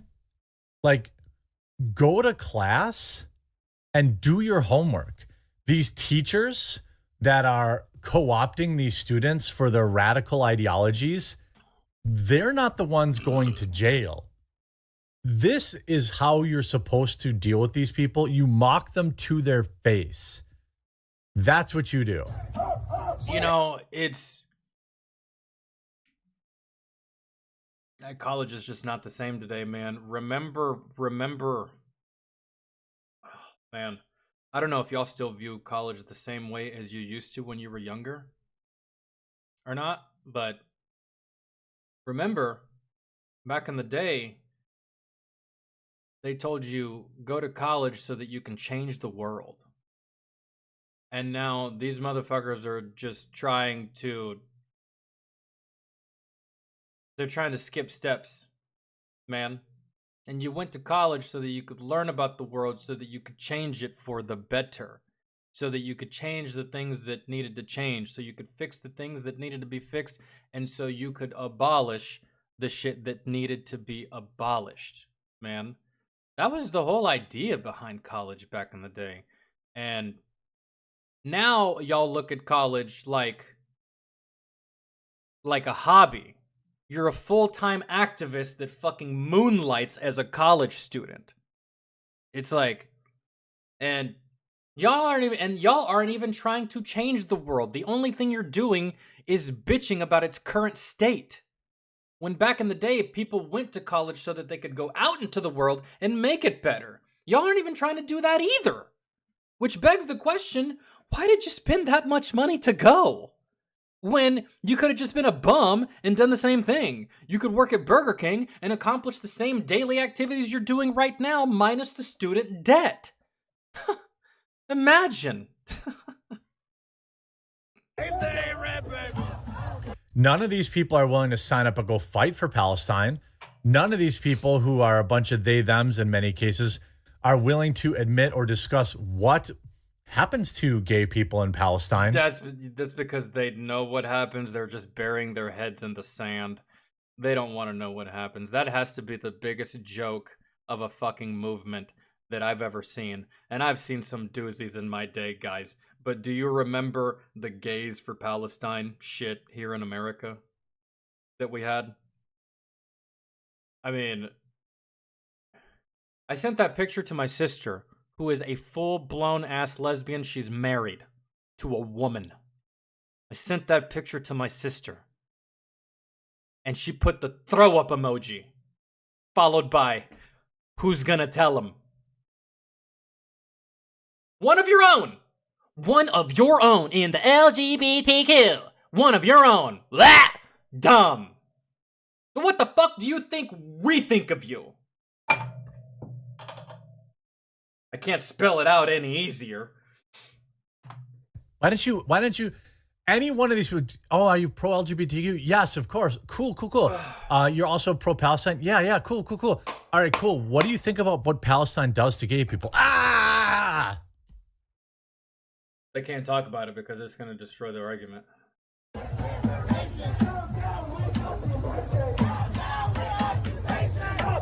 By the way, it's like 5 dorks. Is this in Milwaukee?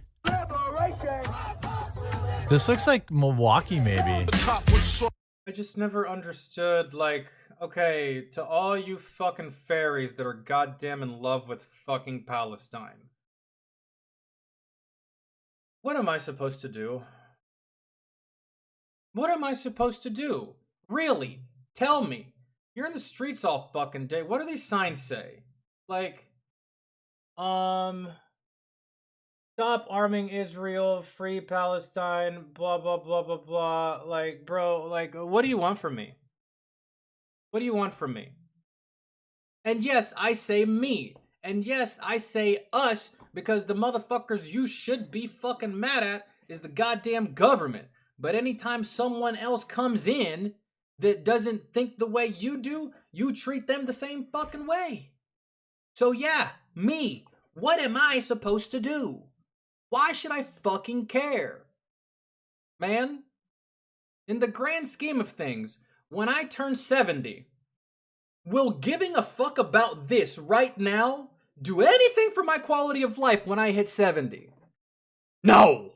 And it won't do anything for yours. Matter of fact, you're gonna feel fucking retarded. You're gonna be like, God damn, bro, I've missed out on so much shit in my life. I wish I could have done more, but instead, I was in a random fucking street bitching about two warring fucking countries that have no idea who the fuck I am, and it was all for fucking naught, and wah.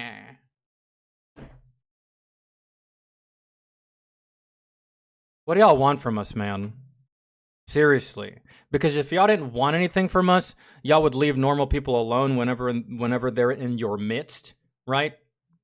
I mean, and you're probably asking, why would normal people be here? I don't know, because there's a fucking sidewalk, because there's fucking stores, because there's a fucking road. So if I'm driving through this road and you're wanting me to give a fuck about Palestine, what is that gonna do if I give a fuck about it?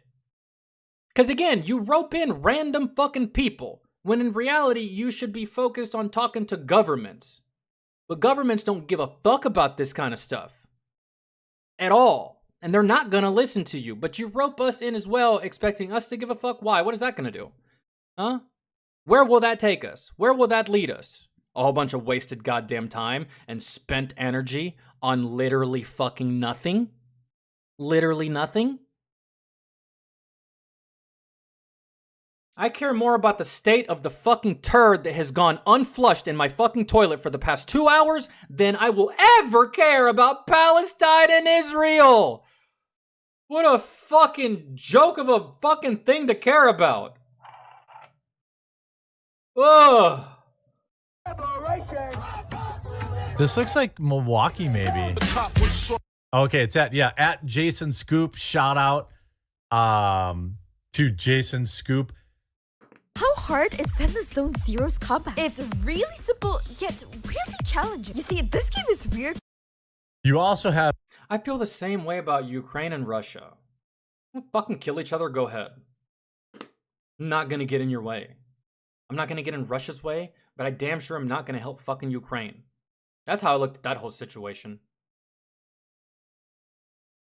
Trump said that he could have ended it. I would have accepted that too. But if you can't end it, I sure as fuck am not going to care about it. Your problem. Interesting how whenever America has problems, no one is dying to help. Nobody. No one is dying to lend anything. No one is dying to do anything for us.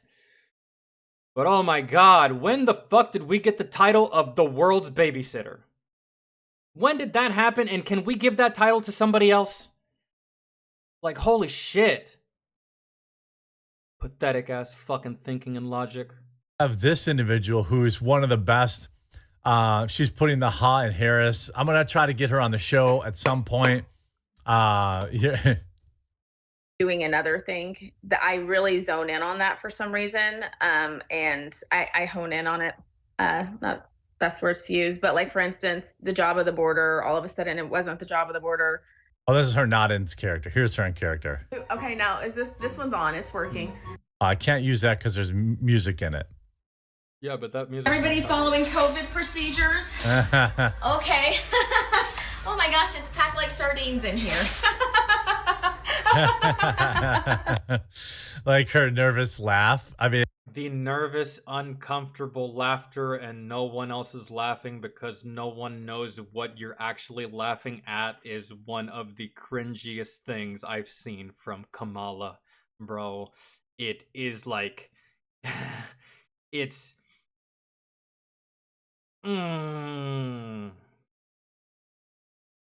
It's rage-inducing. And this chick too, recent clip, Murray's mama put in the earpiece as she prepped him for a debate with Republican presidential Donald Trump. They'll be filling me in with all the lies she quipped in the clip, a nod to various theorists who thought she was wearing a earring. I didn't think she was, but I understand why. She didn't need one. You know, I think this is, I want to say, On the Daily with Dahlia. Okay, so this is her. Whew, I'm glad we're prepping. It's a lot of lies.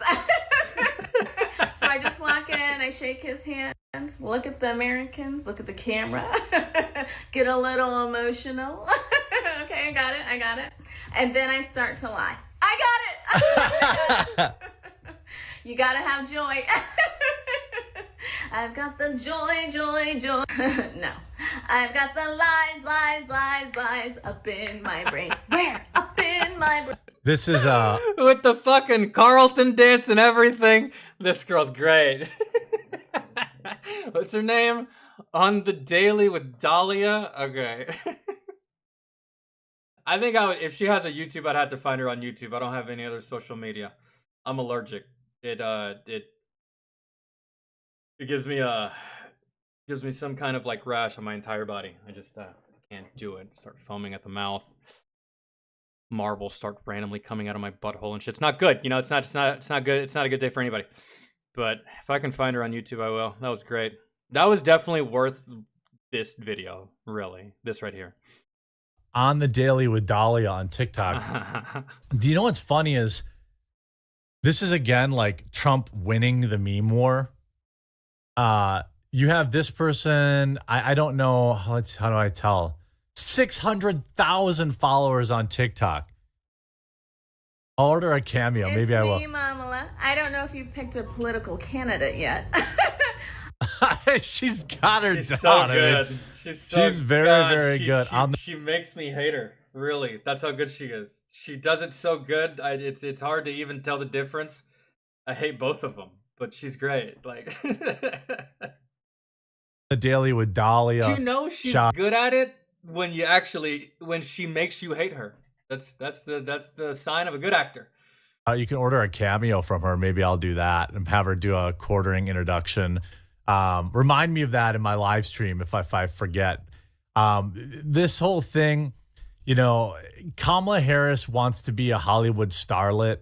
She doesn't want to be a president. She doesn't know how to be a president. She doesn't know how to be a leader. She only knows how to be a liar. And I think that resonates with a lot of people. And Jeremy, they're all liars. That's it. They're all liars. We're just looking for the most honest of those liars, which just so happens to be Donald Trump. Man, of course I used it. You know who else used it? Her buddies on Wall Street. If she wanted me to stop taking advantage of this loophole, she should have ended it. But she's not going to. Because what I take advantage of is the same thing that her donors take advantage of. And all the people that fund her campaign. That's why it hasn't changed, and that's why it won't.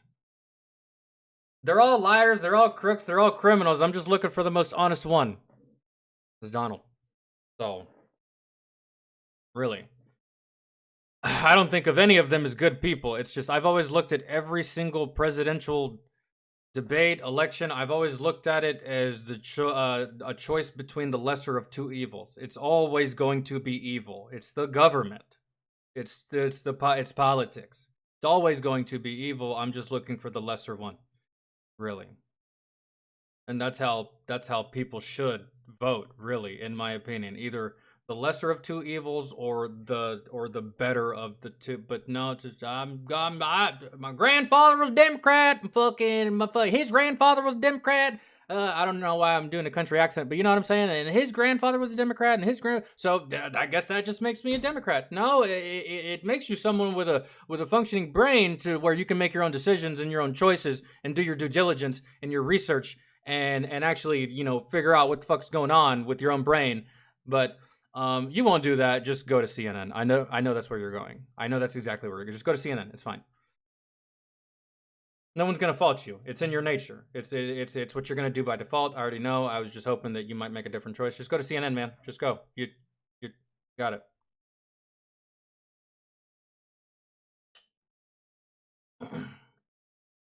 And no presidential candidate wants to ask me what the fuck I want, because no presidential candidate actually has the balls to do it. Or maybe I'm wrong and it's just impossible to do it, but to me, it's as easy as ink on a fucking piece of paper. No presidential candidate wants to ask me what the fuck I want, because then they're gonna be sorely disappointed that they're probably not gonna get my fucking vote. And my whole thing revolves around marijuana. Really. If you are not trying to fully legalize it for all 50 states, we have nothing to talk about. I don't give a fuck about the sand countries. I don't give a fuck about geopolitics. We are so fucking armed in this nation that none of that shit matters to me. If some shit pops off, we have a lot of guns, we have a lot of weapons, and we have a lot of fucking muscles. Okay? And we are the strongest nation in America, which allows me to be able to have the kind of mentality to where I'm just going for a single thing. Lots of people vote for a president based on a multitude of different things. I am a single issue voter, okay? You got one opportunity, man. You either put weed on the table for the whole country, or I'm not voting for you. It's that goddamn simple. I'm not worried about foreign countries anymore. We already had 9/11. That shit's been since fixed. That leak has been fixed. I'm not worried about all these external threats. We're stronger than they are, and if it comes down to it, we'll pecker slap the fuck out of all of them. I'm just worried about my day-to-day. And if you don't want to, I don't know, cater to my day-to-day, then fuck you. We have no words to discuss. That's it. Plenty of other things that I want. I would love for VA, Veterans Affairs, to be removed from the fucking private sector. I would want that. There's a couple of things that I want, but those things people are already asking for.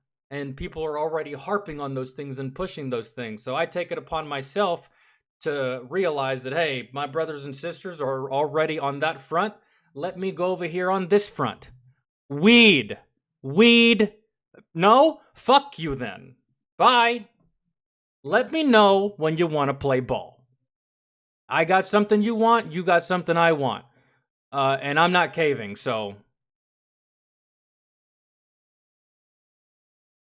that's it is what it is. So no presidential candidate wants to have a conversation with me or anybody that thinks like me. Man, because they don't want to. Not even Trump wants to address that.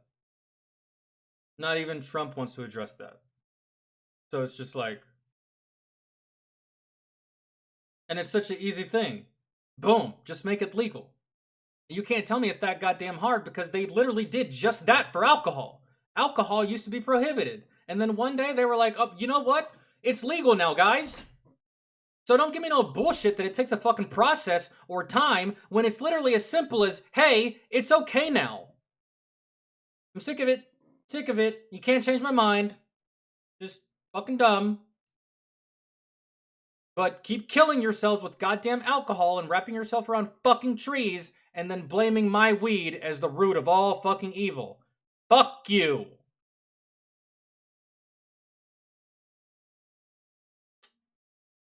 Not be that goddamn hard. I'm sorry. It's just like...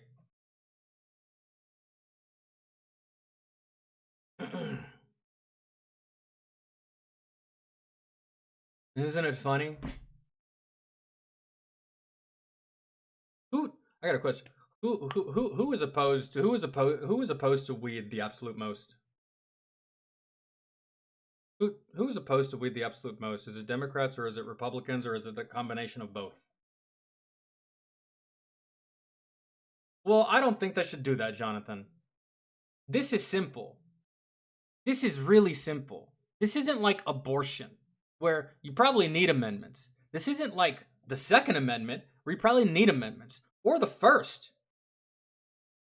This type of shit shouldn't even require paperwork. Like, hey, we're all adults here. Smoke your weed. Cocaine can still be illegal. Meth can still be illegal. But like, we're all adults here. It shouldn't even require that. Where was I?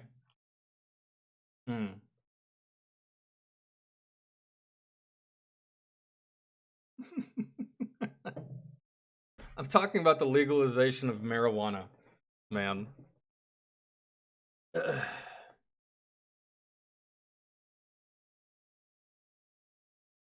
Trump said he wants to legalize weed. Well, he needs to fucking get on it.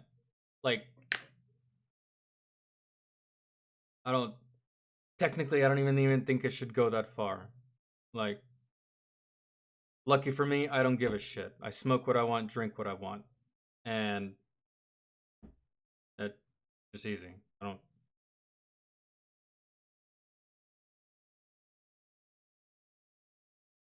I will never need these motherfuckers to tell me what I can and cannot do. I literally do what the fuck I please. So, I don't know. Probably a problem to some people, but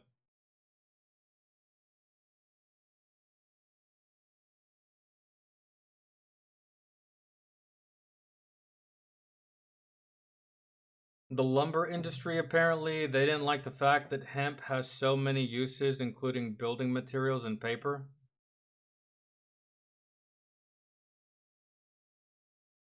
The hell does that have to do with me going to the fucking dope boy, picking up some weed and going home and sitting in my backyard?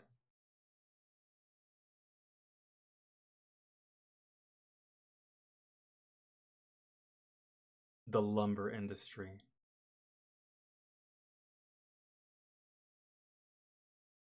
So the lumber industry doesn't like the fact that hemp has so many uses, including building materials and paper.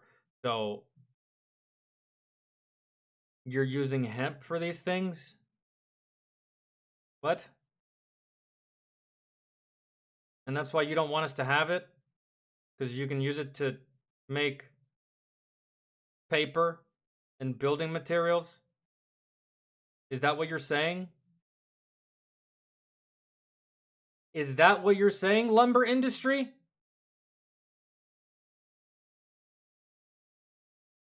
You say all that, and then 30 minutes later, you go outside and you plow 50 miles worth of fucking trees. But marijuana is such an imperative thing to your business? I smell and am going to call bullshit. Not on you, Kevin, just on the lumber industry as a whole. That doesn't make sense.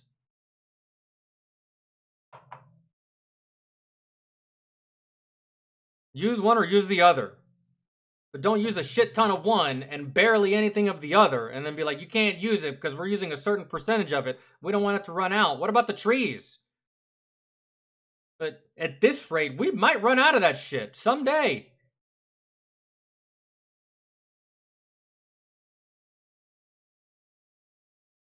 Doesn't hemp have something marijuana has as well? That's what it is.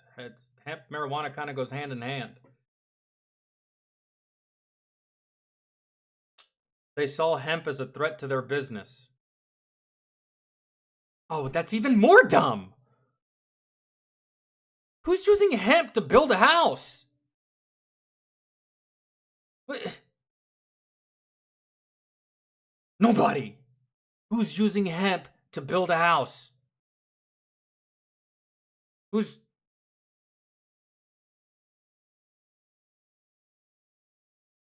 using hemp for paper, bro?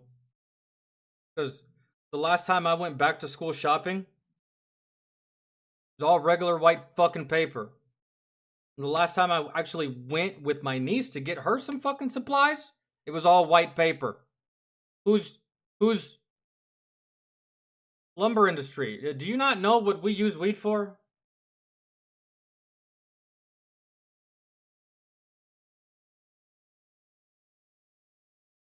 The goddamn lumber industry is so fucking dense that they think that they're gonna go out of business because your boy got a whole bunch of weed and decided to to make the Bible out of it, or a textbook, or build a house out of it, I'm smoking it, man.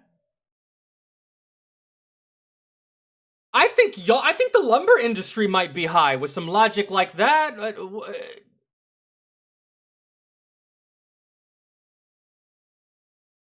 Nah, bro. To me, it's as easy as, hey, you can smoke weed now. But lucky me, I don't need permission from anybody, and I don't ask permission, man. I never ask permission.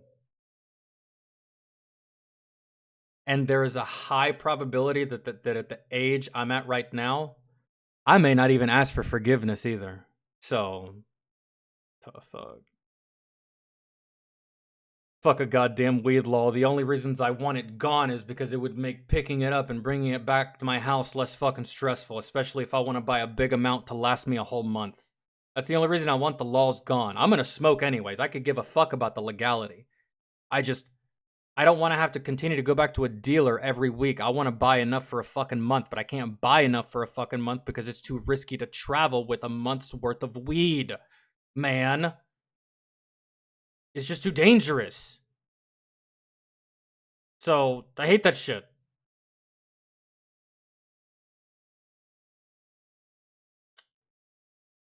Your boy's gonna smoke. I can give a fuck what nobody says. But it's just that particular point right there. That's really my problem.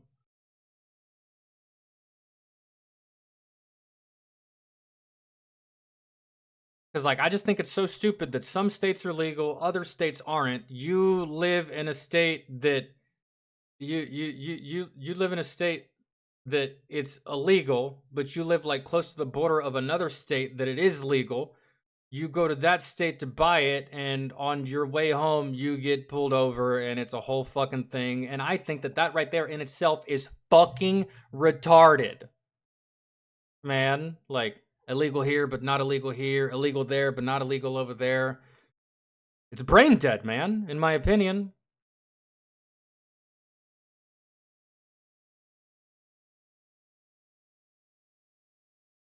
Unsubscribe clips. Let's do some of that. Let's get off the topic of shit that pisses me off, please.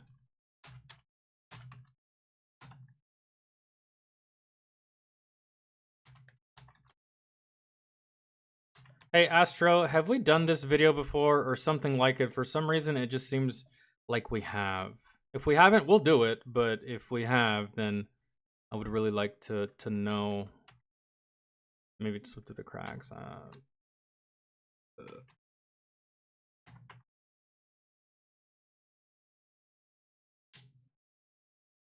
Maybe we haven't. Maybe I just saw it so much on the list that I thought we did it. Nah, I don't think we've done this.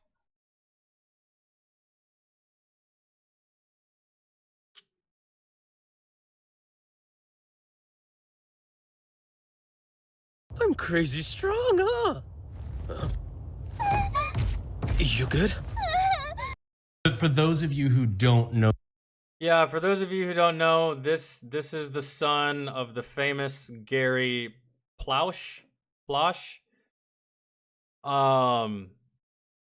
Kid was abducted, fucked with sexually, I think. And the dad shot the perpetrator. I don't expect most people that don't have children to agree with what this man did. But believe you me, every single parent that knows about this story will absolutely 100% agree with the actions that this man took.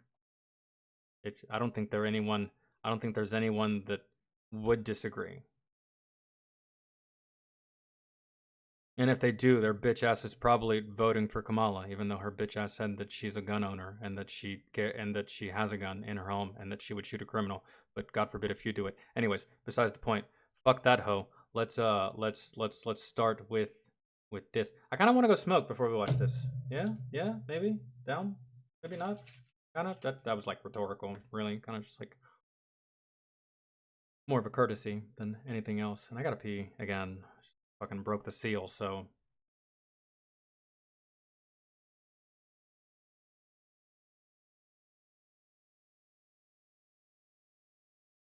So, to anyone that doesn't agree with what this man did, it's because you're not a parent. That's why. And if you are a parent and you still don't agree with what this man did, you're a weak fucking parent and your kid is gonna come out like shit. Sorry. Probably.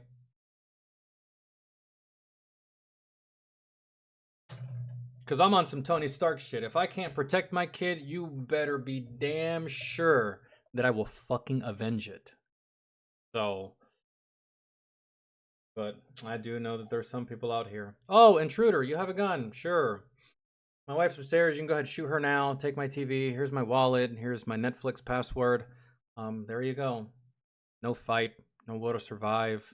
No what's mine is mine. Just roll over, lay down, die, take it like a fucking bitch, I suppose. We have those kinds of people. So yeah, those kinds of people probably would disagree too. But those people can't sit with us, you know? Those are cowards. Be right back. Not even gonna bother with music. I'm not even gone that long.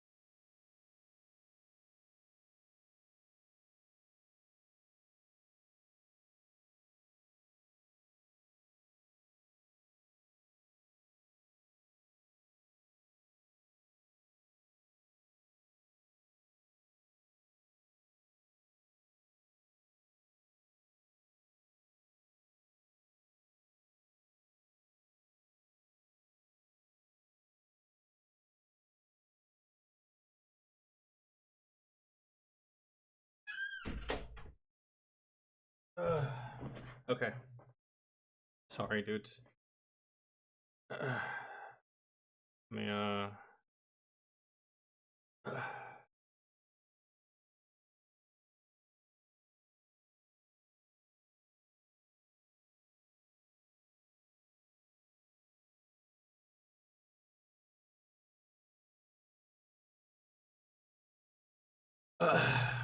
Sorry. I told you it wouldn't take me long, though. Okay. Here we go. Gary Plausch's son, Jody, shares his story featuring Brandon Herrera, donut operator. Yeah, dude. If anyone ever took my kid, if I had kids, there's literally nothing I wouldn't do. There's no one I wouldn't kill. There's nothing I wouldn't burn down. I would set the world on fire in pursuit of my kid. I am Denzel Washington's character from the movie John Q. Y'all ever seen that movie? The hospital won't help him with his son's surgery, his heart surgery, and if he doesn't have the surgery, he dies. So he took the whole hospital hostage and made them save his son's life. He went to jail for the rest of his life, but guess what? Your child is your life. Without your child, you might as well be dead, man. That's like a whole part of you, and without that, like literally half of you is dead, right? So it made no difference to him if he spent the rest of his life in jail or whether he died in the process. He knows that his son survived. That's the kind of, if I was a parent, that would be me. I would stop at nothing. I would throw it all away in pursuit of either finding or saving my child without even a question. I wouldn't even blink. And there would be no hesitation. There would be like no contemplation. Like I'm on one path and that's it. And I'm not turning back. It only leads to one place, death or jail. But if I can find my kid, then I'll accept both of those. So. Know the story. Jody, would you like to kind of do a brief breakdown of what exactly was what happened? All right. When I was in 5th grade, my mother enrolled us in karate, and we took karate lessons from a man named Jeff Doucette, who was a pedophile, and he groomed my family. He groomed me. He tested my boundaries. Obviously, I passed the test, so he started abusing me for about a year. He started it was like April of '83. We were in a karate. I love that he has. That's fantastic. Look at his shirt.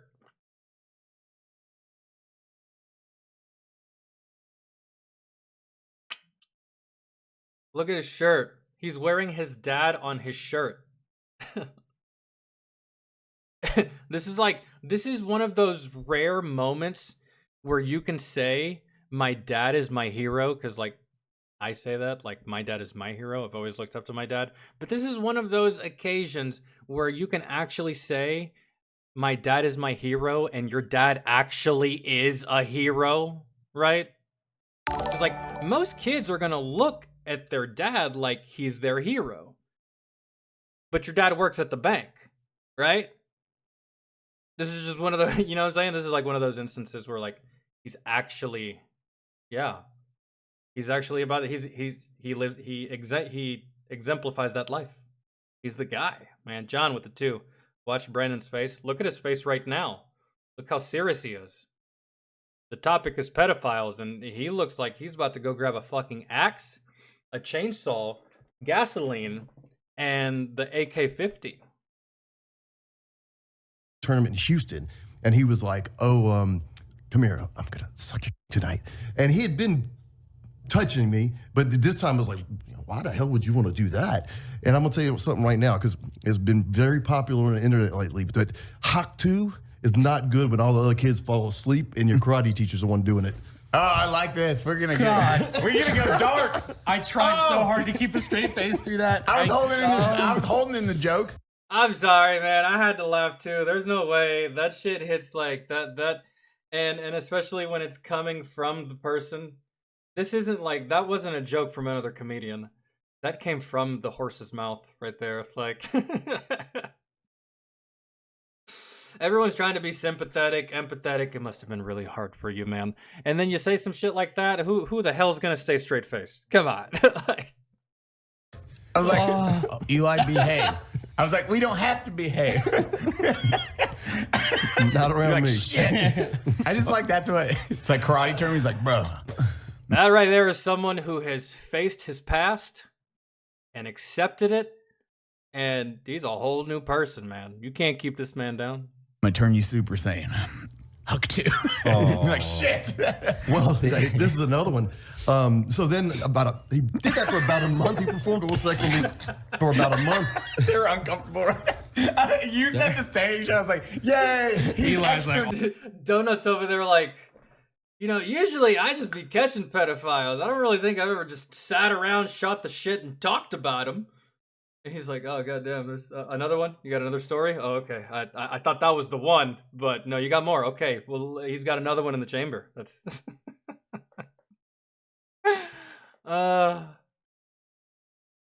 Gangster now. All right, so then, like a month later, that's when he actually started having with me. And the first thing he used, and I noticed this when I went to the bathroom a little while ago, for lube was soft soap. And that's what y'all have in there. We're just giving you PTSD flashbacks on accident? Yep. Oh, but God damn it. So then, so he did that pretty much. He'd perform oral something, and then he'd have, and that went on until he kidnapped me. And then he was... Bro, you didn't tell your... I'm trying so hard not to, be like... I don't know, but grooming is a powerful thing. It is, because, man, I would have told my parents.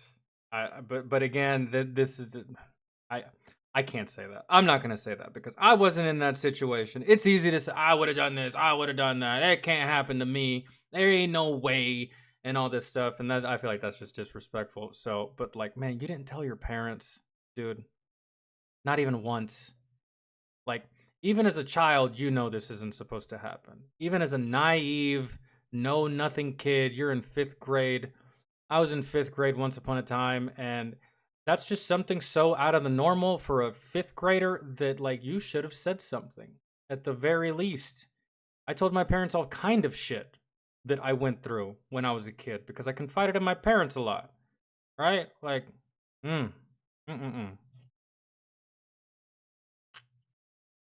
think the only people that my parents would have ever been okay with someone that wasn't them laying their hands on me was my grandparents and my coaches. If my coaches, they never did, but if they wanted to lay hands on us, my parents and all of the other players' parents, they wouldn't have said shit either. But, man, I'm trying to put myself in, I remember 5th grade, man, vividly. And I'm trying to put myself in that mindset of being a 5th grader. I was a pretty good kid when I was in 5th grade. I mean, I wasn't a dummy, and I wasn't lost in the sauce. I was very aware of my surroundings, but I'm just trying to put myself in a situation of being in a situation to be taken advantage of like that by another adult. And I'm trying to put myself in the situation for the sole purpose of, would I have said anything to my parents? Because that just seems something that's just too wild to just not say anything at all. Because I remember 4th grade, I went home and told my mom, I was like, Mom, funny as shit. I went to the bathroom and I was using the bathroom, and the kid that was using the urinal next to me, he pulled his pants all the way down to pee. It was so weird. I could see his butt cheeks and everything. Who does that? And she's like, well, son, some guys just do that. I was like, I thought all the guys just, pulled it out of the zipper. That's how I used to talk to my mom, and I told her everything. The fact that you didn't tell your parents this, man, is God, it's so hard for me to wrap my head around. Eventually caught, for those who don't know, and I was brought back from California on March 1st. Actually, I flew into New Orleans, and 2 weeks later, on March 16th, they were bringing Jeff back from California. And someone at the news station, my dad used to work for that news station. My dad drank beer every day about a half a mile from that news station. He was on our bowling team. And the program director, his name was Bob Shadell, he goes, hey, Gary, when they bring your boy back? And my dad was like, well, ain't gonna fucking tell me. And he goes, I think he's back already. And Bob's like, no, he's not back. I think he's coming tonight. So he goes over to the old payphone booth like Superman gets into. And he called up the news station and said, no, he's going to be coming in at 9:08, I think. Tonight. And so my dad, with that knowledge, I think he had taken the gun the night before because he came over to watch the LSU basketball game. LSU was playing Dayton in the NCAA tournament. Plus, he also came over to watch the Hill Street Blues. When me and Jeff were in California, we watched him film this one segment of Hill Street Blues, and it aired the night before the shooting. And so this is while you were kidnapped in California. Well, yeah, when I was kidnapped, we were watching. Me and Jeff watched them film this segment for Hill Street Blues, and so I wonder if in that moment did he realize that he was kidnapped? Right? My parents laid this out for me very, very blunt when I was a kid. They were like, son, and they would always give me a whole bunch of different what ifs, scenarios, and shit like that. Son, let's just say someone comes up to you and says, listen, I'm a friend of your mother. She's real sick in the hospital. She called me, asked if I could pick you up and take you home. She told me, do not trust that. And I was like, but mom, what if you actually are in the hospital? She's like, I'm fucking not. Do not trust that. And even if I am, I don't fucking care. You're not a doctor. There's nothing you can do for me anyways. Like, they really nailed it home, man. I never got into anybody's car. I never talked to any adults. I never entertained any conversations from any adults. I never spoke around adults. Like, nothing. I think the only adults I was allowed to interact with as a kid were my surrounding neighbors.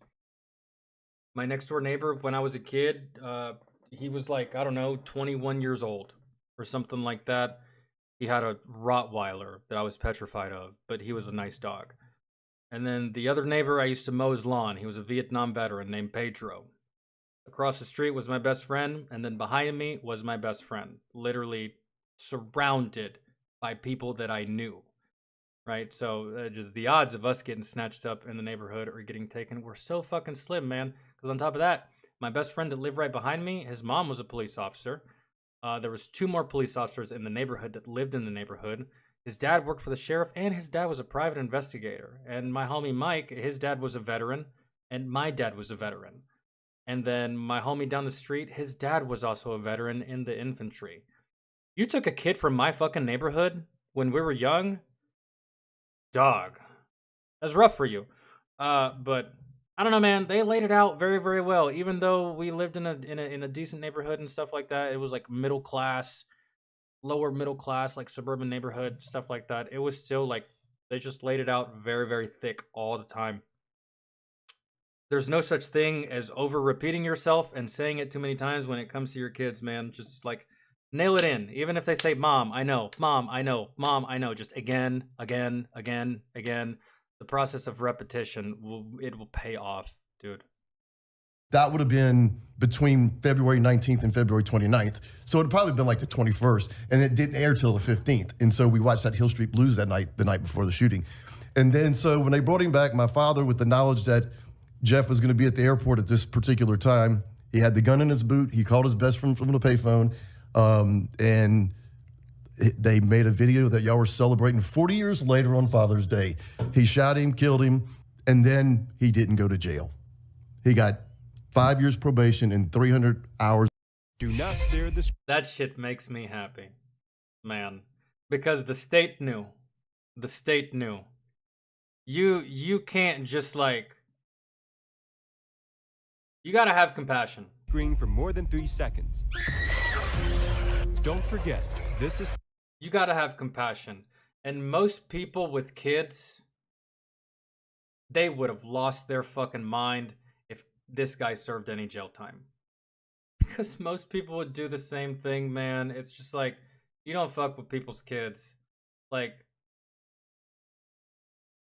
there's plenty of times where I'll feel bad for you if you lose your life. This is just not one of those times, bro, and no one's gonna have sympathy on you. Oh shit. I know. Oh, this is gonna be. I already like this. Everyone's like, we don't even have to do like a 10-second splash one because this first 2 minutes have went harder than anyone. Everyone's like, holy shit, do I laugh? Okay, Cody looks awkward right now. Eli's laughing, but we can't trust his emotions. Well, no, Eli, you have to look at it like this. This is the equivalent of you talking to a civilian about your military service. You ask a veteran to tell you a combat story, and this veteran is going to tell you this combat story, and he's going to tell you the nitty-gritty, gruesome details, and he's probably going to laugh about it while he's telling you, and he's probably going to giggle at certain aspects about what he went through. And the civilian is just looking at you like, and you're okay with that? Like, that must have been awful. That's how they look at you, right? So it's like literally the same thing, but just inversed. I've dealt with that before. You know, you tell someone something about your military service that you don't really think is all that big of a fucking deal, and it's just like nonchalant. And it's just like, yeah, that's what it is. And they're looking at you like, how can you speak about these things so calmly? And you're just like, well, I don't know. I don't know what to tell you. Yeah, exactly. Eli's a sociopath, so we can't really, you know. Check Jody. Okay. He did take me to Disneyland when I was kidnapped. So I mean, there was that.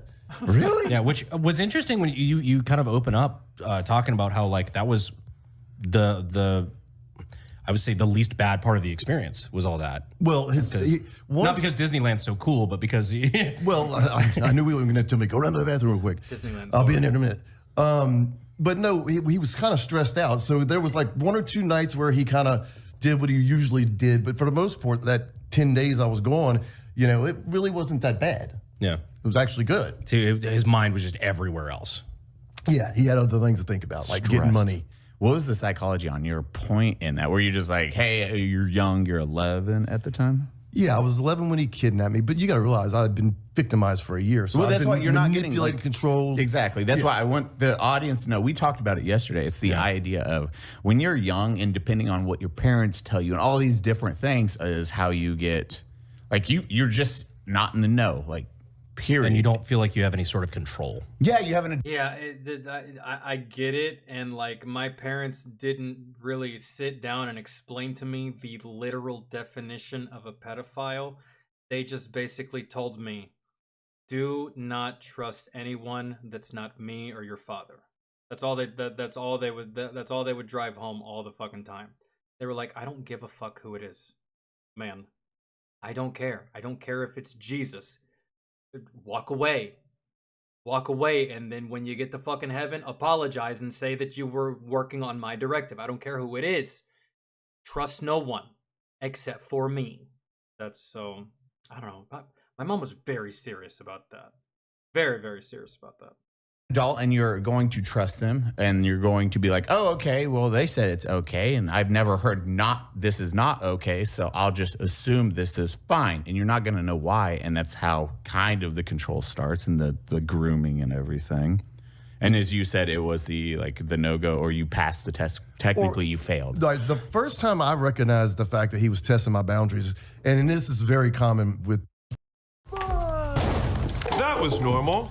You know what else is normal? $1,360 per month. That's what the average is like. He let me drive. So now I'm sitting in his lap, and he's putting his hands in my, private area. But it's only briefly. It's there and gone. And but I look back thinking about it, and it started probably. Oh, we need to stretch here. Let's do a split. We got to make sure your thighs are in. So now he's introducing that, being close to my private area, and so I mean. Unfortunately, pedophiles are good at what they do. That's why that's 110 kids before they finally get caught or something like that. Stat guy looked that up. But, unfortunately, that's the case. But from you telling your story, you've helped so many people come out and, actually, impact. You've had a huge impact on their lives for them being able to, not repress that and actually get people caught. Like watching your dad, of course you respect your father. Yeah, dude. Fucking say something, speak up, dog, I know that kids are naive and they can be stupid and oblivious and just not know. I understand that. But at the same time, man, there's just some things in life, dude, that if it doesn't feel right, it's because it's not right, man. Really. And this is like explaining this kind of stuff like on like it just yeah, you have to explain this to your kids. I was lucky enough that my parents drove it home for me in a different way, but you have to explain the dirty, gruesome ways of the world. I know it's probably going to be uncomfortable as a parent, but if you want to protect your child, you have to let your child know that there is sick fucking people out here that want to touch them in these ways. Because if you don't tell them that that's bad, like Eli's saying right now, then they're going to get to a point where someone does it and they might have that mindset like, well, my mom didn't say that this was bad, so I guess it must be right. Not all children have, logic like adults, right? Obviously, that's stupid, but you got to do it, man. Really, you got to do something. Just. And leading into that, but after that act, at what age did it hit? You're like, holy shit, my dad is like a hero for his actions, and holy shit, like what he risked technically, but for what any dad would do. Well, I was upset at my father at first. I didn't want him. Well, first off, before the shooting, no one knew I had been by a man. But it wasn't until Daddy shot Jeff that people found out what happened about me. So at first I was upset at what my dad did, and I was upset that Jeff had died because I was under coercive control. If you watch the video when I return, I don't hug my parents. My arms are in my windbreaker. I look like a motherfucker that had been abused for a year, and I acted appropriately, or how an abused child would look. So it probably wasn't until that summer we were walking down to the pool, and I just told my dad, I said, I just want you to know I understand why you did what you did, and I'm not mad at you anymore. And he was like, okay, and then we just kind of got back to normal. Because that's an element of of things that I guess I didn't really consider, because everybody sees the video. They everybody, good guy, do good thing. And that's as surface level as most people get. When I started reading your book, that was when I guess I knew, but I didn't consider that, this was not only a longtime friend of yours, right, but also a friend of your dad's. Yes. Like your dad was shooting his friend. Yeah. And that's... Hey. That wouldn't mean anything to me. Really. That's even worse. A friend. That wouldn't mean anything to me. You still die. You still get one to the back of the head. Really. And the only reason I didn't shoot you in the fucking face to where you could see the person who was shooting you is because I didn't have that much time. Really. You get the same treatment this guy fucking gets, friend or not, man. Family member or not, because, we've seen this shit happen where there's like a family member that's doing fucked up shit to the children of the family. And that shit don't matter to me at all. No, you think you're getting spared because we're homies or we're blood related? That's not the way my brain works. That's a deeper element to it that, like, was it the right thing to do? I mean, who might argue, but like, it's a deeper thing that most people don't consider. Yeah, they just see the video and go, Father of the Year. Oh, I'm considering it right now. And I'm literally putting myself in those shoes. I would send, if it was I would still send you straight to fucking hell, bro. Like, it just doesn't, like, I understand what he's saying, but you have to think about it. It doesn't matter who does it. The fact that it happened, someone's gonna pay. Someone has to pay. Right? Like, it's just what it is. Here for 40 years. Yeah. Well, but it goes a little deeper, I think. Imagine Warlock, Hell Knight, and Archdemon in one stack. And I think that makes only two heroes. Fuck up, Trash House. I think. It's a very, because how long were they friends at that point? All right, so we started taking karate, and Jeff was being invited over to the house for our family gatherings. He spent the night a few times, and there was one night when he's... On top of that, I do get what you're saying, like, it has to be harder because it's a friend. After what he did to the kid, that's not a friend anymore. That ship has sailed, and now I'm about to fucking shoot you. I'm not shooting a friend, I'm shooting an ex-friend. There's a difference, right? So But I get it, the emotional shit that goes along with that. I don't know. Whether you're a friend or not, you ain't a friend no more. And now you're fucking dead, and my kid's still alive, so I can sleep peacefully tonight. So,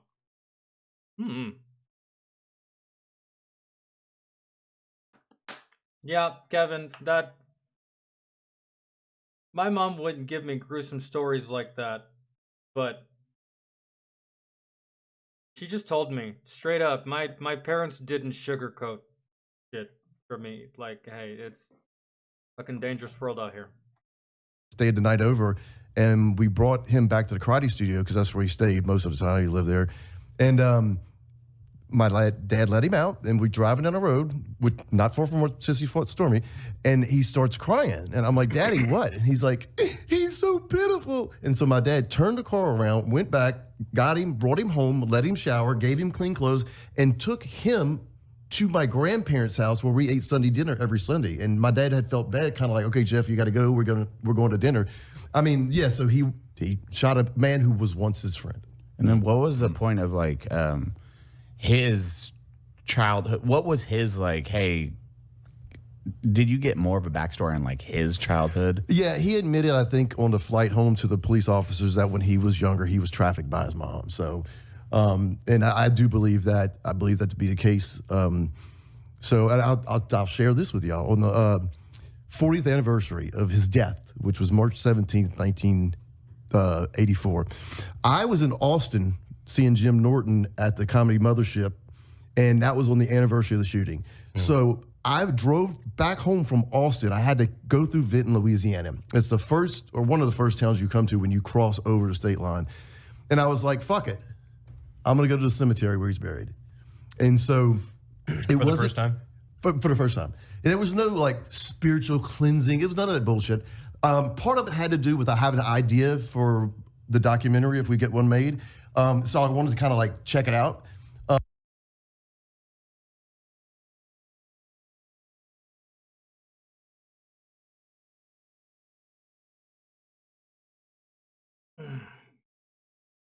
I don't know what you're gonna do at this cemetery, Jody. But if I went through what you went through, I know what I would be doing at this cemetery. The same thing I would be doing at the cemetery wherever my ex-wife will eventually be buried. She's not dead yet, but your boy's monitoring the airwaves for the day that she does. Paying it a little visit. Gonna drink a lot of water in the car too, if you catch my fucking drift. So I don't know what you did, but I mean I have it in my head of what I would do. I didn't go look for his grave, and the reason why I didn't is because there was somebody visiting a grave, and I didn't want it to be his and be like, oh, I guess why he's here. Oh God. But Yeah. I did have a little victim advocate in me that did have a little sympathy for like 7, 8, 9-year-old Jeff who was trafficked. You know, I don't. It doesn't excuse his. No, I just that's. You weren't exposed to 9-year-old Jeff. You were exposed to adult Jeff. And there have been plenty of kids that went through what Jeff went through as a kid that went on to not perpetuate the same behavior on someone else. So, no, I kind of don't feel bad because 2 wrongs don't make a right. So, like, should this happen to kids? No, it shouldn't. But you shouldn't feel bad about 9-year-old Jeff either because you weren't exposed to 9-year-old Jeff. You didn't know 9-year-old Jeff. You knew 23-year-old Jeff that was in the process of fucking up your whole life. So, but I get it. It's one of those things where like, young man, so obviously. Behavior of what he did to me and other kids. But there was that little bit of sympathy for the kid Jeff, not for the man Jeff. You kind of went through Stockholm Syndrome with what? Or would you say more Stockholm or just control? Coercive control, that would be it. Because he had control over me even when he wasn't around. Like if he wasn't around and a classmate called me, I'd go run in the back room and hide in case he came over and wanted to know who I was talking to. Who are you talking to? Why are you talking to that person? So, I mean, he still had a control over me even though he wasn't around. And was it a fear-based control or was it? I would say it was, definitely it was a fear-based because, he's a karate instructor. I mean, he'd pop us upside the head, he'd put us in power, pressure points. And so there was that. If you think about it, a lot of his job was literally. So what's the verdict? I don't know why I've been getting so much Crunchyroll ads lately for like anime, but so odd. Literally being in a position of power over you in a physical sense. Absolutely. And there's a lot of good information like that in the book as far as not saying, if anyone ever touches you, tell me and I'll kill them. Well, guess what? They're not going to tell you. Yeah. Because people go, why didn't you tell? I said, I knew my dad would kill him. That's what happened. So there's a lot of good information in that. So definitely get it. Whether you're a victim or not, whether you're a parent or not, there's a lot of good information for pretty much anybody. Yeah, and I like the way that you weave it in through the narrative too. Like it's not just all, here's the story of what happened and here's how you deal with it in the future. It's like it's woven in, like you're weaving in data, statistics, and also like things that like are actual helpful tips for parents and things, while you're also telling a story that we're all engrossed in. Because I mean, obviously everybody wants to know about it. Right. Well, go to Amazon.com. No, legitimately, like, hey, you plug your shit, because I actually, that's the first book I've sat down and demolished in one sitting in a long time. You can go to Amazon. I also have it on Audible. A friend of mine, Toby Tomplay, Is that it? Is he gonna hold on? This is the most replayed, so let me just go to here. Because I think they're just gonna talk about the book. Let me see.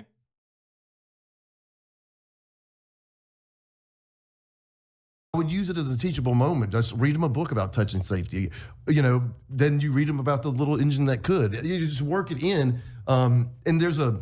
That's exactly what I was going to say, bro. A lot of parents, they don't want their kids knowing about the dirty, gross world, man. And I get it. I look at my 3-year-old niece, and the last thing I want to fucking do is sit her down and have a conversation with her that is not only going to make me uncomfortable, but is just going to spawn more questions from her that I'm forced to answer that I don't really feel like she should know at this age. But you just have to. And like he said, you can interweave it in with other shit, man. Maybe try to find something that gets the point across in a cartoon format, right? Like in a show or stuff like that. I mean, fuck, man, when I was in 6th grade, y'all remember DARE? DARE wasn't just to keep you off drugs. DARE was, to provide kids with knowledge about safety. Stay away from these places at night.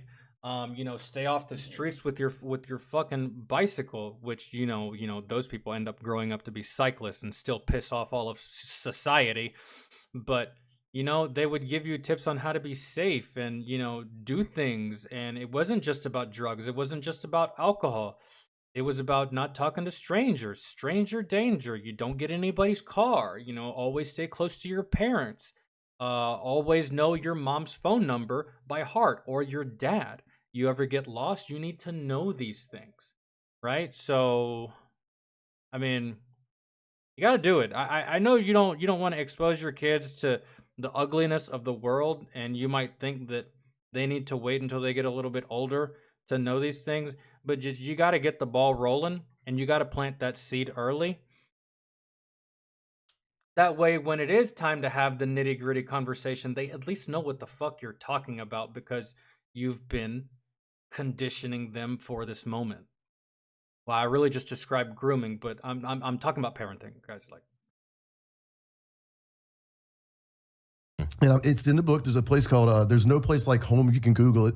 And it gives you like age appropriate knowledge that you can talk to your kids at what particular, like at 5 years old, they should know how to say penis and vagina. At 6 years old, according to Jeff, how to suck one. But Christ. That's what I'm saying. Like, I love the entire audience goes like this.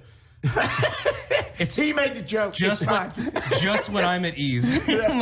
And it's right around the and corner. He's like, bam.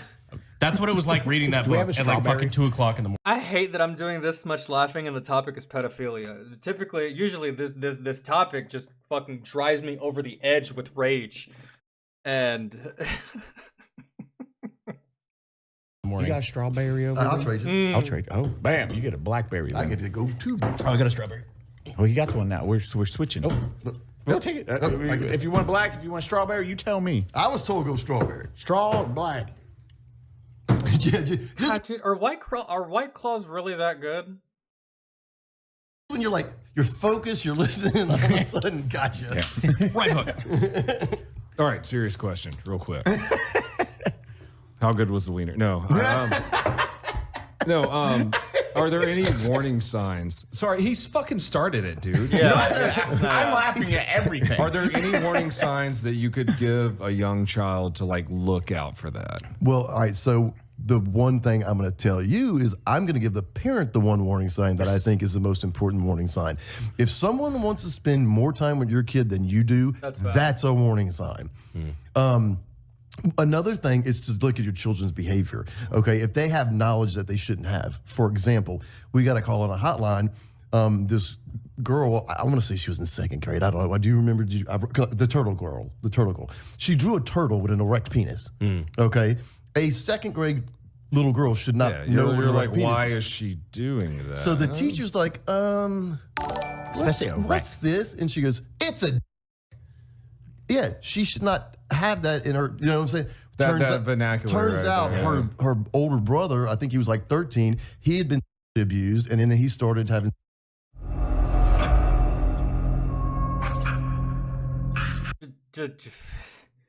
John with 5. There's only 2 people besides me and my wife that I'm comfortable with being alone with my autistic 3-year-old little boy, my mom and my stepdad. That's it. That's it. Really. You just need to find the people that you trust. You can always tell when your child is picking up things from school. You can always tell when your child is picking up things from other students his age, and you can definitely tell when your kid is picking up things that only an adult would say. That's it. And man, when I was growing up, there was a lot of adults that were in charge of me at any given moment. And lots of times, it was coaches. Man, the amount of times that I found myself in a fucking car with a coach or an assistant coach or like a trainer or something like that for long stretches of road and periods of time and stuff like that, like I was always, man, that's kind of like how my childhood kind of went as I was growing up. I was always, there was always an adult charged over me, whether it be a baseball coach, assistant coach, some kind of adult figure, the principal. There was always someone in charge, man. And like I played travel ball, dude, so like there was always an adult in charge of me that wasn't my parents. There was always, and those poor coaches, bro, I know they were stressing the fuck out because they were in charge of not only taking us places, but keeping us safe. And we were 17 years old, dog, 16. Some of us are discovering alcohol for the first time. Some of us are discovering girls for the first time. And these poor coaches, I just sneaking out of the hotel and all this shit. These poor coaches, bro. Like I know that they probably wanted to fucking kill us. But I spent a lot of time, man, with a whole bunch of adults that weren't my parents. A lot. So, I mean,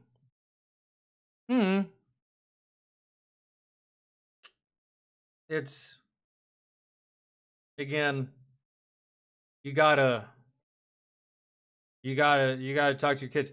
When I was little, when I was old enough to understand right from wrong, my mom told me we were getting ready to go to Puerto Rico, and I was just a kid. And we used to go to Puerto Rico every summer when I was growing up.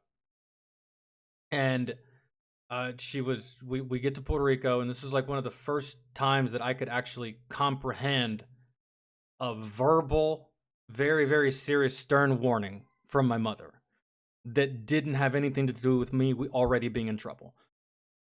She looks at me and she says, "Listen, I know that your cousins are here. I know that you want to go out and play. I know that you want to run around, jump, do stuff.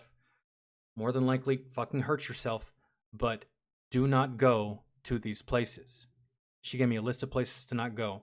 Do not go to these places on foot. Do not get stuck in these places.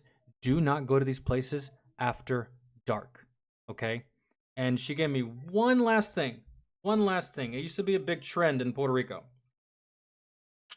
She said, if you see anyone, and usually it was young adults and like older teenagers that would do this. If you see anyone on a bicycle, son, listen to me. If you see anyone on a fucking bicycle with a squirt gun, do not approach that person. Do not talk to that person. Do not engage that person. Walk in the opposite fucking direction of that person. And I was like, why? What's the problem? They got a bike and a squirt gun. That sounds like a good time for me. Mother, I'm a kid. She's like, these aren't kids, son. They're looking to take advantage of you. Do you know what's in that fucking squirt gun? Fucking bleach. They are going to shoot that shit in your fucking face and rob you. Okay? I'm telling you this now. And she told that to me, my cousin, and my other cousin. And we behaved accordingly, and we traveled accordingly, and we did things accordingly. Yeah, we still got into some shit, right? But we listened to their warning about, you know, these types of things. And so...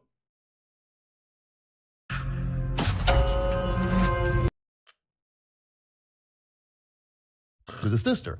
And so, yeah, I mean, that's kind of shit we dealt with, but it makes sense. It is those, because the child, as you're saying, it's like the erection. Like an erection's not gonna know. Like when we were kids, like drawing stick figures, you'd be like, but like you'd be like, it's all or you're like, hey, look, I got a stiffy.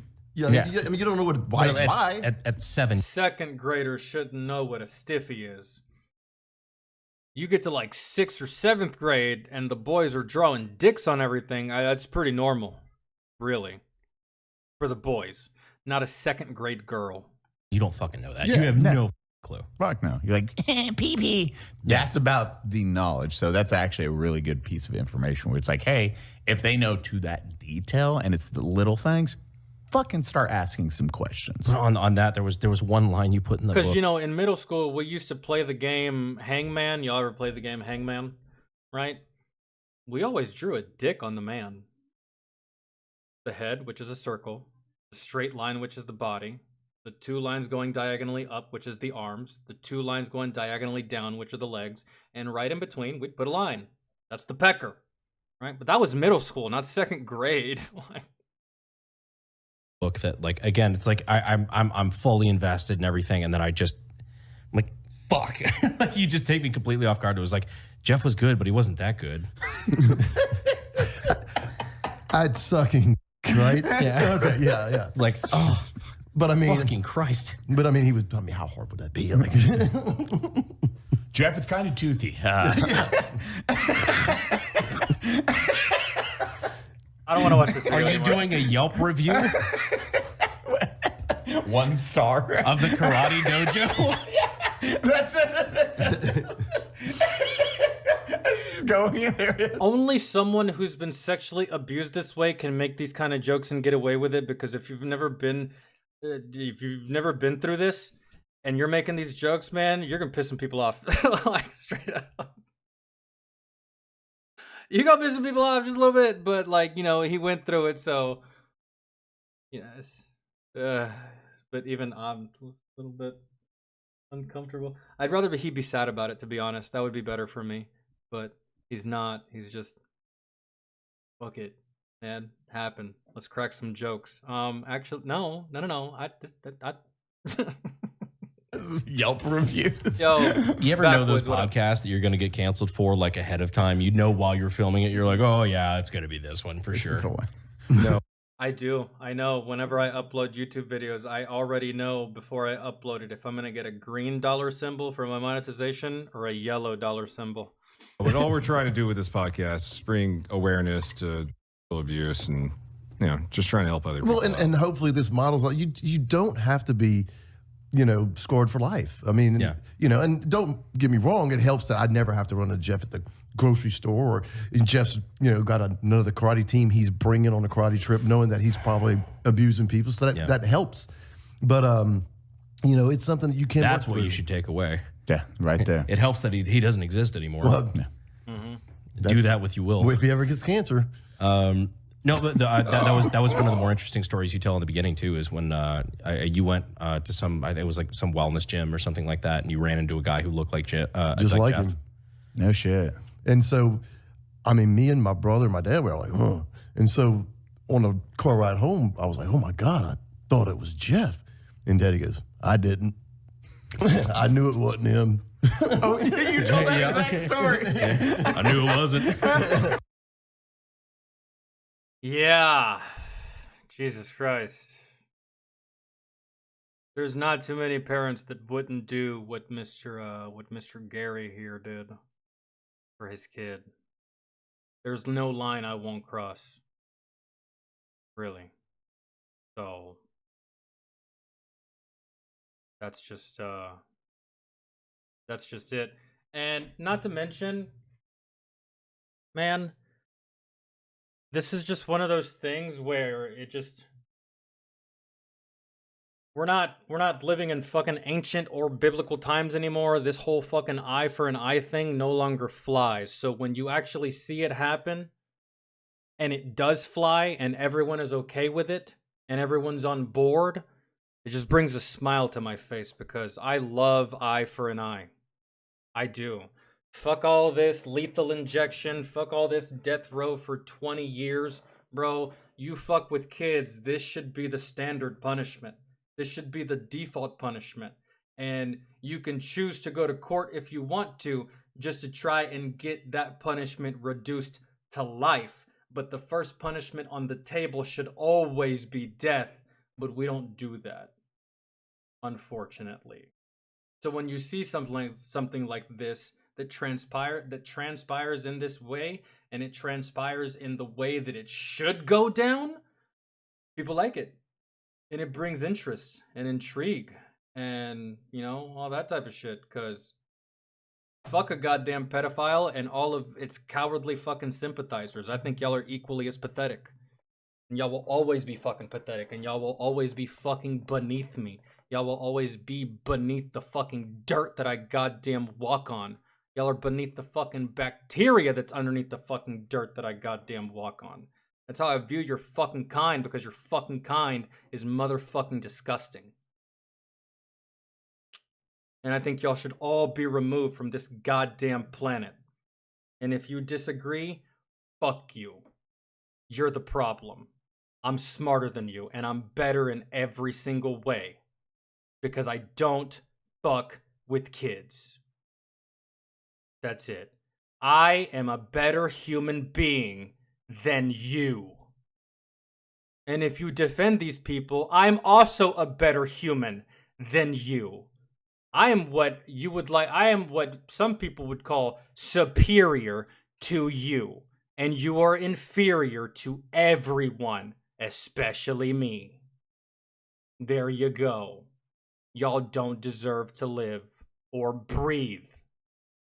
So, it felt good to get that out.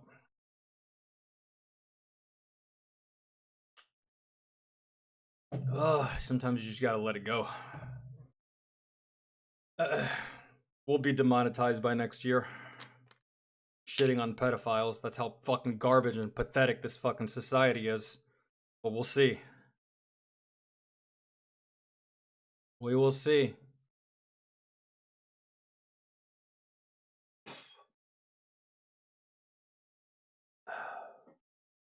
Ow. Really? We've been live for 5 hours? I didn't even plan on being live this long, to be honest.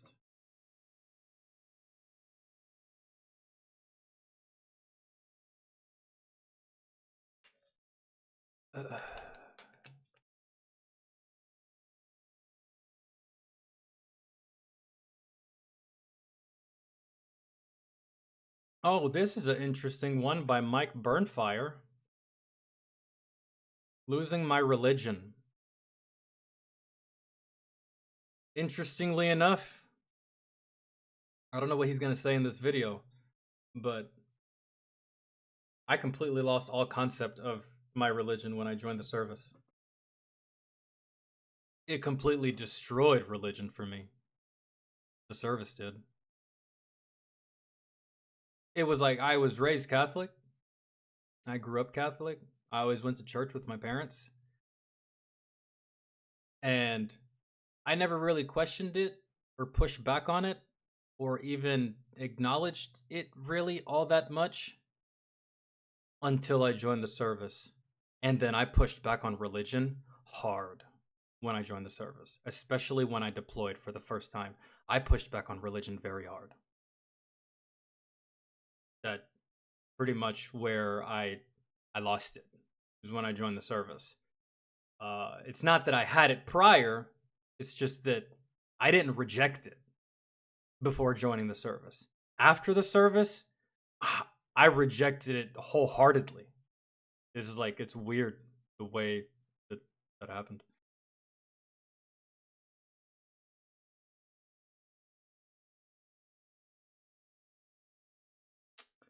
Hardest content in Warframe. Deep Archimedian's not that hard, bro. Try level cap circuit, then come back and talk to me. Let's see, was there anything else on the list?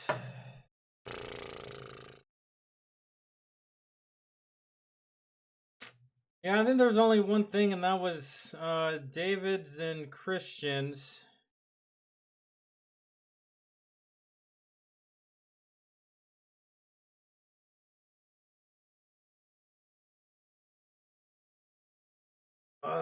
Let's see what this. Let's see what this is. Wait, actually, hold on. I kind of want to watch that video by Mike Burnfire just to see what he says. Save to watch later. We'll watch that tomorrow. Yeah. First off, actually, Christian, are you here? That's gonna determine if I even do this. Because if not, I'm getting off.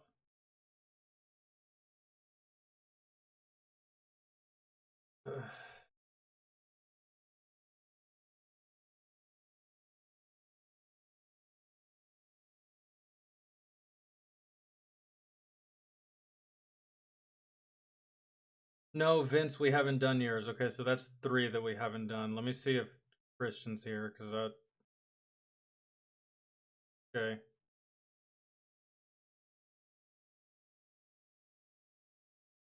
I was raised Catholic as well. That's also why I fell out of it, but I'm back as a Christian. Well, there you go. That's good. I just, yeah. And just one thing that... And you know what's funny is like... you know what's funny is... Even my parents, like, more or less kind of feel the same way I feel. They still believe and stuff like that, and they're still Catholic, but oh, they're not the same kind of Catholics they used to be. And like, especially my aunt, like, very, very religious Catholic and stuff like that. But at the age that she's at right now, and like, you know, she has 8 brothers, and a lot of my uncles, they're like super Catholic religious. Like, it's not even to them, it's not a game. Like they don't have fun, they don't enjoy life because they're too busy of upsetting God, or they're too worried about upsetting God. Like they don't like, they're like, they seem like robots to me. And then my aunt was telling me, she's like, yeah, like we used to take y'all to church, but it's to the point now where like I maintain my faith, but I don't go to church because it's just like, it's become too much, man. And especially with the Catholic religion, dude, the Catholic religion is all about feeling bad for some shit you didn't even do. It's all about guilt. It's all about feeling bad all the time. You feel bad today, you feel bad tomorrow, you feel bad the next day. You're always feeling bad about something. You're always guilty of something. You could have woke up that day and did nothing. You're still guilty. Of what? I don't know, but that is Catholicism. And it gets exhausting after a certain point. Especially, like, oh, you thought it was just Christians that had Bible thumpers? No, Catholics have those too. And bro, there's some Catholics that are just... Man, it's just like, they call you, right? I see it happen with my parents all the time. Like, one of my brothers will call my dad or one of my uncles will call my dad or my aunt or something like that, and I'll hear them talk, and you think that they're calling just to catch up, like, what's up, big bro, what's up, little sister, how you doing, how the kids, how's life, how's everything, you know, what's good, what's new, and all that stuff. Nope. They call to preach. They call to preach, man. And I see my dad on the phone with his brothers, and he's been on the phone for like 45 minutes, and he's like this.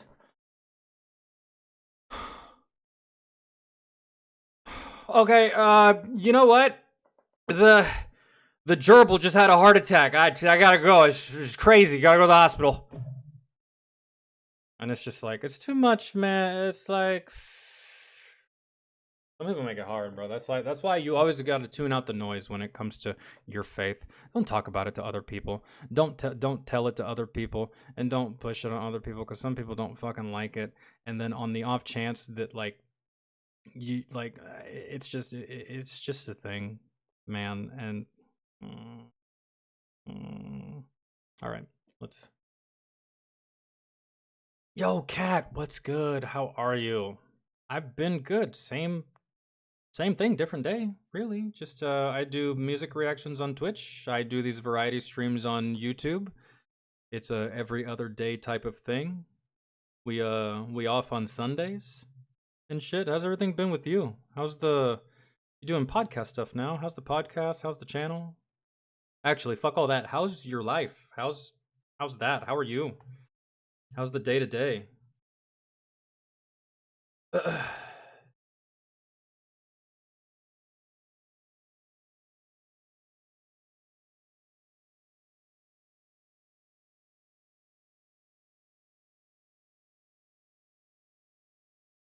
Yeah, the whole Reverend, it was I don't know, man. And I was like deep rooted in Catholicism, man. Like fucking, I was baptized, I did first communion, I was an altar boy, all that stuff. I was like deep in it, bro. I was in there. I was knee deep in the shit. And yeah, I don't know, man. Hit 18 years old, went to combat, and I was like, actually, you know what? That's not for me. That might be for somebody else. What are we gonna watch? Oh yeah, this fucking hentai shit, right? What is this?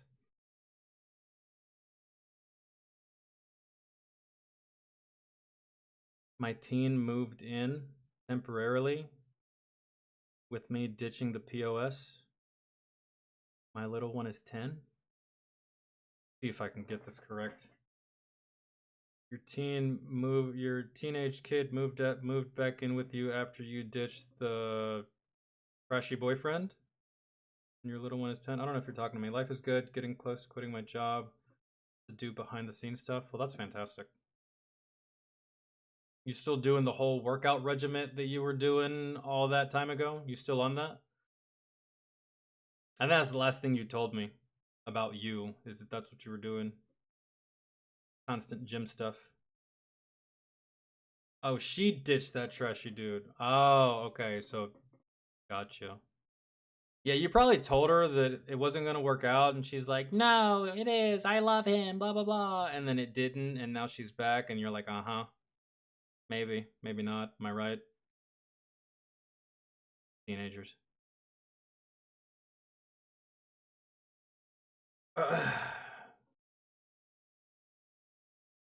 Well, that's good.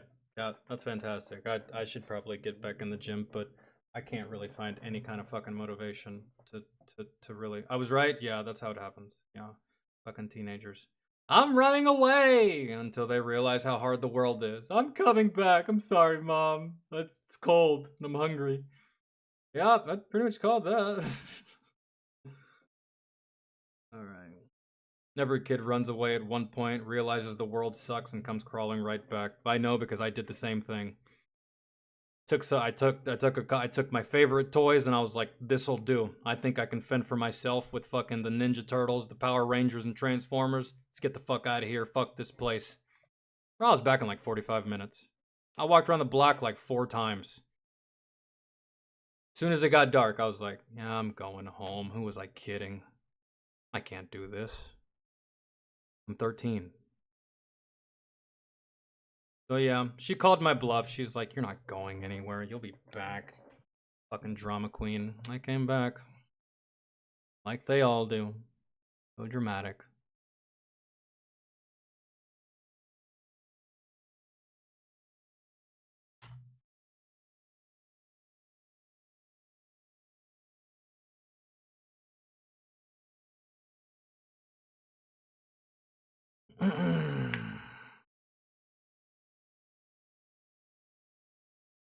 Okay.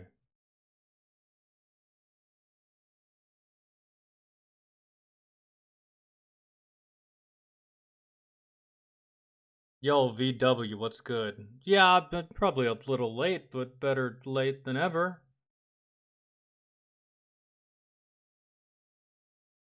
Oh, that's different. Run away at 17. Yeah, but I'm talking about like the youngins. They all do it at some point.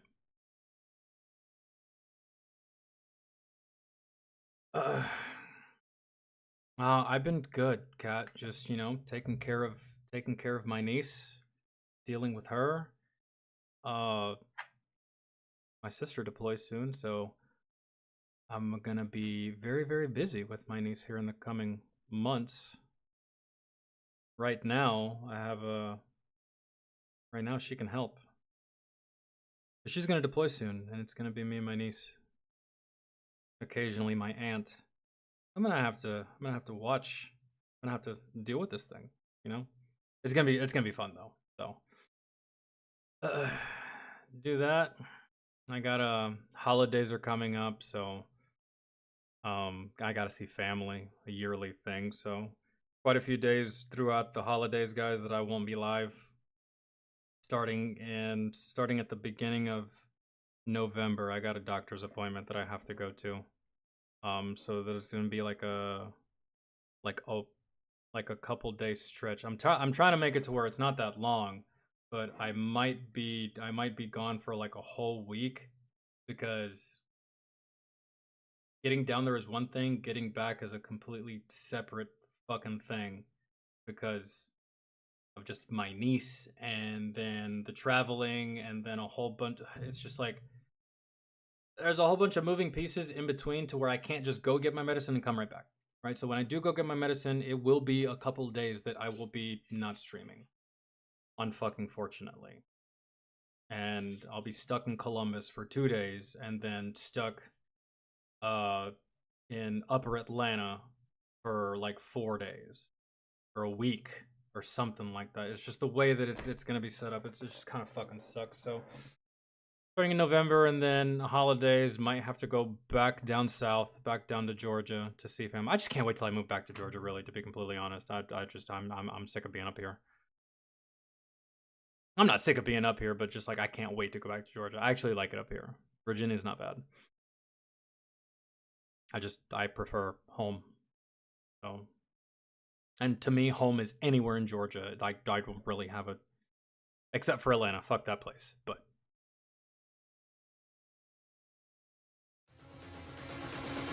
all right, what are we doing here, Christian? Am I gonna understand it? I hope so.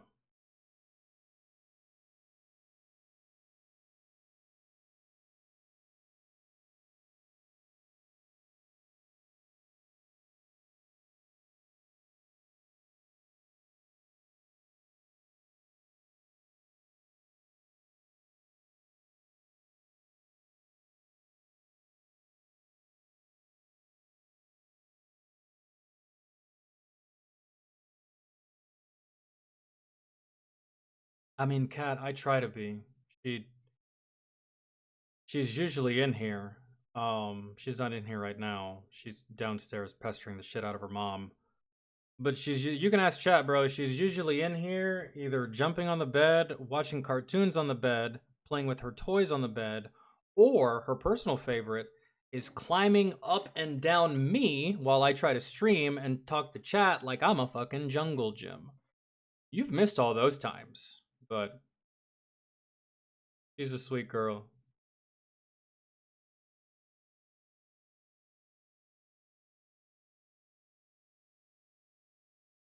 She hit me with some straight up fucking attitude the other day. I went in her room. I asked her politely if she could give me a cookie. She obliged. She gave me a cookie. And I said, thank you. I love you. And she said, okay. So I repeated myself. I was like, Nelly, I love you.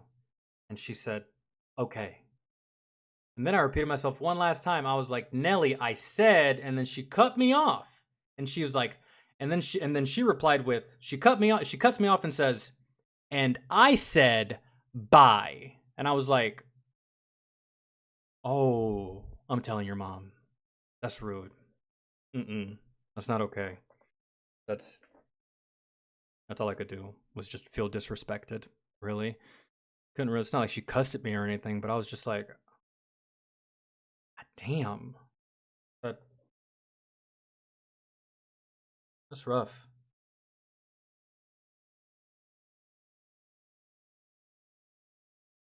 Oh, well then perfect, VW, it works out. I won't be here and you won't be able to make it. That's great, but not so much for everybody else, but we'll get through it. Holidays is pretty busy time for most people. So, oh my god, are we gonna get started here? Are we gonna Mask off. Talk. Hold on. Okay.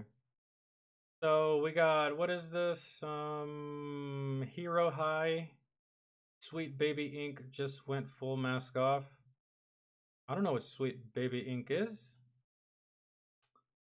But, and yeah, we should do that. Cat, I'd be down. You'd literally be the second content creator that I meet. Well, actually, the third. I don't count McCoy, because I met McCoy before he was a content creator. Doesn't count. He just so happens to make YouTube videos too sometimes. But yeah, and just Jen, that's the only other one that I've met so far. So yeah, we should do that sometime. When I finally go back to Georgia, we'll set something up, because me getting out to the West Coast to do y'all's yearly Vegas trip won't really fly with me just because of my niece. Like, I can't, and I damn sure can't take her with me, so. Alright. Sweet Baby Inc. just went full. Things look like they're collapsing for Sweet Baby Inc. As it seems like they're losing some major clients. People affiliated with them are struggling to find work because devs don't want to hire them because of their SBI affiliations. And some of their biggest defenders are on the verge of going out of business, looking very likely to be shut down. And now we got some breaking news that Sweet Baby Inc. is going full mask off, talking about like burning the entire industry into the ground. I really would have loved for new viewers, not just returning viewers, if you could tell me what Sweet Baby Inc. is. I'm just curious because I don't know what the fuck is going on. I don't know what is it a game developer? Is it a publisher? Is it a soft drink? Is it a keyboard company? Like, what is it? Christian, you requested this, dog. What is it?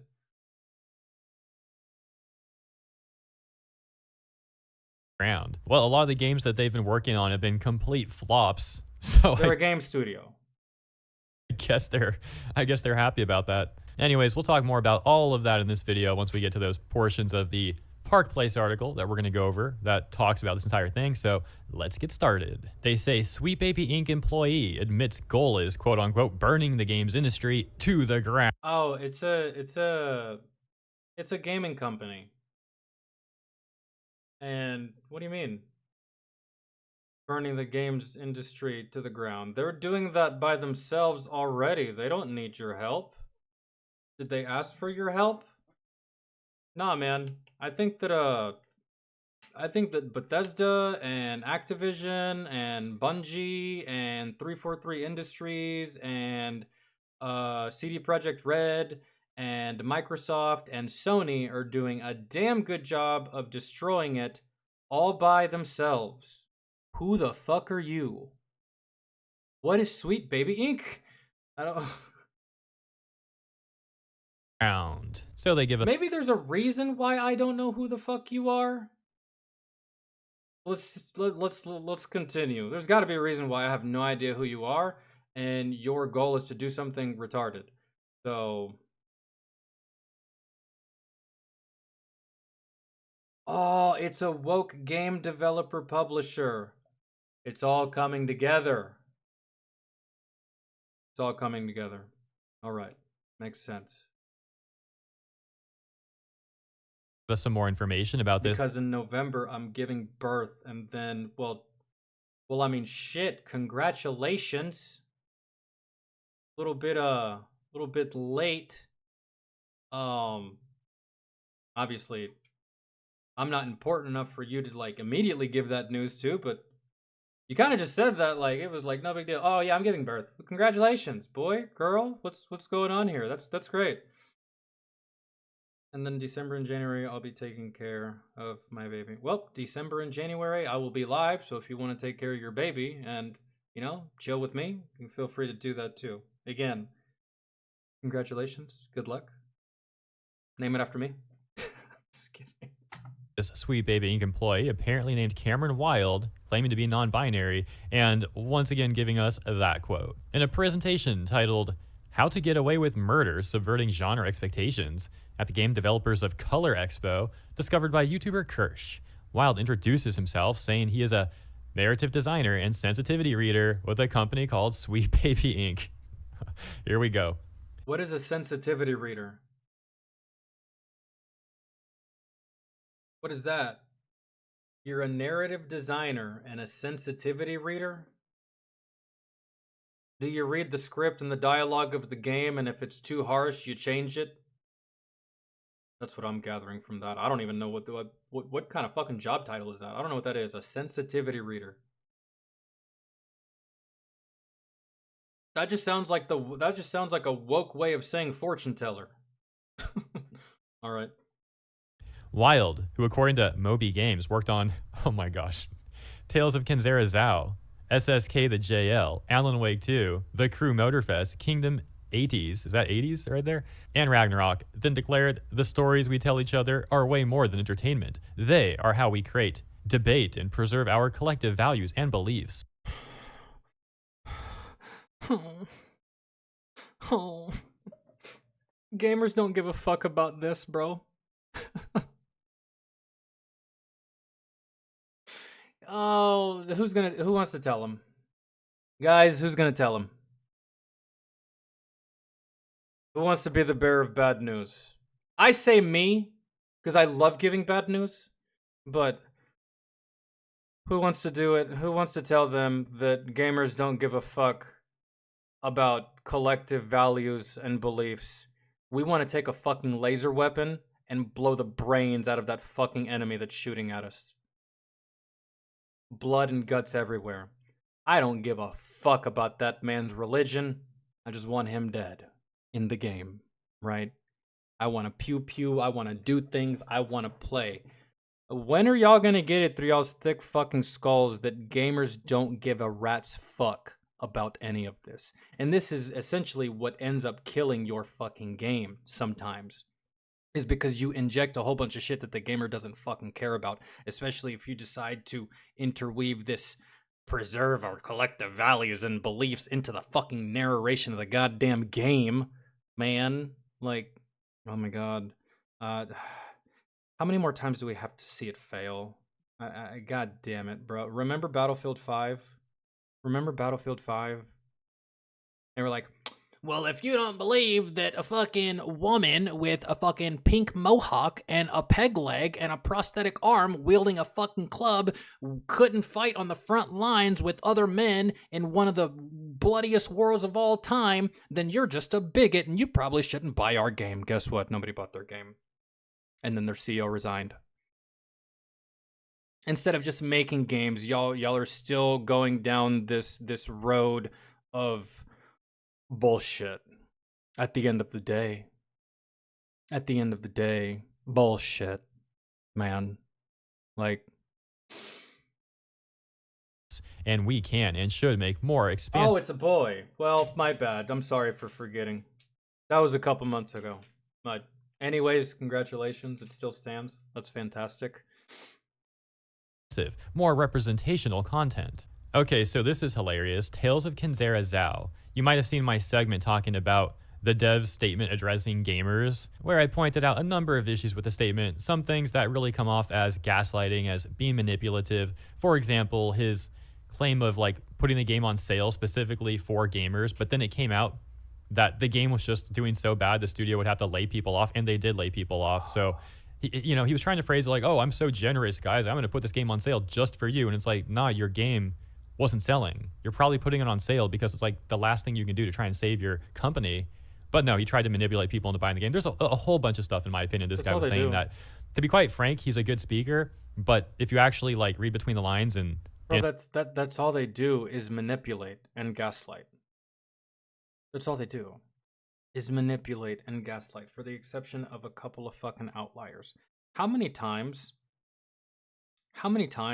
have y'all played a video game where the developers come out and say, guys, we have added a brand new, revolutionary, unique, completely innovative, bleeding edge shit to our game, right? We have added it.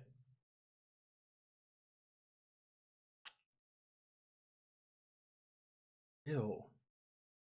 Why is that stuck? What was I saying? I forgot. It doesn't matter. Let's go. But if you actually like read between the lines and look at the facts around the situation, very manipulative. Oh, that's what I was saying. They're like, guys, we've added this brand new fucking unique, innovative thing to our game. And you're just like, wait a minute. No. That was in the last game. Actually, no. That was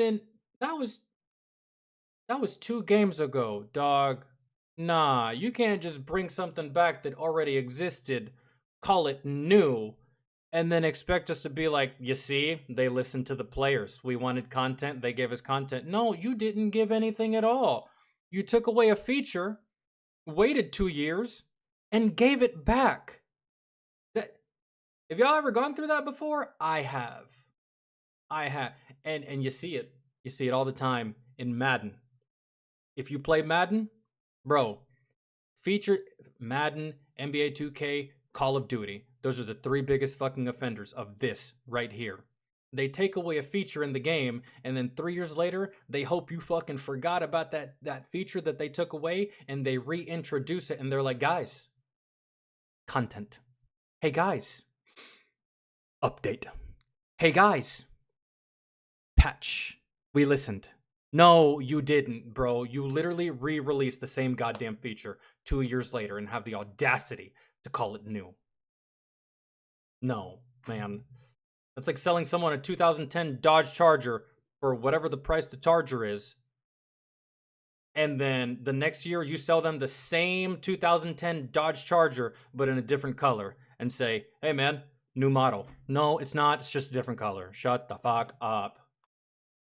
Statements in my opinion, but that's a whole other story. Point is, it's funny that this person apparently helped work on that game. I say help very loosely here, I guess, because once again, that game was a disaster. It was so bad that they laid people off almost instantly after the game came out. It was like a month or 2 later, and that studio very well may never release another game again. And then they talk about SSK, the JL. We know what a disaster that's been. And Alan Wake 2, by all reports, seems like it's been financially underperforming as well. Anyways, continuing, they say in the next slide titled, cool, so why am I here? One of the bullet points states, quote, burning the games industry to the ground. We want cooler stories, a safer world. Burning the games industry to the ground. I don't know what that means. He would be born November 5th, exactly, on your birthday. Nice.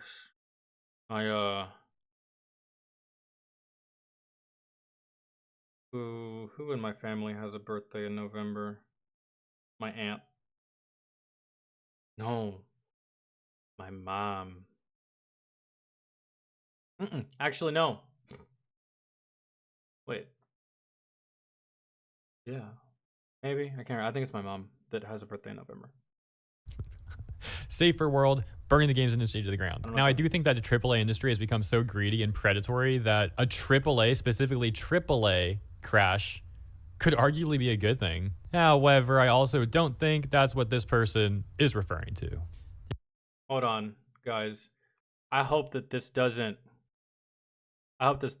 slow down the stream or make me lag, so be aware of that for a second. If we start to lag, let me know. But I have to do something.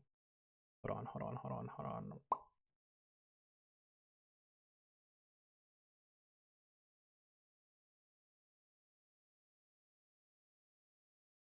Because if I can get this Warframe for free and not have to farm for it, then I'm gonna get it for free.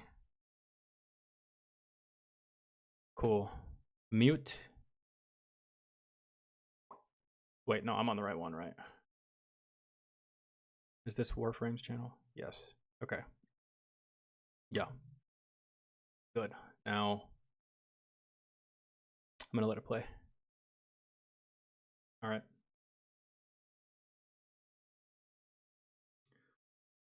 A video game that I play does loot drops for their streams, and one of the loot drops is a Warframe that I really don't want to fucking farm for because that shit looks fucking tedious. I looked it up and everything, and that's what they're dropping. All you have to do is watch for like 30-45 minutes. I'm gonna go ahead and pull it up now so I don't miss it.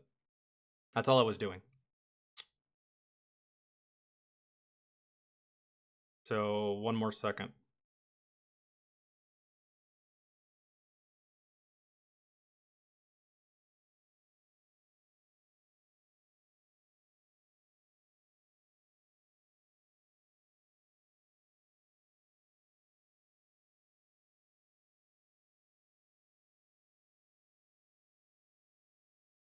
Okay.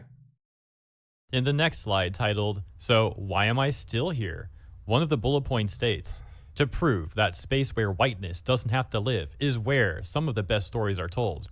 Wild explained, "A lot of us who are really fighting for more inclusive games and storytelling don't have a choice when it comes to discomfort. A lot of us who are just existing don't have a choice, which makes this really hard often. But recently I started realizing that discomfort, or the place where whiteness doesn't have to live, is where some of the best stories are told, and it's where genre storytelling lives." This sounds like a whole lot. That sounds like a whole bunch of bullshit, to be completely honest. Really. You're saying that games that have nothing to do with white people are better games? Really? Because when I judge games on if they're good or not based on the color of the characters. Leave it up to a brain-dead fucking moron to get wrapped up in that stupid shit. A lot of nothing. Like, sounds like some brain rot stuff, man. Mhm. Like, stop saying this terminally online nonsense and just make good games. Mhm, But I that's guess it. when they're incapable of doing so and they hate the industry and they hate gamers and all that, It's just too easy to fucking blame white people or Donald Trump. That's it. That's it. Which is the most pathetic fucking thing in the world, man. It's like, did your dog die? Blame Trump and white people. Did your wife leave you? Blame Trump and white people. Did you get fired from your job for being late for the 17th time in a row? Blame white people, blame Trump. Too fucking easy. Brain dead. Retarded. is the sort of slop that they resort to. Some may call it a grift, some may even call it a con. Later in the presentation, Wild explains why Blazing Saddles is his favorite film, saying the reason why I love it, beyond some truly Mel Brookson slapstick humor and fart jokes, Blazing Saddles is extremely aware of social inequality and finds its humor in that darkness. Then why can't you do the same thing for video games? Means I can laugh in a way that is cathartic. It's a movie that isn't making jokes about me, but for me, and I think that's really awesome. Because you can just tell in the text, but it's also a fact that Brooks worked with black writers to make sure the jokes came at the expense of whiteness and chipped away at an absurd social hierarchy. It's deliberately and unexpectedly a narrative that contributes to the liberation of people like me. It isn't respectful. It's offensive. But yeah, it offends the right people, which is to me the point of truly incisive, intentional genre work. Bro actually talks about wanting to offend white people while he's done more harm to black people. Like, Yes. once again, that entire Zhao situation. In one ironic moment during the presentation, Wild did share a nugget of truth. Ultimately, if you're telling a story that misses its audience, that doesn't ring true, or fails to cut in the right direction, the problem isn't that it's just insensitive. The problem is it's bad. That's what we've been trying to tell you. But for some reason, y'all always get wrapped up in this fucking social political bullshit of jerking each other off and fucking giving each other fucking high fives on Twitter for being politically correct or woke or just an overall fucking pussy. Holy shit, Hero High won't say it, but I will. Give a shit. However, he then points to Django Unchained being an example of this, while explaining his point of view. Yeah, while of course, you're going to point to all the movies where white people look bad. Shocker, white people looked bad in a movie about slavery. Good God, bro, no shit. Like, you think they did that on purpose? To chip away at whiteness? No, they're just making a movie about something that is historically true and probably accurate, man.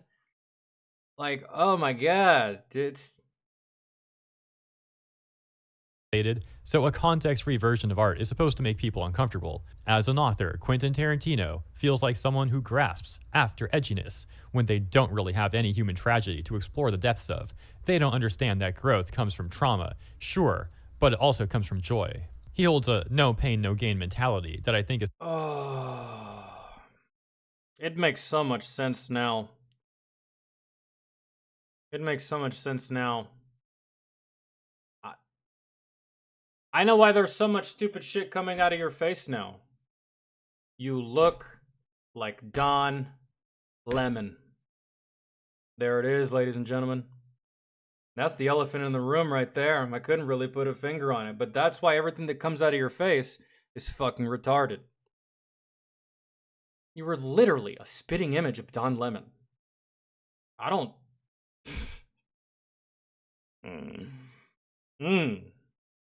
is unshakably rooted in in white supremacist patriarchal values. Oh, wow. There's the buzzwords, more buzzwords. Wonderful job making your argument there. The presentation then turns into a takedown of Tarantino, with Wilde stating, I do think Tarantino's work does need to be critiqued out of existence, and that he specifically has to be addressed in any discussion of that work, because Tarantino is capable of genre filmmaking, but the genre he's chosen with Django is blaxploitation. What? That's again, leave it up to a pussy-ass white guy to be offended on behalf of all people of color. Because I've seen a lot of black people react to Django. Not one of them was offended. Not one of them had it. Man, some of them laughed more than white people did. I saw some white people react to Django, and they seemed a little bit uncomfortable. But I saw a lot of black people react to Django, and I didn't really notice them. Like, I don't understand what the fuck. We go to movies to escape the realities of the daily bullshit. Not go to a movie so we can be yet again confronted by the realities of daily bullshit. Do you understand what I'm saying? It's called escapism. It's called escapism, bro. Some of us want to get away from this bullshit of fucking white versus black, color versus color. Let's just sit around and argue all goddamn day because CNN told us to. Man. Like, some of us want to get away from that shit, so we go to a movie, only to go to the movie and see the very same fucking bullshit and hear the very same fucking bullshit that we're trying to get away from. It's just like, y'all are fucking stuck, bro. Y'all are stuck in this perpetual loop that was created all by yourself, man. You built your own hamster wheel, man. Oh, good lord. What you thought was going to be your greatest success ended up being your greatest fucking plight. And why? I have my own pet theories. Personally, I think it's the same thing we see with any non-black creator who thinks that black people are cool, but can't really examine the covetous nature of their feelings or their own role in black stories. People who in life met a black person that they wanted to follow, get with, or befriend, and never resolved it. The equivalent of a little boy pulling a little girl's pigtails, but it's a white filmmaker in black paint. Gosh, this guy's weird. I don't know Continuing. what the fuck you're talking After about about. 10 minutes of reviewing Django Unchained and comparing it to Blazing Saddles, Wilde declared, arguably, Django Unchained never should have existed because the truth is some stories are not yours to tell unless you're willing to step out of the limelight. What do you mean some stories are not yours to tell? You know there was white people in that movie, right? Oh, I don't really think the Django movie was picking a side to stand on, man. I don't think this movie was being told from the perspective of blacks or whites. I think this was just a movie that was just encapsulating black and white, man, and what it was probably like back then for the slaves and for whites. And why do you have to be black to make a movie about slavery? Last time I checked, white people also had a hand in slavery, man. That's also another good source of information. You don't just, I hate to sound crass with this, but you don't just have to get the information from the motherfucker that was being whipped. You can also get information from the motherfucker that was doing the whipping. You don't just have to get it from one place. Both colors were involved in that. Whether you think so or not, both parties participated.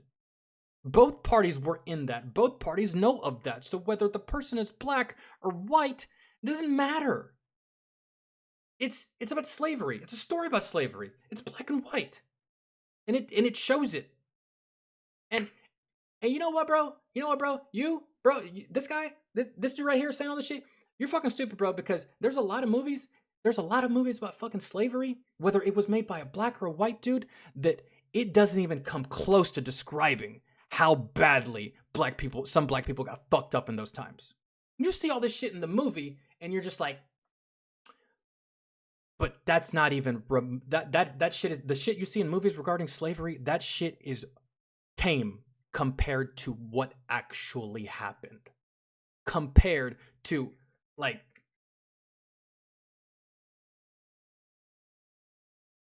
But you don't know. You don't know because you weren't there, which is what you say to white people. You don't know because you weren't there. But you don't know either because you weren't there. So what makes you more knowledgeable than any other fucking white person? What makes any other black person more knowledgeable about slavery? They were both there. So I don't know what the fuck you're talking about, but the story about slavery impacted everyone of every color. And to think that America is the first people that have endured slavery, that's another naive fucking thought that always baffles me about you fucking people. You think of yourself as so fucking important. You think slavery started with you. It didn't, and it's not a new concept. Bro, the concept of slavery is thousands of years old. So, like, who's qualified to tell those stories? Only people of color? Suck my dick, bro. As a white person, you aren't equipped to tell the story about a black experience. However, if you are willing to put your ego aside, well, you can go ahead and make Blazing Saddles something great. He then wrapped up the entire presentation by sharing that good genre starts with representation on the creative team. No, good genre starts with someone who can actually tell a good story. Man, only a brain dead fucking retard will be like, the movie was absolutely amazing, but you know what would have made it better is if the director was black. Shut the fuck up. Shut the fuck up. Foundations of the project must be solid. Wilde also claims that the identity of your characters, specifically your heroes, must There's been plenty of directors that have made movies about military that have no prior service. There's been directors that have made movies about military that don't even have military in their family.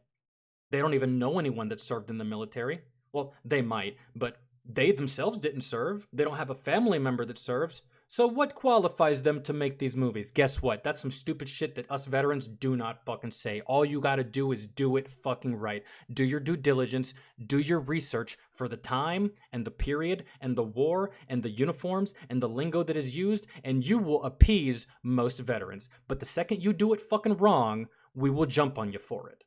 We don't give a fuck that you don't have military service. We don't expect you to. We just expect you to do it right. But you're on some other dumb bullshit, bro, and you're a fucking idiot. I expect movies to be done right. I don't really care the color of the person behind it. If the movie was good, it was good, regardless the fucking color. And if the movie was bad, it was bad, regardless the fucking color. Not everything's gonna be good.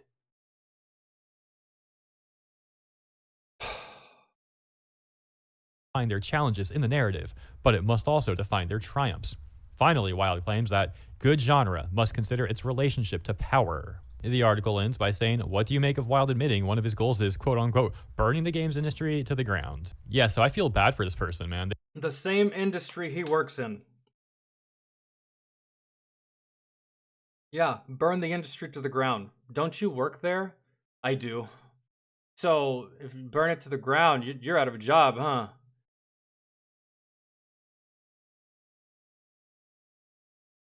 I didn't really think that far, but when you say it out loud, yeah. Burn it to the ground. This motherfucker probably says eat the rich. Oh my god. This motherfucker probably also agrees with the motherfuckers that burned down all of fucking Ferguson and Baltimore and Maryland because someone got shot. Burn down the neighborhood. Yo, isn't that your house though? Yeah. You gonna set it on fire? Yeah. Where are you gonna live? I don't know. Thought that far. I'm kind of stupid. That's this guy, man. What a fucking joke. They sound like deeply unhinged and unhappy, like perpetually miserable. Like simply reading all that nonsense was enough. I sound perpetually miserable, but I'm miserable because I'm surrounded by fucking morons. These people are perpetually miserable because that's just the way that they are. We've got nothing else to do. They've got nothing good in their life. Me. Imagine actually living that life every day. And then imagine how many people just like that are at Sweet Baby Inc. So yeah, that's the article. Let me know what you... And this is why I didn't know who the fuck you were, Sweet Baby Inc., because I shouldn't have to know who the fuck you are. And I'm glad I didn't know who the fuck you are. And now that I know who the fuck you are, I'm worse off for it. Really. We're all worse off for knowing who the fuck you are and the fact that you exist. And the fact that you think of yourself so important that you think you could burn the gaming industry to the fucking ground. It's kind of like the illogical, naive people that think that humans are so powerful that we could actually destroy this fucking planet by not recycling. We're not that powerful and we're not that important. When it comes to this planet, we are insignificant fucking specks, bro. If we were to ever go extinct as a species, that would be the best thing that ever happened to this goddamn planet, to be honest. Really. So, you're not that important. You're not that valuable. Not very many people know who the fuck you are, really, to be honest. And you bring nothing of value to gaming, really. You don't, man.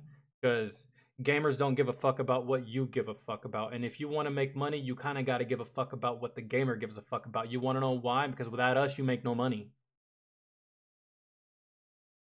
Be wise of you to remember this, jackass.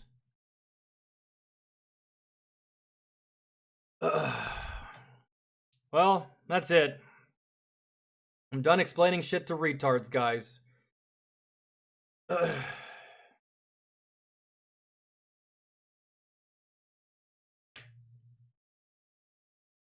gonna ride out, man. We've been live for how long? I don't know. Been a minute. But tomorrow we're actually gonna be live for a little bit longer. Really. Tomorrow we'll be live. We'll be live a little bit earlier, and we might even be live a little bit longer. And tomorrow's gonna be right here on YouTube. If you have any requests, put them in. If you did have requests and I didn't get to them, leave them in the Discord. Astro, if you're still here, the ones I didn't do can stay. Okay. Matter of fact, don't even fuck with the list until later. DM me and I'll tell you the ones that we didn't do. Those will stay. Those will be done tomorrow. Yeah. So if I didn't do your request, don't bother putting in a request yet. Let me get yours done tomorrow, and then you can just put in your request for the next day or some shit like that. And then any other requests that we have, whether they be donation requests, which those take priority. Those take just about as much priority as patron requests. So yeah, just to tell you, by the way, probably shouldn't tell y'all this, but y'all could actually donate less and join Patreon and get the same perks and get your videos reacted to. Because I know some of you donated 5, 10, 15, and that's great and all, and I appreciate it, but you could actually spend less and get the same by joining Patreon. I did it that way on purpose. That's why I made Patreon so cheap. If you want to donate, that's fine, but if you want to literally pay less and get the same out of it, I'd do it. Really. I'm not saying you have to, but I'd do it. Just telling you. So, yeah.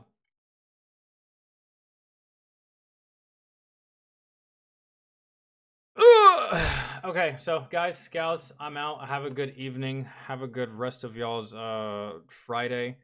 Be live tomorrow. I don't know if we'll be live on Sunday. I'll let you know. If we do go live, it'll be a music stream. And yeah, man, if y'all need anything, y'all can hit me up on Discord or DM me.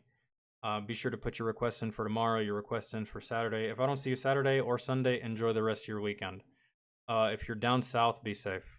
Got that hurricane coming through. And if you're not down south, man, fucking still be safe because people be idiots. Enjoy your weekend. Enjoy your time off. Love y'all. All right. And I will see y'all tomorrow, man.